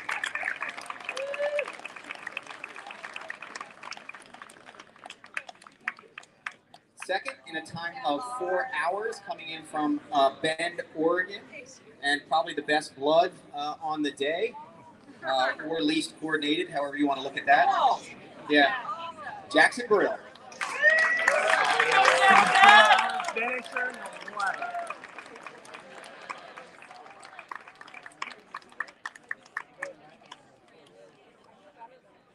And your 2023 USATF Trail National Champion.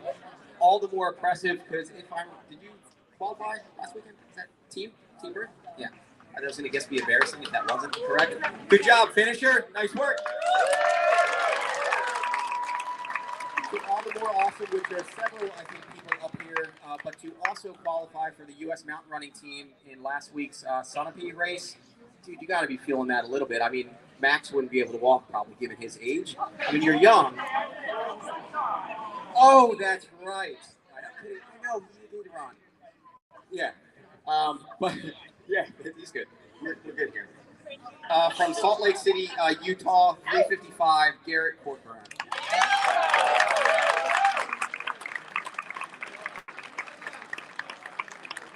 If somebody could help me load some while you're all standing up here, put some stuff in some cans here. And Noah Williams is not on the list. Again, similar to Sam, or similar Jeff. Yeah, I'm not sure what that means, but you can, I don't know. I'm not sure what to say there. That's just what I've just been told. I don't know what that means. All right, finisher coming in.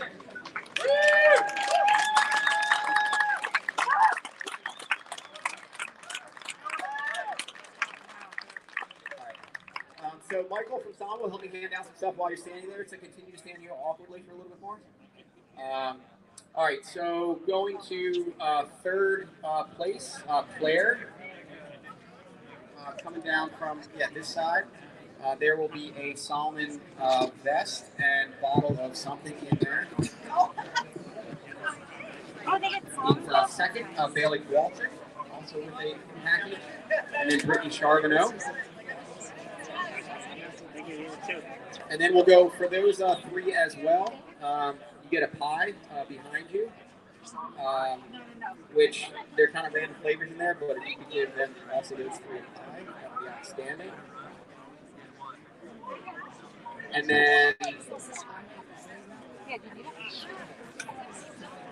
And then Robert, you want to help me here with your cash money? So big thanks also to Chris Roberts here, who will hand out the purses here. Chris drove in from Indianapolis.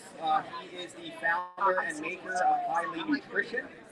You may know him from a little bit of a backyard ultra where he went 350 miles, give or take, and was also at a little race down south in the southeast of YouTube fame that we won't really talk about. He may have also been in that.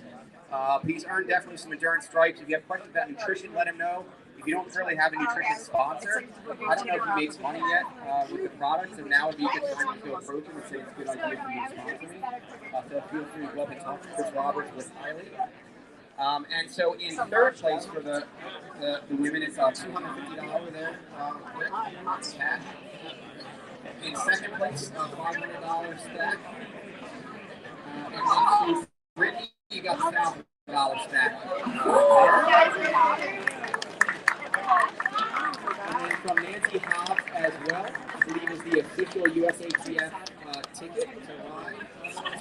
I'll let you say just a word.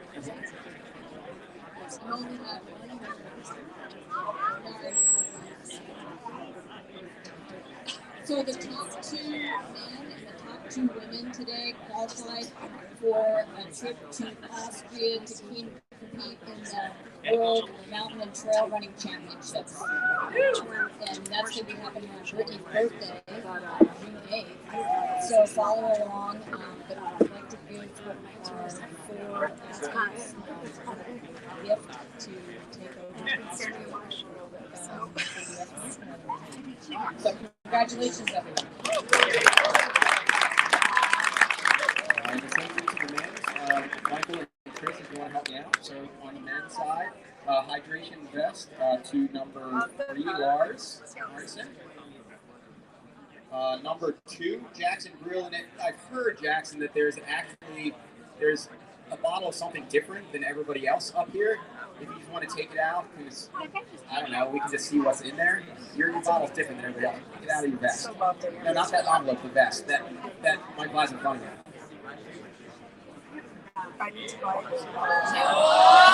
Yeah. So there's that.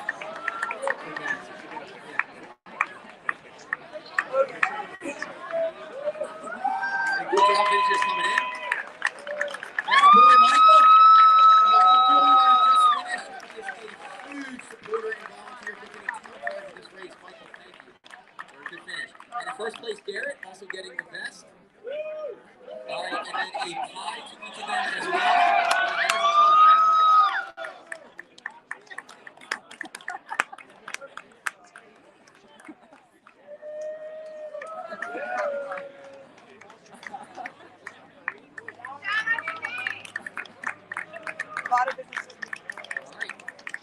I guess that's a well done. Well done. All right, and then a pie to each of those top three, and then if, Roberts, if you could help me with the bricks as well. So to Lars in third, 250 brick there. In second, with a brick of 500 to Jackson. And then 1,000 to Garrett there on the end. You guys in your life probably have enough swag, but if any of you up here want a beanie or glass field, feel free to take one. If not, that's okay too. I want to say just a huge congratulations to all of you. Again, thank you for making the trips to wherever you came in from. It was wonderful to have you, and thank you. And then we'll do age groups as well.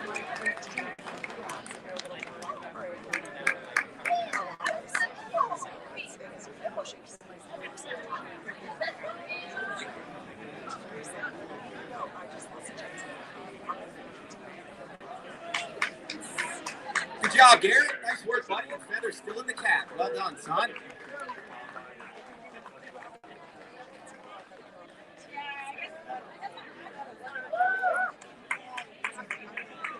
Good job, finisher.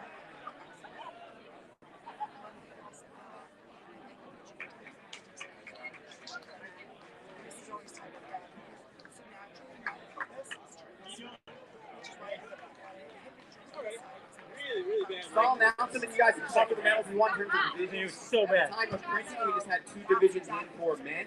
And again, we can follow up with others. That's what, like, I just want my body wants to do this. Yeah, but I don't have the extra. Yeah, the extra one can't. I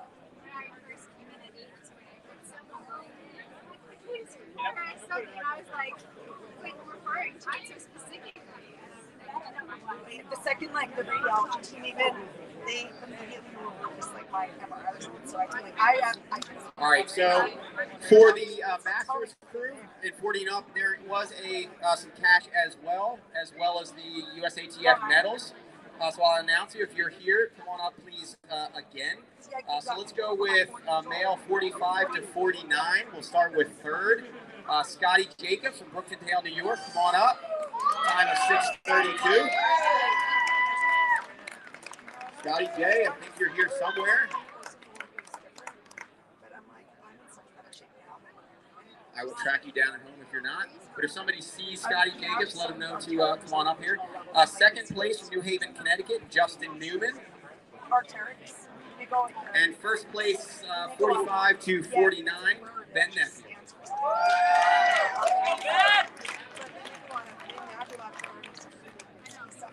And so Ben has won Breakneck several times in his younger years. Ben, stay here for a second. I get to embarrass you in person. Ben is older than Max. He has set the course record here multiple times. Again, before he was older, as old as he is now. And Ben, it is always good to have you. Ben was a face of U.S. mountain running for quite some time. Definitely a face of the Northeast, East Coast. Well done. Stay up here. So, Ben, you will, let's see, actually, you're good with that. There. Yeah, you're good. Ben, thank you. All right, finisher coming in, and then we will go male 40 to 44. In third place for this division was Chris Palimo from Staten Island in 5:58. Second place, and a big thank you to Sam I Am Coffee for what you brought to the table. Sam Kirk from Newtown Square in 4:46. Good job, Sam. And then first place 40 to 44. Again, your first place old person in 4:03 from experienced person. From 4:03, Max King. And then for the cash for the Masters, Ben, you are a $100 stack there. Sam Kirk, you are second for a $150 stack there. And then Max King, the $250 brick there for the roll. So guys, thank you very much. Nice work.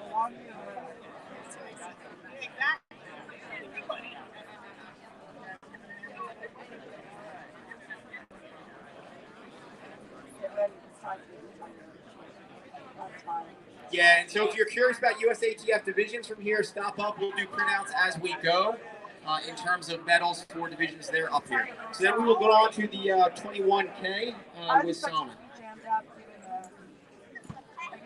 All right, for the Golden Trail Series over there. And De Blasi, if you're around, you can help me. Cool. And again, if you're here kicking around, feel free to please come talk to the Salomon crew for being here, try on some shoes, buy some shoes that are from my shop. That would be helpful. And come talk to Chris Roberts again from Highly Nutrition. Come chat it up. All right, so for, I got to get the other sheet.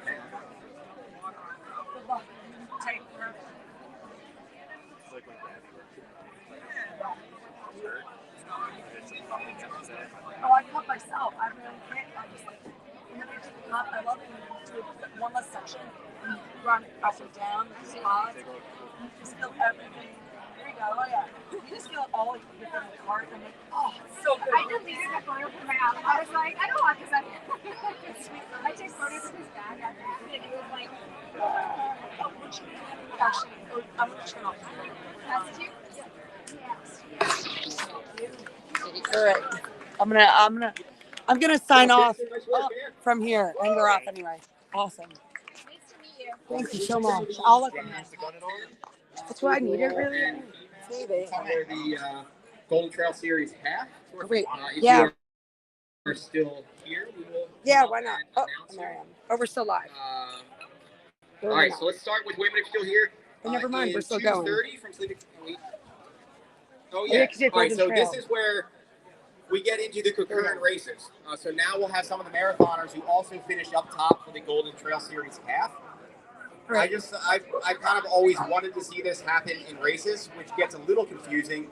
But for some of the half finishers, for instance, if a marathoner came through and ran faster, like I kind of want to give that person credit as well.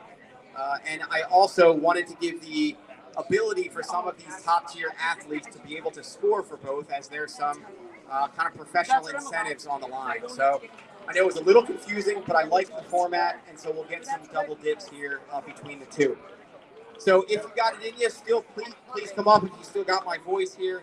All right, 10th place for the half from Salida, Colorado was Elizabeth Hogan. 9th place from Brunswick, Maine, Jess Marion. 8th place from Lock Haven, PA, another Sunapee runner last year, Laurel Moyer. And if you also come up again, feel free to take some, take a beanie or take a glass if you want. 7th, Choose Pass Alaska, Ruby Lindquist. 6th, Sam Lewis. 5th, Sarah Gould. 4th, Claire Rhodes. 3rd, Brittany Charbonneau. 2nd, Bailey Kowalczyk. And this gets us to our outlier.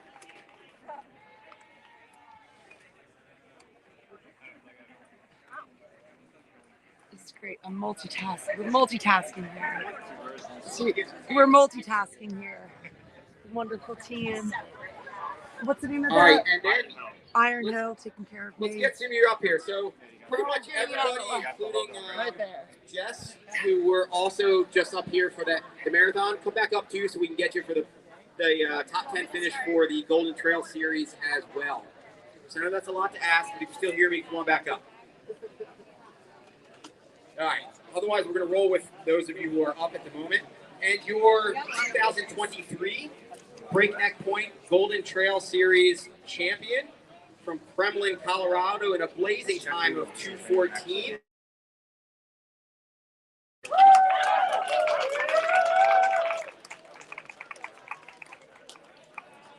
And then De Blasi, are you still around? So we'll do the vests here. Oh, actually,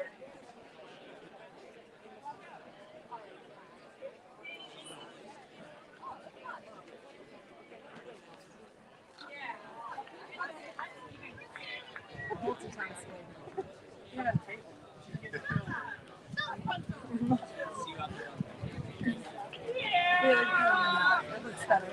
you're just above. My hair is a mess. Always.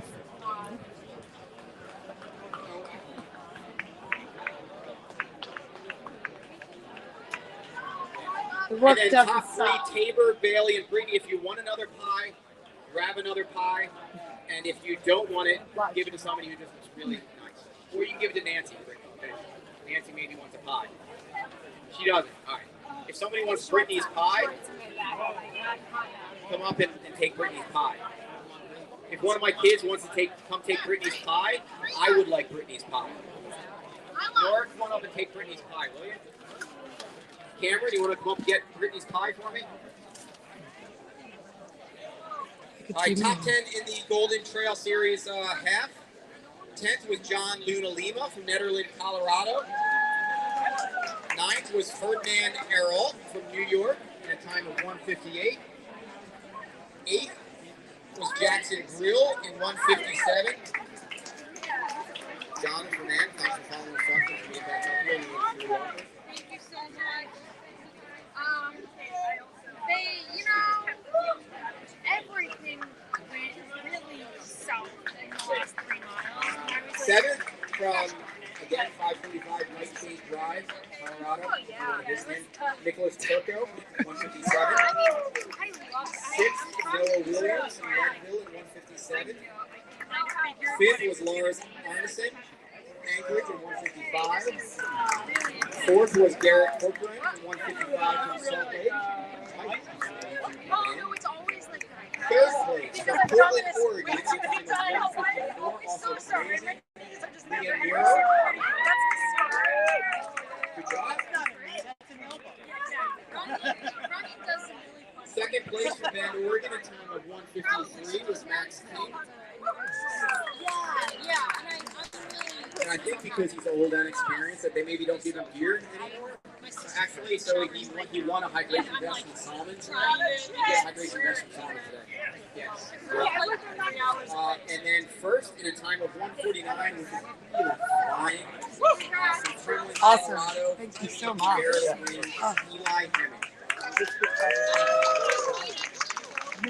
On everyone, feeling generous to us with you. If I'm too close, it's fine. And again, guys, you probably have enough swag, but feel free to take a beanie or We'll a glass repost. if you want. Right, like, I just want to see maybe if your content, if we could just slow to see how it's hard to do it. I just want to see. I feel like you guys can benefit. So to everybody who came out again to join us, thank you. You are awesome in any way, every way, shape, or form, in whatever part you played. And Eli, yeah, I think you get a vest So I smashed my knee up. with something in it and a pie. If And you it's want to just go grab a pie, it took a little time. I don't think it's what Jackson but I got, have it instructed. The big thing is but there should be other pies over another table. you will. I have it, but I just scraped it. I'll be fine. And then Liam, if you're still up here, you get a pie as well. Liam, you are still up here.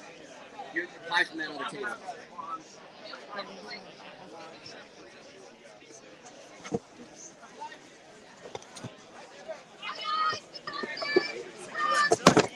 I never expect that. All right. Because they did the half and the full. Ian, is that it? Are we wrapped up? All right, we're signing off on the live feed. Steph, live feed, those who took it in, thank you so much. Yeah. Thank you. Come out next year. The question is posed, and in case anybody else has the same question, we do still have truckers, and we've got some of the shirts remaining, both for 20. There's a Venmo address on the table. So if you want a trucker or a shirt, we would love to sell you some. When does registration open up for next And year? registration for next year, thank you, Stephanie. And Stephanie Bishop to my right, who was our prior course record holder for the marathon, who may have been one of my contender votes for the day, who became up injured and has been on the live stream all morning. Thank you, Steph. And for the reminder that registration probably will open sometime in October. So stay tuned for that, and it would be wonderful to have you all back. Follow Instagram. I'm sure you'll announce And you it can on follow there. Instagram, though I've never used Instagram, Well, we're but we gonna have have to. one. Twitter, technically we have one. Look all those posts. Somebody Facebook. for me will post them. Big, again, I've said thank you, but I don't know if you're standing in front of me. Mark Price, who is now standing in front of me in the blue sweatshirt. He is the recreation director for City of Beacon. Again, he has been a huge supporter of this place as well as this event from the get-go. So, Mark, thank you. Thank you. Do you want a pie, brother? That's fair. All right. Signing off. Ed, do you wanna say Thanks for anything? tuning in. Until next year. I'll just get to business and that's no fun.